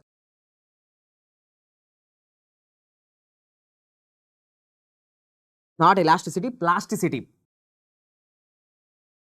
Okay, so our bladder is highly plastic, our bladder is highly distendable, our bladder is highly stretchable, so the pressure inside the bladder is not going to rise. See, if it is having this recoil force, If it is having this elasticity, that elasticity is going to raise the pressure. No, but our bladder is highly plastic, not elastic. Elastic means what? Recoil. Plastic means what? Stretchability. So our bladder is highly stretchable. So the pressure inside our bladder is not going to rise sharply. Okay. So this cystomatogram is also image based question which I want you to know. Phase 1b is explained by law of Laplace, and that is due to the plasticity of the bladder, not the elasticity of the bladder. Okay. So these two image based questions I want you to know. Next one. Sir, what is this image based question talking about? The image based question is talking about the glomerulus, histology of the glomerulus. See, this is the Bowman's capsule. Here is the Bowman's capsule. Okay. Now, question is, sir, then what is this part of the nephron? Which part of the nephron is closely related to the, what is this part of the nephron closely related to the Bowman's capsule? See, this is the Bowman's capsule. Okay. Then what is this part of the nephron? Remember, this is DCT, distal convoluted tubule. Always remember, distal convoluted tubule is closely related to. Okay. Sir, what we are drawing is the two-dimensional diagrams. But actually, in reality, it is the distal convoluted tubule. It is very closely related to the Bowman's capsule. And on the distal convoluted tubule, can you see these cells which I am highlighting? These densely packed cells. These densely packed cells on the distal convoluted tubule. So they will ask you this area. They have already asked once. So what are these cells? These cells are macula densa. What are these cells called as? Macula densa. So tell me, macula densa cells are located on where? Macula densa cells located on distal convoluted tubule. Now you might be having a doubt, sir, what is the function of this macula densa cells? Macula densa cells, they sense sodium and chloride levels in urine. They are always checking how much sodium is going into the urine, how much sodium and chloride are losing in the urine. So they sense the sodium chloride levels. Macula densa cells, they sense the sodium chloride levels in the urine. Okay, done. So with this successfully what we have completed? We have completed the renal physiology also. Okay, so the honorable mentions, let's say. Here in the renal physiology along with the medicine, you have to know the differences between the Bartter syndrome and Gittleman syndrome. See, Bartter syndrome mein, you know, Bartter syndrome is a defect in the ascending limb of loop of Henle, NKCC transporter defect. Gittleman syndrome is a defect in the distal convoluted tubule where there is a defect in sodium chloride co-transporter defect. So you have to, in your medicine, you have to study differences between Bartter and Gittleman, because in Bartter syndrome there is going to be hypercalciuria. In Gittleman syndrome there is a hypocalciuria. In Bartter syndrome, okay, more calcium will be lost into the urine. In Gittleman syndrome, less calcium is lost into the urine. In your pharmacology, you will study Bartter syndrome resembles loop diuretic overusage. Gittleman syndrome resembles azide diuretic overusage. Okay, in Bartter syndrome, deafness is going to be there. In Bartter syndrome, usually the babies are going to be deaf. So yeah, some differences are there that anyway you will study in your medicine. Yeah, physiology, this is enough. Okay, next. In your medicine, extra points that you have to study is, what if antidiuretic hormone is not there in your body, gone, total antidiuretic hormone is gone. Sir, antidiuretic hormone, if it is not there in your body, that will cause a condition called as diabetes insipidus. If there is a too much amount of antidiuretic hormone, that will cause a condition called as SIADH, syndrome of inappropriate ADH synthesis. Okay, so how those conditions are different, that you have to do it in your medicine. Okay. If these classes are regular classes, I would have gone into those areas also, because they are more clinical and internal medicine related topics. But as this is a rapid revision, I am not going into those areas, because if I go into those areas, it will take one more extra hour. Okay, no, not needed. Chalo, next. Now let's continue with the general physiology topics. I have already taught you even before the break that from the general physiology you can expect 5 MCQs, and we are going to do the entire general physiology in the next 1 hour. So 1 hour is equal to 5 MCQs. Okay, so chalo, sir, in the cell membrane, okay, sir, in the cell membrane, what you should know? Sir, our cell membrane is made up of proteins,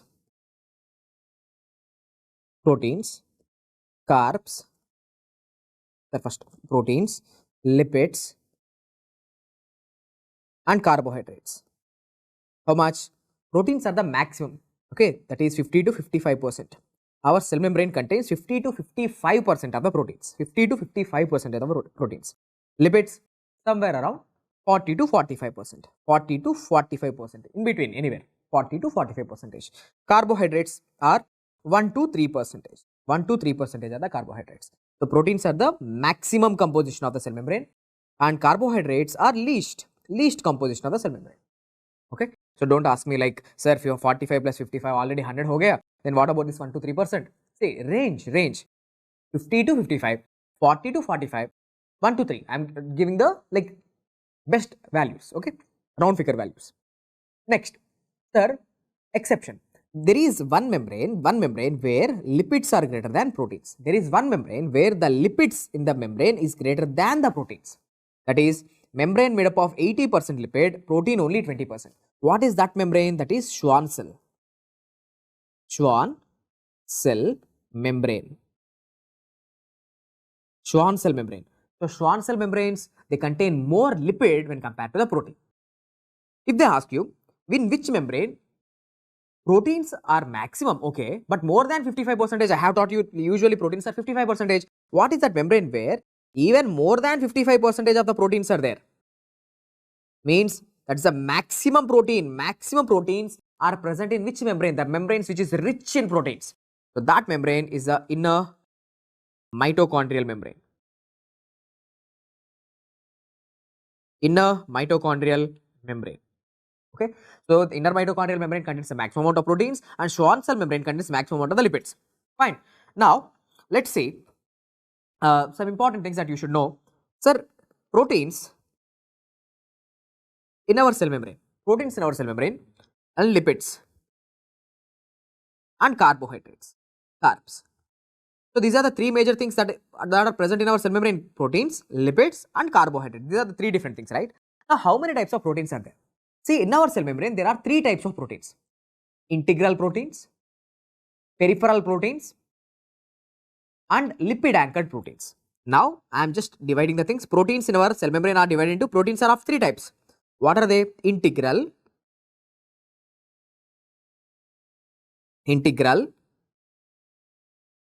peripheral and lipid anchored proteins. Okay, now integral proteins, peripheral proteins, lipid anchored proteins. In your FMGE exam, they will ask you about the examples. Give me examples of integral or transmembranous proteins. Integral proteins are also called as what? Integral proteins are also called as transmembranous. Transmembranous proteins. So in your FMGE exam, they will only ask you the examples. So integral protein or the transmembranous protein means, for example, look, imagine here is a membrane. Here is a cell membrane. Sir, in this cell membrane, if a protein is present from outside to inside, so like this, that is called as a transmembranous or integral protein. If a protein is attached to only one side of the cell membrane, that is called as a peripheral protein, either inside or either outside. But if a protein is attached to some lipid group, if a protein it is attached to some lipids, that is called as a lipid anchored protein. Anchoring means attaching. Lipid anchored protein. So examples they will ask you in your exam. Okay, examples of lipid anchored integral proteins. One example I am giving you: sodium, potassium, pump. Okay, all channels like sodium channel, chloride channel, calcium channel, potassium channel, all channels.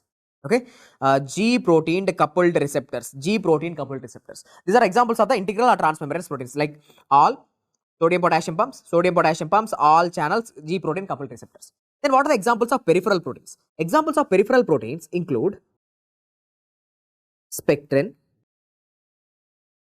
ankyrin, and dystrophin.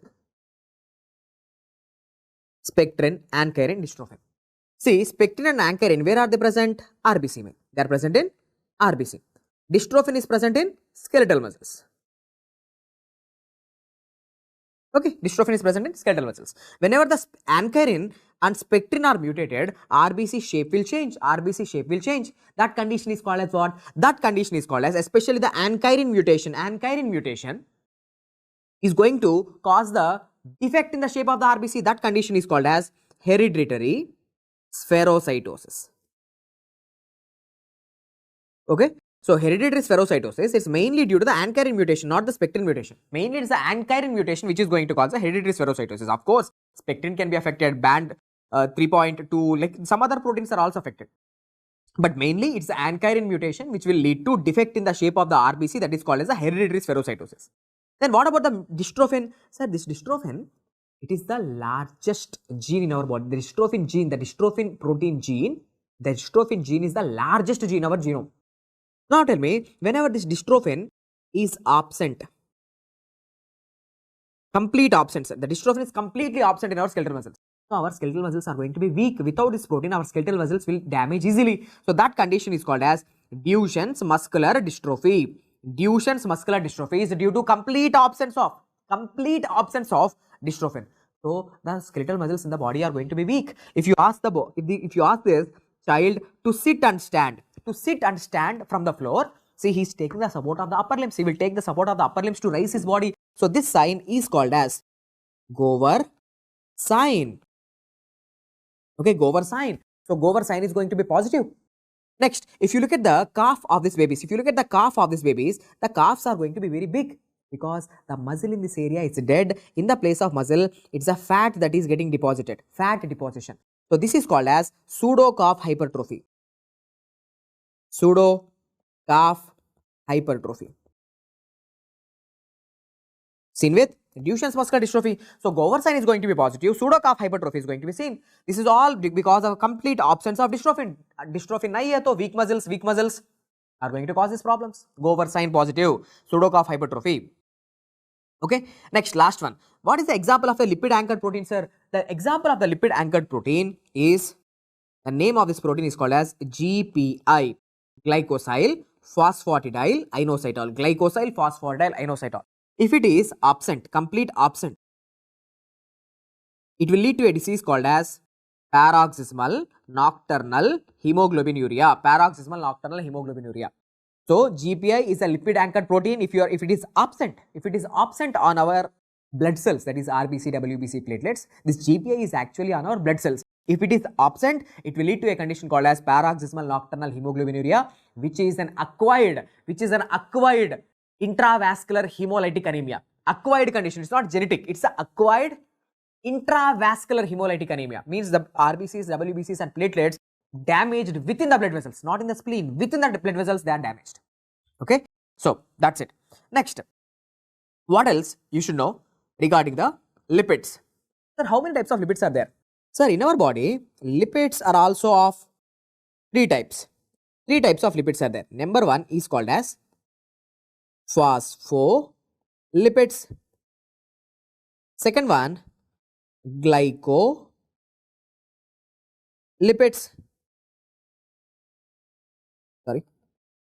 Glycolipids. Third one, in our cell membrane, the third type of lipid that is present is called as cholesterol. So these are the three types of lipids in our cell membrane. Three types of lipids: phospholipids, glycolipids, cholesterol. Out of which phospholipids are maximum. That's why we call our cell membranes as a phospholipid bilayer. Phospholipids are there, maximum. Okay. Out of these three lipids, phospholipids are maximum. Next, what are the examples of the phospholipids that are present? What are the examples of phospholipids? The examples of phospholipids include 1. Lecithin, sphingomyelin,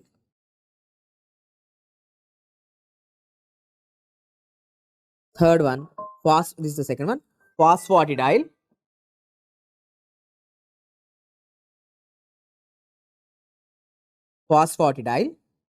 serine, fourth one, cardiolipin. So these are the four different types of. So now tell me, what are the examples of the phospholipids? The examples of the phospholipids include lecithin, sphingomyelin, phosphatidyl serine, cardiolipin. Now for your FMGE exam, what you should know? Sir, this phosphatidyl serine is very much important for your exam. Phosphatidyl serine and cardiolipin. See, this phosphatidyl serine, normally, see, imagine here is a cell. Sir, this phosphatidyl serine is always internalized. It is always internalized, means attached towards the inner leaflet of the membrane, means it is always inside the cell membrane. This phospholipid is always inside. But when a cell is undergoing apoptosis, when a cell is committing suicide, that is apoptosis, this phosphatidyl serine, see, now the cell is dying. It is dying. When a cell is dying, this phosphatidyl serine, it is externalized. It will flip outside. This is called as PS flipping, phosphatidylserine flipping. So now it's actually signal. It is a eat me signal. Eat me signal for what? Eat me signal for macrophages. It is saying, the cells are saying to the macrophages that I am dying, you come and eat me, you come and clear me. So this phosphatidylserine flipping is seen in which cells? Apoptosis. Apoptosis. Okay. Next, then what about the cardiolipin, sir? Cardiolipin, it is mainly found out, it is mainly found in which membranes? It is mainly found in mitochondrial membranes. Mitochondrial membranes. It is mainly found in the mitochondrial membranes. Okay, that question was asked. For cardiolipin is mainly found in mitochondrial membranes. Now, what you should know for your exam is, sir, this in certain diseases you will produce anti-cardiolipin antibodies. So, anti-cardiolipin antibodies are produced in which conditions? Anti-cardiolipin antibodies are seen in which conditions? One is syphilis and Apla syndrome. Okay, syphilis and Apla syndrome. So if a person gets the syphilis or Apla syndrome, he will produce anti-cardiolipin antibodies in his body. Fine. Next, what are the examples of the glycolipid, sir? The one important example of the glycolipid which I want you to know is GM1. It's an example. GM1 ganglioside. This GM1 ganglioside. Sir, where is this GM1 ganglioside located? Sir, this lipid called as a GM1 ganglioside, it is in your GIT.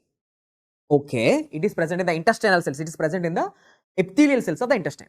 It is present in the epithelial cells of the intestine. For example, let me show you. Sir, imagine here is your intestine. Here are the enterocytes. These are the epithelial cells.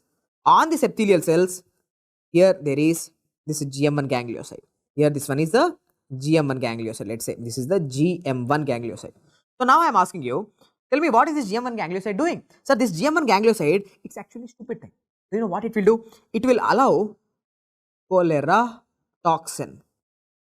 Okay, see, imagine Vibrio cholera enter into your body. And what it is going to produce? It's going to produce a cholera toxin. So this cholera toxin uses our GM1 ganglioside to get entry into the cell. So cholera toxin enters into our cell. So tell me, what is the importance of the GM1 ganglioside? The GM1 ganglioside acts as a receptor. It acts as receptor. For what? It acts as a receptor for cholera toxin. So GM1 ganglioside acts as a receptor for cholera toxin. Next, what about the cholesterol? So the cholesterol in our cell membranes. So what is the importance of the cholesterol? The cholesterol will make sure our cell membranes are flexible and fluid. Okay, our cell membranes are not rigid. Our cell membranes are not hard, sir. They are flexible. They will grow. They will stretch. Okay. So cholesterol acts as, the question is, cholesterol acts as fluidity buffer. So this is the exact question which was already asked in the exam. Which of the following is a fluidity buffer? Cholesterol makes sure that the cell membrane is flexible and it is a fluidity buffer. Okay. So this is what you should know regarding the lipids. So tell me, students, how many types of lipids are there? Phospholipids, glycolipids, and cholesterol is there. Cholesterol is a fluidity buffer. Glycolipids is a one important glycolipid which I want you to know is the GM1 ganglioside. GM1 ganglioside acts as a receptor for cholera toxin. And two phospholipids which I want you to know. One is the phosphatidylserine, the PS flipping. The phosphatidylserine flipping occurs in apoptosis, and anti-cardiolipin antibodies are going to be seen in the syphilis and Apla syndrome. And cardiolipin, it's a phospholipid present in the mitochondrial membranes. It's present in the mitochondrial membranes. That's the question which was already asked. Okay. Chalo, next. After this, regarding the cytoskeleton, what you should know? Sir, cytoskeleton, it gives, what is the function of the cytoskeleton? Sir, cytoskeleton, it gives structure to our cells. It gives a structure to our cells. Now, cytoskeleton, it is made up of what, sir? Sir, cytoskeleton is made up of what? Sir, the cytoskeleton is made up of three important things. Our cytoskeleton is made up of three important things. One is microtubules, microfilaments, and intermediate filaments.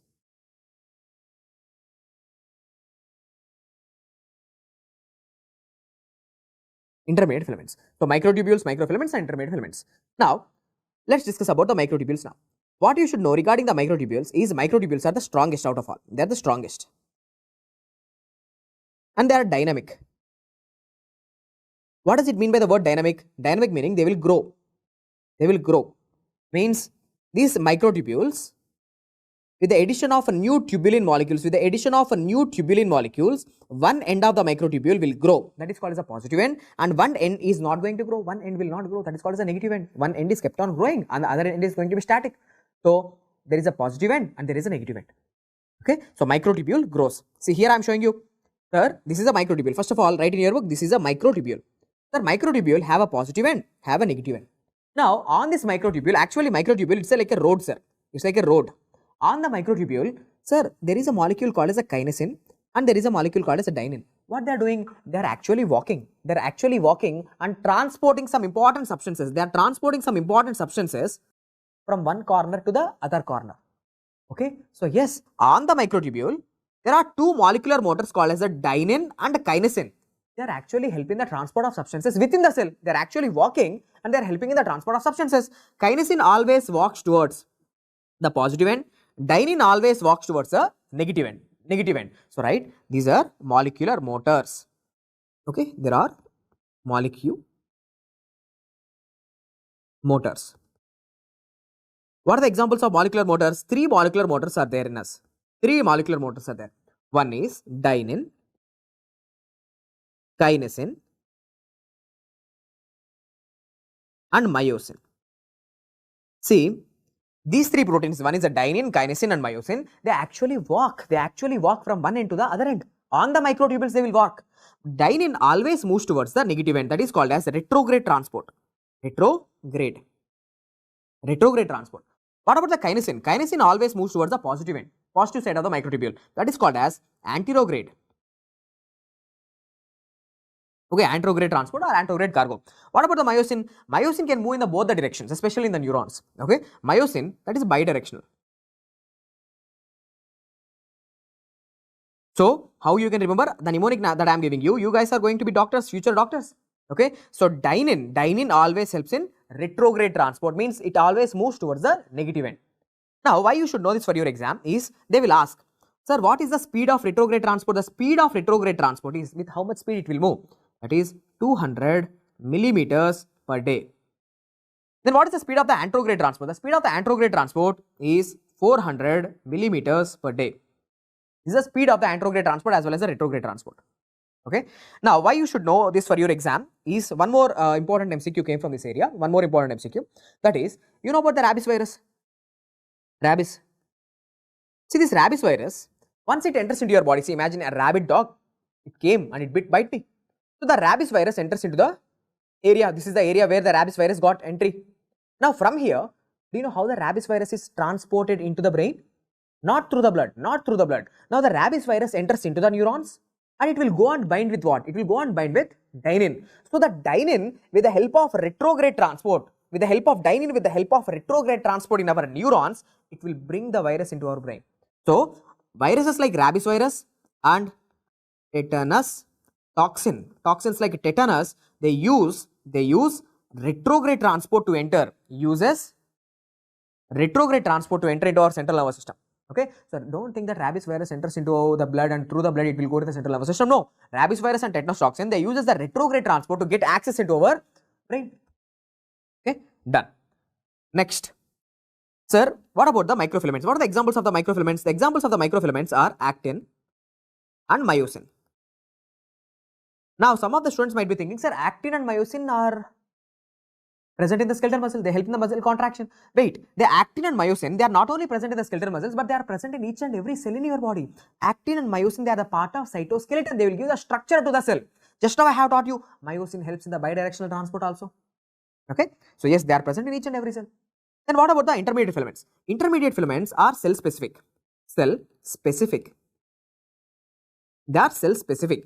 What does it mean by the word cell specific? Means they are only present in some types of cells. For example, look, keratin is an intermediate filament. It is only present in keratin. It is seen in epithelial cells, especially squamous epithelial cells. Okay, epithelial cells. Okay, so this intermediate filament called as a keratin, it is only present in the epithelial cells. Next, what about the vimentin, sir? Vimentin is also an intermediate filament. It is present in the cells of connective tissue in origin. Connective tissue cells seen in connective tissue cells or mesenchymal cells. Connective tissue cells are the mesenchymal cells. Can you tell me what are the examples of the mesenchymal cells? For example, connective tissue cell like the fibroblast which produce a collagen. Okay. Next, desmin. So this desmin, it is a intermediate filament. It is seen only in the skeletal muscles. Skeletal muscles. Next, what about the GFAP? Glial fibrillary acidic protein. This glial fibrillary acidic protein, it is an intermediate filament. It is only seen in where? It is only seen in glial cells. Glial cells, for example, like astrocytes. Astrocytes are part of the glial cells. Okay. Next, lamins. Lamins are seen in nuclear membrane. Attached to nuclear membrane. So, what I want you to know is, see, these intermediate filaments, they are only specific to the cell type. Okay. For example, if I am talking about carcinoma, what is carcinoma? Carcinoma is the cancer of epithelial cells. So, inside the carcinoma, you will find keratin pearls, keratin filaments are present. If I say there is astrocytoma, inside the astrocytoma, which marker is there? Glial fibrillary acidic proteins are there. Inside skeletal muscle cancer, that is a rhabdomyosarcoma. Which filaments are seen? Desmin. So, desmin is the tumor marker of rhabdomyosarcoma. GFAP is the tumor marker of gliomas. Keratin is the tumor marker of epithelial cell cancers, that is carcinomas. Okay. So, that's what I want you to know. So, these are cell specific. Intermediate filaments are cell specific. Next. Sir, next topic that we are going to discuss is the total body fluids. Total body fluids. See, in my body right now, say as an adult male, let's say, adult male, how much water is there? See, 60% of my total body weight, 60% of the total body weight is water as a male. If I am talking about the females, 50% of the total body weight is water. In children, 70% of their total body weight is water. So, males are more watery, sir. Male contain more water. Males contain more water. Females contain less water. Males are more watery. Females are more fatty. Females contain more fat in their body. Males contain more water in their body. Okay. Okay, sir. Fine. Look at carefully here, my dear students. Imagine this is these are my cells. These are my cells and the blood vessels. Where is water present? Water is present inside the cell. That is called as the intracellular fluid. Water is present inside. That's called intracellular fluid. And water is also present in between the cells. Water is also present in between the cells. So, this water which is present in between the cells, this is called as an interstitial fluid. Okay. Water is also present in your blood. Water is also present in your blood. That is a liquid component of the blood. That is called as what? Plasma. So, now tell me, plasma plus interstitial fluid together called as extracellular fluids. So, tell me, there are intracellular fluids and extracellular fluids. Extracellular fluids include plasma plus interstitial fluid. Okay, bhai. Okay, fine. Which fluid do you think is more? Sir, always remember intracellular fluids are 2/3, extracellular fluids are only 1/3. Always it's the intracellular fluids are more. Okay, so look carefully here. Total body water, I have taught you 60% of my body weight, 60% of my body weight. How much water is there right now in my body? 42 liters of water is there right now in my body. In my body, there is 42 liters of water. Okay, total body water is divided into intracellular fluid, extracellular fluid. Intracellular fluid 2/3, extracellular fluid 1/3. Intracellular fluid 28 liters, extracellular fluid only 14 liters. Intracellular fluid 40% of the body weight, extracellular fluid 20% of the body weight. Wait, tell me. 28 plus 14 how much? 8 plus 14, 42. Okay. 40 plus 20 how much? 60. So, yes, out of the total body weight, 60% total body weight, intracellular fluid contribute to 40% of my body weight, extracellular fluid contribute to 20% of my body weight. Have I already taught you? Extracellular fluids are further divided into interstitial fluid and plasma. How much is interstitial fluid, sir? 3/4, important MCQ. 3/4 is interstitial fluid, plasma is only 1/4, 25% only plasma. Interstitial fluid contributes to 15% body weight, plasma contributes to 5% body weight. This is the MCQ. Plasma contributes to how much body weight? 5% body weight. 5% body weight. Actually, right now in my body, how much plasma will be there in liters? Almost approximately 3 liters of plasma will be there. 3 liters of plasma will be there. in my body. 3 liters of plasma contributing to 5% of my body weight. Okay, done. Chalo. Next, what else you should know? That is formula to calculate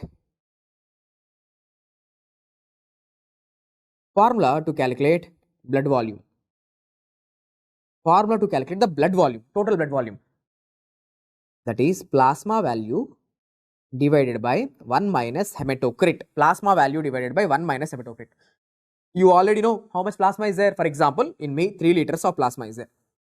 By 1 minus hematocrit. How much is my hematocrit? 0.4. That's a constant value hematocrit. So 3 divided by 0.6. How much is that? 5 liters.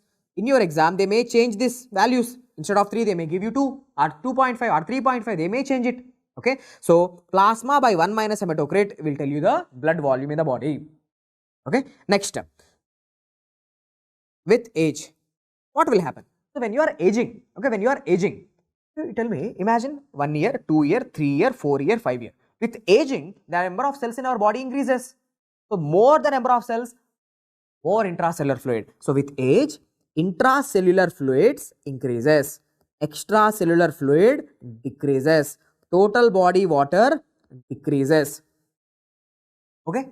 Then what about the intrauterine life? Intrauterine life. Sir, intrauterine life mein you are in the uterus. Okay. You are having less number of cells. So less number of cells means intrauterine life mein the extracellular fluids are greater than intracellular fluids. Remember this one thing. Okay, these are the differences.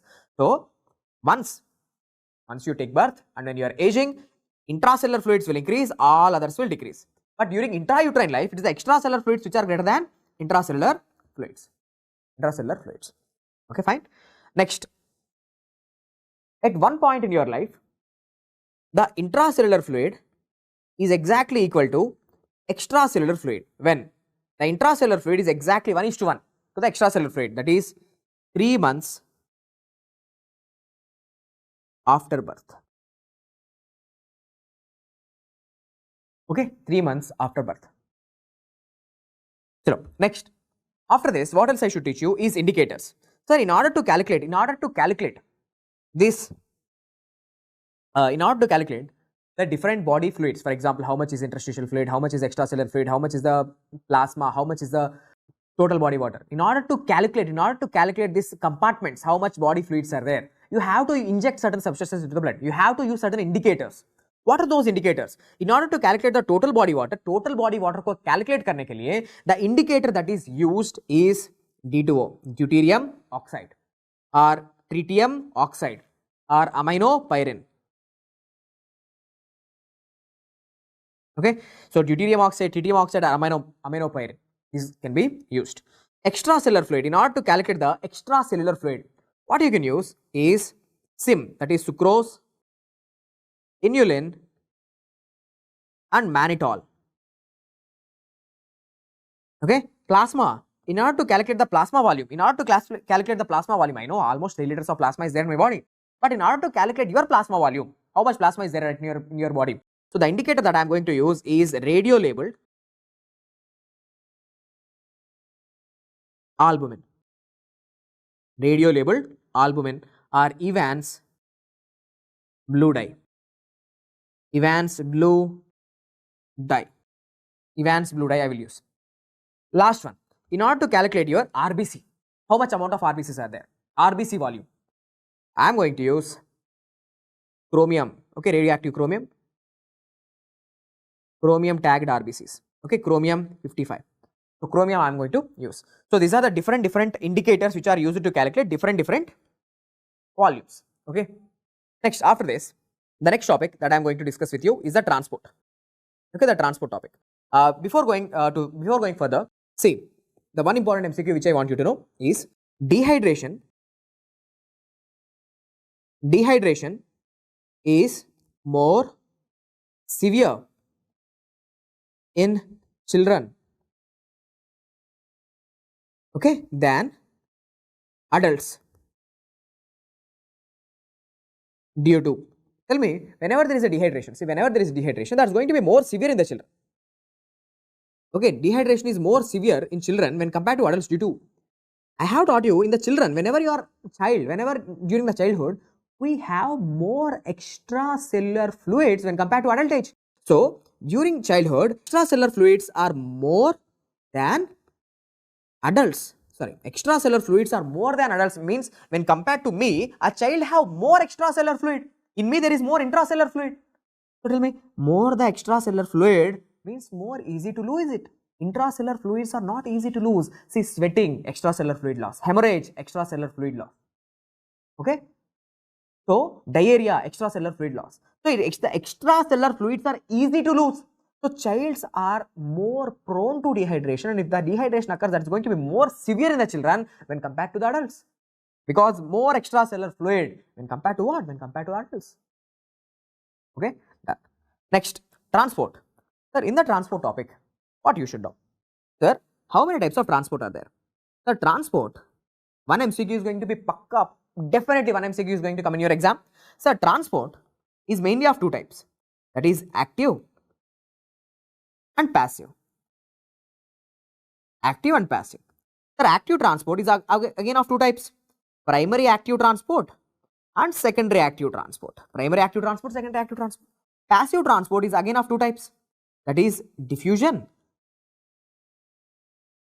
and osmosis. Diffusion and osmosis. Diffusion is of again further two types. That is simple and facilitated. Okay. So, these are the different types of transport. Active transport, passive transport and further types. Now, how to identify a primary active transport? Sir, see the mnemonic I am giving you, simple tricks I am going to teach you.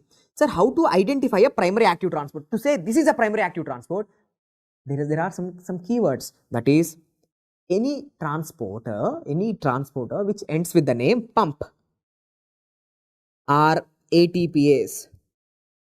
Any transporter which ends with the name pump or ATPase, they are all examples of primary active transport. For example, sodium, potassium, pump, proton, pump, something like that.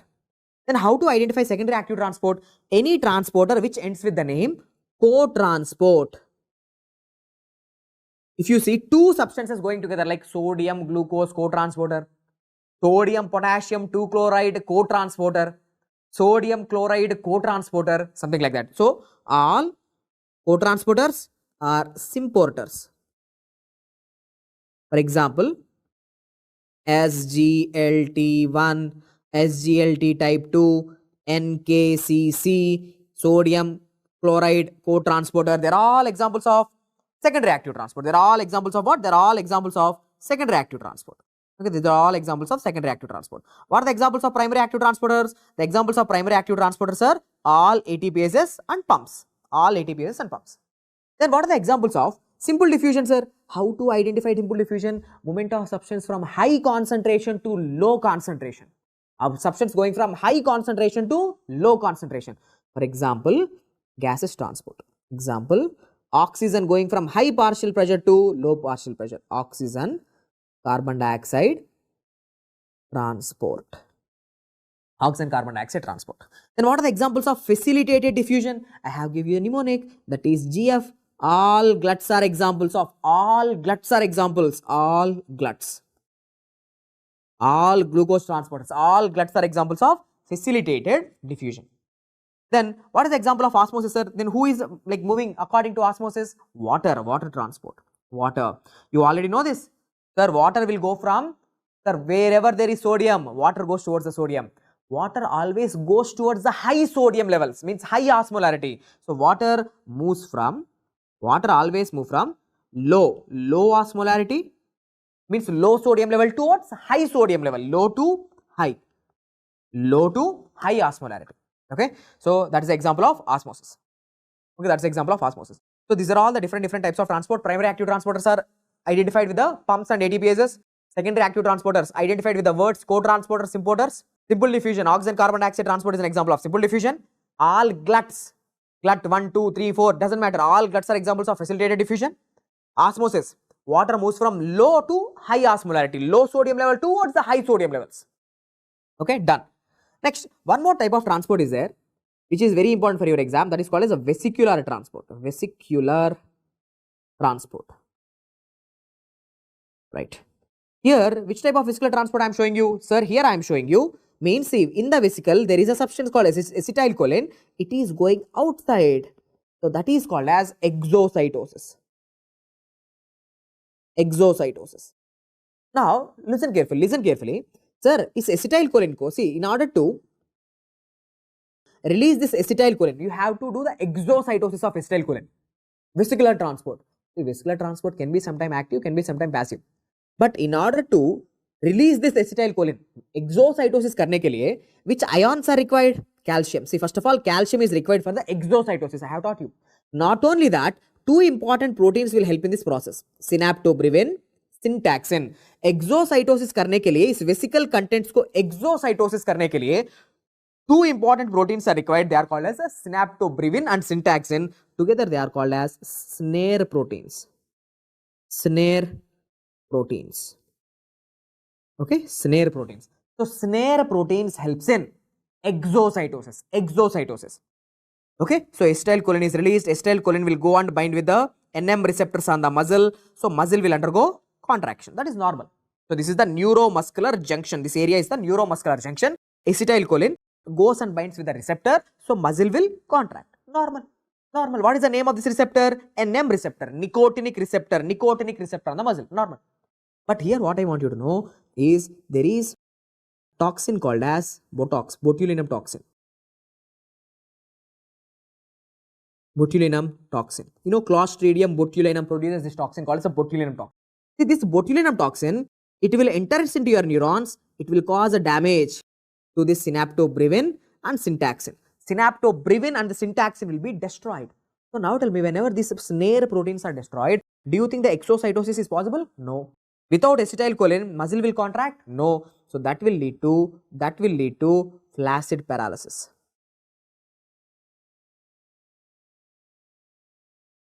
Okay, so that is called as like descending flaccid paralysis or floppy baby syndrome. Floppy baby syndrome. So whenever a baby gets infected with the Clostridium botulinum, you know, sporulated honey. When a baby is given with the sporulated honey, this sporulated honey may contain some Clostridium botulinum, and this Clostridium botulinum, it produces a toxin called as a Botox, a botulinum toxin. So this botulinum toxin is one of the most powerful toxins in the world. So this botulinum toxin, do you know what it will do? It will cause a damage to the snare proteins. Without snare proteins, exocytosis of acetylcholine is not possible. Release of acetylcholine into the neuromuscular junction from the presynaptic membrane is not possible. Acetylcholine not released. Without acetylcholine, no muscle is contracted, so the baby will go into the paralysis. This is called as a floppy baby syndrome with descending flaccid paralysis. Okay, so tell me, exocytosis karne ke liye, sir, in order to do the exocytosis, which proteins are required? Snare. Okay, but tell me, have you ever heard about endocytosis? Endocytosis means taking the contents inside the cell, not outside. Exocytosis karne ke liye, sir, exocytosis karne ke liye calcium is required as well as snare proteins are required. But endocytosis requires, just let me write here, endocytosis requires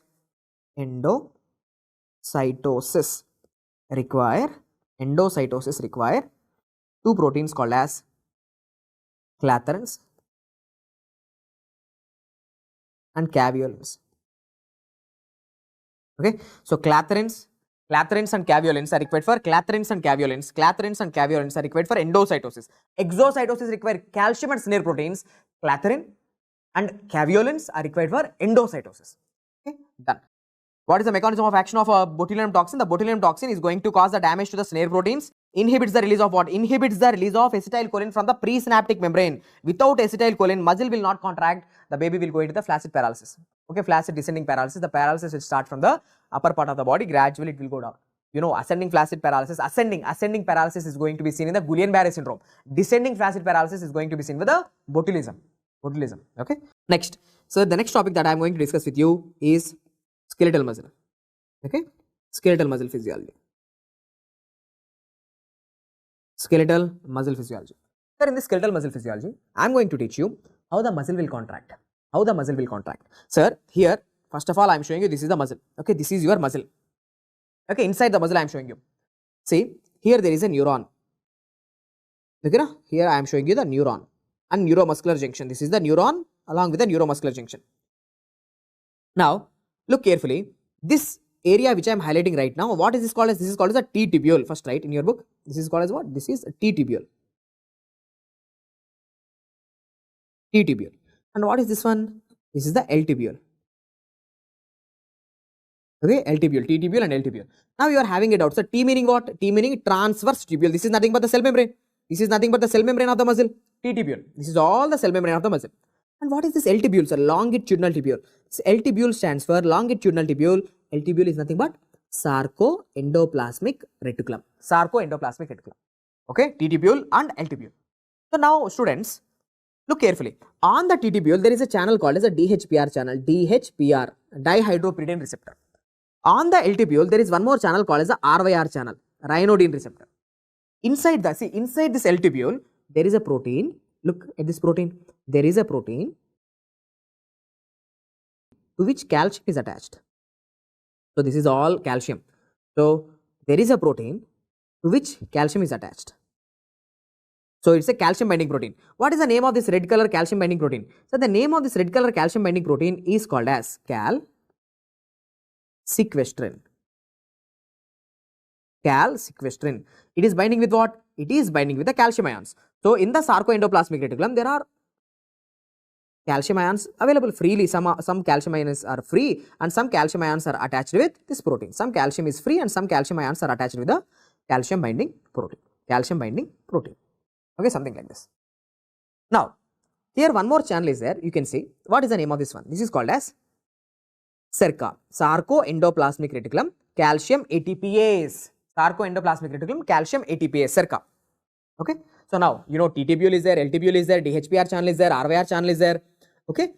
Calsequestrin and SERCA, you know all these forms. Fine. Fine. Now, within the muscle, can you see this line which I am highlighting here? Can you see this line which I am highlighting? Sorry, actually it is a protein, sir. These lines are nothing but the proteins. What is the name of this protein or what is the name of this line, sir? This line is called as a Z line. Okay, here is a Z line. There is also one more Z line. The area between these two Z lines is called as what? The area between these two Z lines is called as sarcomere. The area between the two Z lines is called as what? Sarcomere.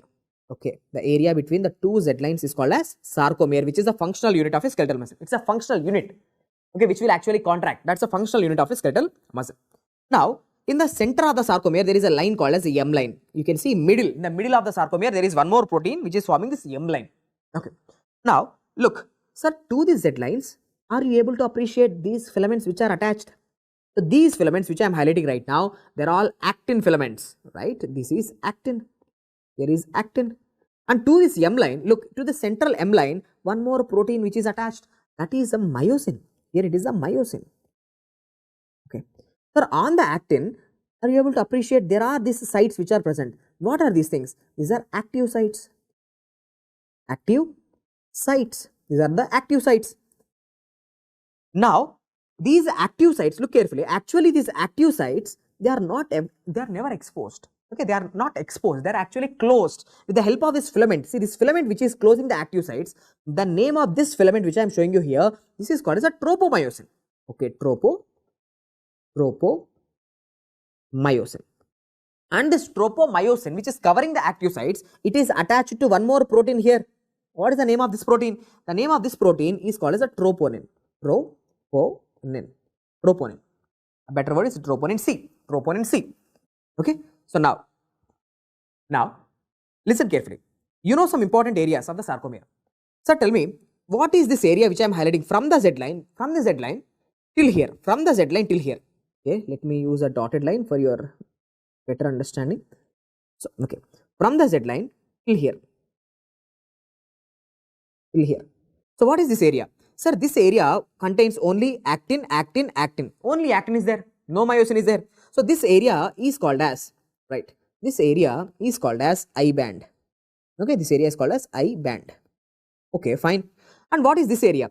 From here till here, both actin, myosin. Both the types of filaments are present. So this area which I am highlighting right now, so this area is called as the A band, where both actin and myosin both are present. So yes, this is A band. Okay, A band. So I band is there. A band is there. Now in the center, look carefully, in the center, you look carefully from here till here, only myosin, no actin filaments are coming to the center. So this zone is called as the central zone where only the myosin is present. So that area is called as the H zone. So this area which I am highlighting right now, so the central area, this is called as H zone. Okay, this area is the H zone. Now in the center of the H zone, which line is there? Sir, in the center of the H zone, there is an M line, So that's it. So now tell me the areas of the sarcomere from the periphery to center. Z, I, A, H, within the H there is M line. Z, I, A, H, M. Z line, I band, A band, H zone, within the H zone there is a M line. Okay, so how you may get a question is, they will show you this electron micrographic image. Okay, they will show this electron micrographic image and they will ask you to identify the areas. So now tell me students, this area which I am highlighting, what is this area, sir? Sir, these thick color bands, okay, these thick color bands, they are always Z line. Okay, Z line. After Z line, here is the I band. After I band, there is A band. In the center of the sarcomere, there is going to be area which is called as H zone. Within the H zone, there is a line that is M line. So they will mark these areas, and they will ask you to identify, okay, which area is what. That always the two dark lines, always it is going to be Z lines. So within the two Z lines, there is a sarcomere. Okay, so the mnemonic that I am giving you, ZIA HM, Z I A H M. Okay, Zia is the name of a girl. Zia is the name of a girl. Marry her, she will become your home minister. Okay, she is going to control you. Home minister or homemaker, she is going to cook for you. So Zia HM, Z-I-A-H-M, Zia HM. Okay, so done. Now, what else you should know? Here itself, let me tell you. See, this actin, it is attached with what? This actin is attached with the Z line. With the help of a protein called as, the name of this protein is called as alpha actinin. Okay, so let me write here alpha actinin. And the myosin is attached with the M line. The myosin filaments are attached with the M line. The name of this protein is called as myomesin. Okay, the myosin filaments are attached to the central M line with the help of a myomesin protein. Okay, now next, last and final thing, sir, actually there is one more protein in the pink color. It is attaching the myosin with the Z line. It is attaching this myosin with the Z line. So it is looking like a spring, right? The spring like protein is called as titin. So what is the titin doing? So titin attaches the myosin to the Z line. Titin. So titin is looking like a spring. It is looking like a spring. So it is also called as a muscle spring, sir. Okay, it is also called as what? Muscle spring. So that's it. Now last and final thing. So let me explain you the entire muscle contraction just like that. So first, you are getting a signal from the neuron, means the neurons are getting depolarized.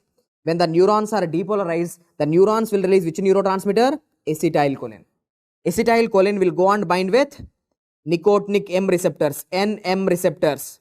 Now when the NM receptors are activated, sodium will come into the neuron leading to depolarization. Okay, sodium will come into the neuron leading to depolarization. Sir, this depolarization, look, the depolarization is going to go on the TTBule. The depolarization is going to go on this membrane called as a TTBule. Now this depolarization activates which channel?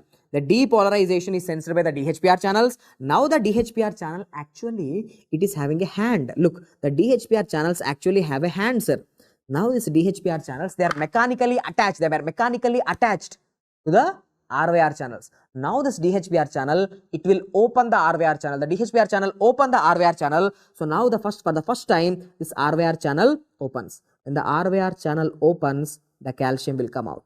So for the first time, calcium is released. This is called as electromechanical coupling. So tell me, what is electromechanical coupling, my dear students? They will ask you in your exam, what is happening during the electromechanical coupling? So during electromechanical coupling, because of the depolarization, the DHPR channel mechanically opens the RYR channel. Because of this electrical fluctuation, depolarization, so the DHPR channels opens RYR channel leading to the release of calcium. Now what the calcium will do? Now the calcium will come and bind with, look carefully, students, here I have taught you. Actually, these active sites are normally closed with the help of tropomyosin. This is tropomyosin. They are actually closed. And here it is what? Troponin C. Troponin C. Now what happened for the first time? This calcium, it comes, the calcium is coming and binding with what? The calcium is coming and binding with troponin C. Now when the calcium comes and binds with the troponin C, this troponin C, listen, the troponin C, it removes the tropomyosin away. So for the first time, the tropomyosin is removed. Then the calcium is available. When the calcium is available, the troponin C will remove the tropomyosin away. It will remove the tropomyosin away. When the tropomyosin is removed, the active sites are exposed. Now do you know what happens when the active sites are exposed? See, when the active sites are exposed, now this myosin heads, now look carefully, sir, these myosin heads, they will go and bind with the active sites. The myosin heads will go and bind with what? The myosin heads will go and bind with the active sites. And you know what this what these myosin heads are going to do? Now this myosin heads, now the myosin heads, they will pull the actin filaments. Now the actin filaments are being pulled towards the center of the sarcomere. The muscle will contract. Okay, so this is how the muscle will contract. Okay, so repeat again. Whenever the neurons are depolarized, neurons releases the acetylcholine to the neuromuscular junction. Acetylcholine binds with nicotinic receptor, NM receptor or acetylcholine receptor. Sodium comes into the muscle. Sodium is a positive charge leading to depolarization. The depolarization means it's electricity, no? Okay, this depolarization is going to spread onto the T-tubule. When the depolarization is spreading onto the T-tubule, the DHPR channels are activated. The DHPR channel mechanically opens the RYR channel. RYR channel opening will release the calcium. Calcium goes and binds with the troponin C. Troponin C removes the tropomyosin. Active sites are exposed. Myosin heads will go and bind with the active sites. They will pull the actin filaments, causing the muscle contraction. That's it. With this, what we have completed, muscle contraction is completed. What you should know for your exam. So the questions which will come in your exam are, let me tell you, what were the questions that you should know. The questions that you should know for your exam, listen carefully. Sir, number 1, troponin C, titin, they're absent in smooth muscle. Okay, so this troponin C I have taught you. Troponin C is not there in the smooth muscle. So who will bind with the calcium in the smooth muscle? So in the smooth muscle, the calcium will bind with which protein? The calcium will bind with a protein called as calmodulin. Calcium calmodulin complex. That is in the smooth muscle. But in skeletal muscle, calcium binds with the troponin C. Next, electromechanical coupling releases what? Sir, I have taught you electromechanical coupling is in the skeletal muscle where the DHPR channel opens the RYR channel. Electromechanical coupling release calcium. It will release calcium. Next, what else you should know? Sir, whenever a muscle is contracted, muscle contraction. Whenever a muscle is contracted, what will happen to Z lines? What will happen to I band, A band, H zone? See, Z lines, always remember Z lines comes close together. Okay, so whenever the muscle is contracting, whenever the sarcomere is contracting, the two Z lines in the periphery, they will come close together towards the center. Okay, then what about the H and I? H zone and I band. Okay, I used to remember like high, H and I, high. Okay, H and I both will decrease. The size of the H zone and the I band size decrease. What about the A band? A band size remain same. A band size remains same. So it was a favorite question for the examiners. They will every time they will ask you what happens to H zone, I band, A band and Z lines. Okay, that's it. Done.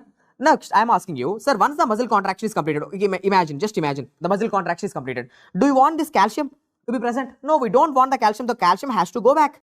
Now the calcium has to go back into the sarcoendoplasmic reticulum with the help of SERCA. So SERCA क्या करेगा, sir? SERCA will send the calcium back. Okay, SERCA sequesters the calcium back into the sarcoendoplasmic reticulum. So it's a relaxing protein. SERCA helps in not muscle contraction, muscle relaxation. It sends the calcium back into the sarcoendoplasmic reticulum. Done. Next, sir, if this RYR channel, if it is mutated, Sir, this RYR channel, if it is having gain of function mutation, means overacting. If the RYR channel is having gain of function mutation, gain of function mutation in the sense it is working more than normal, it is working more than normal. So more and more calcium will come out, more and more calcium will come out, more and more muscle contraction, too much heat production in the body, that will lead to muscle damage. So that condition is called as malignant. That condition is called as malignant hyperthermia. Okay, malignant hyperthermia, because the muscle will contract more and more heat is produced in the body. The muscle, too much muscle contraction is going to cause a muscle damage, leading to the leak of myoglobin into the blood. Okay, that will lead to the kidney, acute kidney injury. Okay, so that's why tell me, in a patient with a malignant hyperthermia, which channel is doing the overaction? RYR channel. So you have to use the RYR blocker. RYR blocker called as a dantrolene sodium. So the drug of choice for malignant hyperthermia, drug of choice is dantrolene sodium. Dantrolene sodium is a drug that is used in the treatment of malignant hyperthermia. Okay, done. Next, what else you should know in the skeletal muscle? Okay, what else? Sir, simple things that I will teach you. First of all, this is called as a cross bridge cycling. The image is talking about the cross bridge cycling. Only 1 minute. Cross bridge cycling. Cross bridge cycling. Okay, cross bridge cycling. Students, look carefully. First, whenever the active sites are exposed, imagine, sir, for the first time, who is exposed? Active site is exposed. When the active site is exposed, the myosin head has to go and bind with the active site. The myosin head has to go and bind with the active site. So this first step is called as cross bridge formation. So I am writing the short form cross bridge formation. Cross bridges are formed. Active processor, passive processor. No need of energy. So this is passive process. No need of any energy, sir. Just the myosin head is going and binding with the active site. No need of any energy. Passive process. Next, after the cross bridge formation, now look carefully. Sir, to this myosin head, one ADP molecule, one inorganic phosphate molecule are attached. They are released. So look carefully. First, the inorganic phosphate is released. Whenever the inorganic phosphate is released, now the myosin head will actually bend. The myosin head is going to pull the actin filament. It will pull the actin filament. That is called as power stroke. That is called as what? Power stroke. Active or passive? Passive. Still passive process. Passive. Okay, because no need of any ATP break. Like ATP is not broken down here. Just inorganic phosphate is released. That is going to cause the bending of the myosin head. And at the end of the power stroke, even the ADP is also released. So yes, can I say during the power stroke, first inorganic phosphate is released, later the ADP is also released. Both are released. Now you tell me, the myosin head is now in low energy form. Bend ho gaya. So the myosin head, it is into low energy form. Already is bent. It is bent. So now this is called as low energy form or rigor form. Now what you have to do? Now for the first time, I am using the ATP, means active process. Now for the first time, ATP is coming. Now a new ATP will bind here. A new ATP binds to the myosin head. So that binding of new ATP will cause the cross bridge detachment. Cross bridges, myosin cross bridges को detach करने के लिए ATP is required. Not for the power stroke, not for the cross bridge formation, but for the cross bridge detachment करने के लिए ATP is required. Active process. Okay. Now wait. But still look at the myosin. Sir, it is still in the low energy form. It is still already in the bent form. Just cross bridges got detached. Now for the first time, I am using the word ATP hydrolysis. Means ATP will break down now. Now ATP will break down. So the myosin head, it will go back into high energy form. It will go back into high energy form, so that ATP is broken down. One new inorganic phosphate, ADP are available. Okay. So now if the active sites are still open, now it will go and bind with one more active site, one more new active site, and again cross bridge formation, power stroke, detachment, high energy form, one more cross bridge formation. So attachment, power stroke, detachment, high energy form. Attachment, power stroke, detachment, again go back to high energy form. So this is all the cross bridge cycling. So in 1 second, this cross bridge cycling occurs for 5 times. Attachment, power stroke, detachment, attachment, power stroke, detachment. So like this, the muscle will contract. Okay. So this is what I want you to know. Next, sir, in nerve physiology. in nerve physiology, the most important thing which I want you to, even in the last FMG exam, many questions came from this. Actually, almost 3 questions came from this one single image. 3 questions almost came from this one single image. So what is this, sir? What is this? Let me tell you. First, let me write about the classification of neurons. Classification of neurons. In our body, classification of neurons. Sir, in our body, the neurons are classified into 3 types. A, B and C. Based on what? Based on the size. So, based on the size, okay, the neurons are classified into 3 types. A, B and C. But only based on the size? No. Actually, it is based on the myelination. Sir, A neurons are having this high insulation, sir, or you can say myelination. B neurons are having little myelination.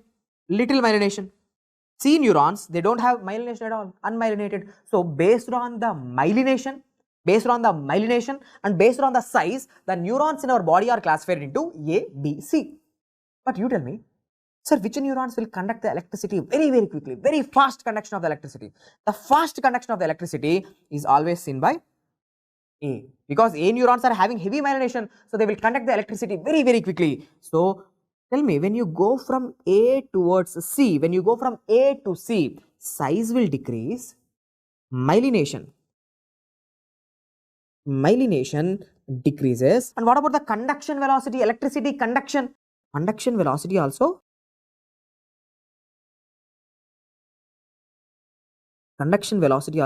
decreases. So that's why in the recent FMG exam, do you know what was the question asked? Sir, conduction velocity is dependent on what? Conduction velocity is dependent on. So when you go from A towards the C, the electricity conduction, the conduction velocity decreases, the size of the neuron decreases, the myelination decreases. So in the recent exam, the conduction velocity depends on the what? It depends on the diameter. More the diameter, fast conduction; less the diameter, slow conduction. This option was there. Conduction velocity depends on the diameter of the neurons. Okay. Next, sir, this neurons in our body. Okay. So based on their function, these A neurons are further divided into classified into 4 different types. That is A alpha, beta, gamma, delta. A neurons based on their function they are further classified into alpha, beta, gamma, delta according to one scientist. So alpha meaning what? Alpha motor neurons, which will cause a muscle contraction. Beta, A beta, what do they carry? They will carry touch sensation and also pressure. A gamma, what they will do? They are gamma motor neurons, which will cause the contraction of muscle spindles. Okay, in our muscles there are muscle spindles. So gamma motor neurons cause the contraction of the muscle spindles. And what about the A delta? Sir, A delta neurons, they will carry fast pain. They will carry fast pain as well as cold sensation. So different neurons in our body, they will have different function. A alpha are the alpha motor neurons causing the contraction of the skeletal muscles. Okay, the neuron which is, for example, look here, this is the alpha motor neuron. So this is the neuron which is contracting the muscle. No, this is the alpha motor neuron which will cause the contraction of the skeletal muscles. Okay, something like that. Next, then what about the C type of neurons? See, the C type of neurons, they will carry slow pain and hot temperature. Slow pain as well as the hot temperature. Now you are having doubt, okay sir, I know alpha, beta, gamma, delta are there and they are having different function. C type of neurons are unmyelinated, they carry the slow pain and hot temperature. Then what about the B? Wait, in your pharmacology, you have studied, here is the spinal cord. Sir, side to the spinal cord, there is sympathetic chain present. Sympathetic trunk or sympathetic chain present. Sympathetic ganglia. Sympathetic trunk, or you can say sympathetic chain, something like that. Sir, from here, the preganglionic sympathetic nerves will come. And from here, the postganglionic sympathetic neurons. The postganglionic sympathetic neurons will leave. So these are the preganglionic fibers. These are the preganglionic sympathetic fibers. And these are the postganglionic sympathetic fibers.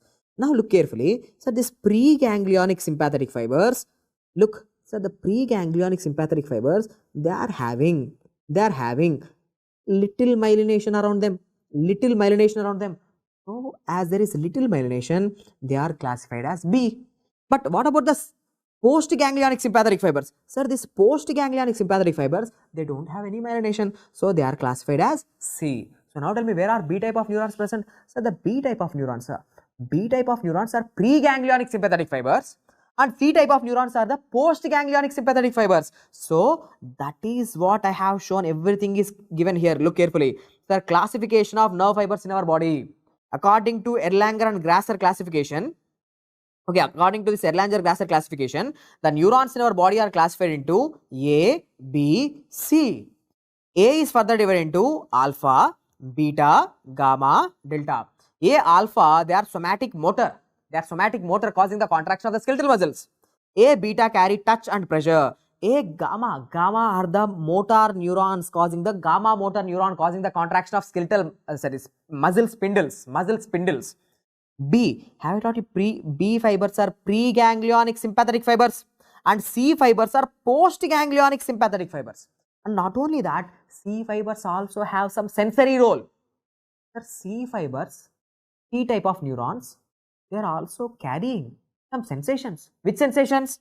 C type of neurons carry slow pain, hot sensation. Fast pain is carried by A delta and cold is also carried by A delta. Okay, done. So this is the Erlanger-Grasser classification which I want you to know for your exam. Now, how the questions may come up in your exam? How the questions may come up in your exam is for whenever there is a pressure. Whenever you apply pressure, for example, see, you are keeping your hand under your head. Okay, you are keeping your arm under your head and you are sleeping. See, that is pressure. No, 5-6 kgs of pressure. When you are applying pressure, the neurons will die. Which neurons will die first? Sir, with pressure, pressure kills. Which neurons are highly sensitive to pressure? Pressure kills A alpha followed by B, followed by B followed by C. So the first neurons which will die are the alpha motor neurons will die. When the alpha motor neurons are dead, like I should say not dead, actually damages. Okay, they will be affected. Okay, so in the early morning I cannot be able to contract my skeletal muscles. So there will be muscle weakness. In the morning. Okay, so pressure always is going to cause damage to what? Pressure always going to cause a damage to A alpha followed by B followed by C. Next, hypoxia. Hypoxia causes damage to what? Hypoxia is very bad. I will say hypoxia, go back. Hypoxia is not welcome into my body. Hypoxia, go back. So remember back. B, A, C. Okay, B followed by A followed by C. B type of neurons will die first with hypoxia. Okay, in Guillain-Barré syndrome, in the recent FMGE exam, this question was there. In Guillain-Barré syndrome, sir, sir, it's a demyelinating disorder. Okay, demyelinating disorder, the neurons will be affected in the body. Which type of neurons are first affected in the Guillain-Barré syndrome? The first type of neurons that will be affected in the Guillain-Barré syndrome is A beta. Okay, A beta, it's actually pathology related thing. Just I am keeping it here. In Guillain-Barré syndrome, the first type of neurons that will be affected are the A beta fibers. The A beta fibers are the first neurons that will be affected. Okay, so done. So with this, the classification of nerve fibers are completed. Okay, where is the A neuron, B neuron, C neuron present in our body and what are their functions? Okay, only remember the Erlanger-Grasser classification, that will be enough. Next, sir, in the nerve physiology, what else you should know is the action potential of a neuron. The action potential of a neuron.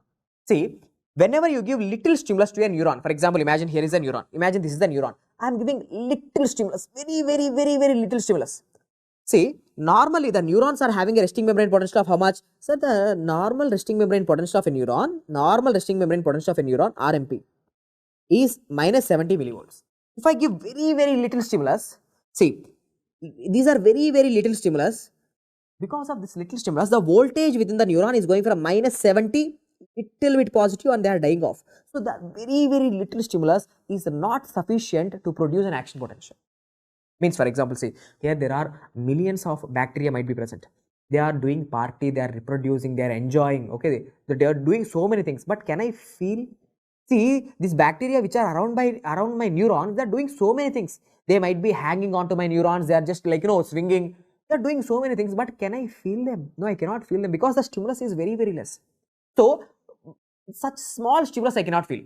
In order to produce an action potential, in order to feel a stimulus, the stimulus should be at least bringing the voltage. The stimulus should bring the voltage from minus 70 millivolts to minus 55 millivolts. So this minus 55 is considered as a threshold potential. At least that's a minimum. So once the stimulus will bring the voltage from minus 70 millivolts to minus 55 millivolts because of the stimulus, the voltage changed inside the neuron. Now, God created our neurons in such a way, once the voltage within the neuron reaches to minus 55 millivolts, now in the neuron, all the voltage gated sodium channels, in the neuron will open, Now tell me, when the voltage gated sodium channels, when they open, sodium will come into the neuron, lot of positive charges will come into the neuron. So the voltage from minus 55, it will become plus 20, plus 30, plus 40. So this event is called as what? Depolarization. So now the neuron get electrically activated. Now the neuron have high voltage. Now lots and lots of sodium channels, sodium ions are there in the neuron. The neuron is activated. Now, electricity is generated. Now, electricity will go, it will transmit, it will propagate. These are action potentials which are propagating. Okay. So the neurons are depolarized. Now that sensation will travel on the neuron and it will go towards my. Okay. Next. Sir, okay, depolarization is due to what? The depolarization is due to sodium ions. But tell me, once the neuron is activated, it has to come back to its original position. Again, it has to come back to its original value. Okay, we should not have the continuous we should not have the continuous sensation, right? Okay, now see, when I am stimulating it, neuron is getting depolarized, the action potentials are generated, the information will go to the brain. Okay, I can feel it. But tell me, once the depolarization is done, now you have to do the repolarization.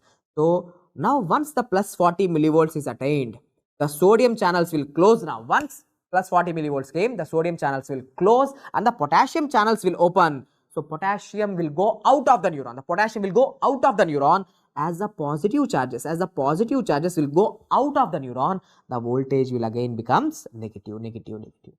But these potassium channels are lazy channels. They won't close on time. So more and more potassium will go. As more and more potassium goes out,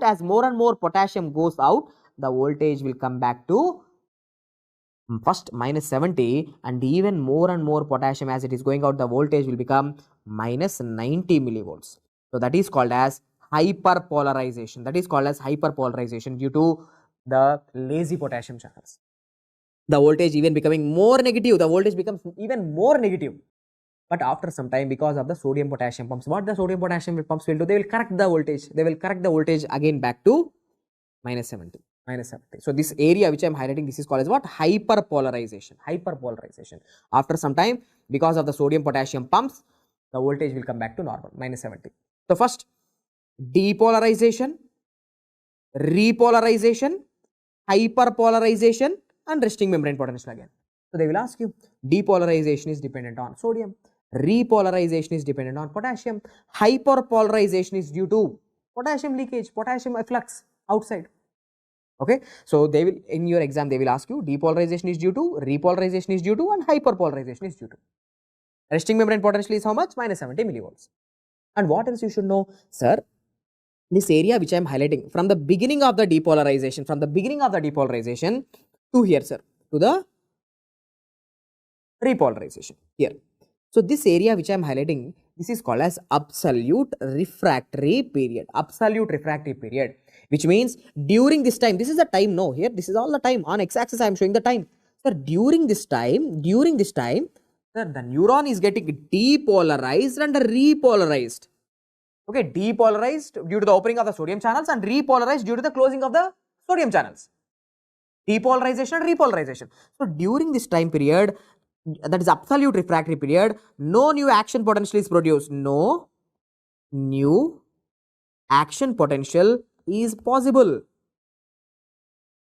Okay, so if you stimulate the neuron again, one more depolarization can occur. No new depolarization is possible. No action potential is possible.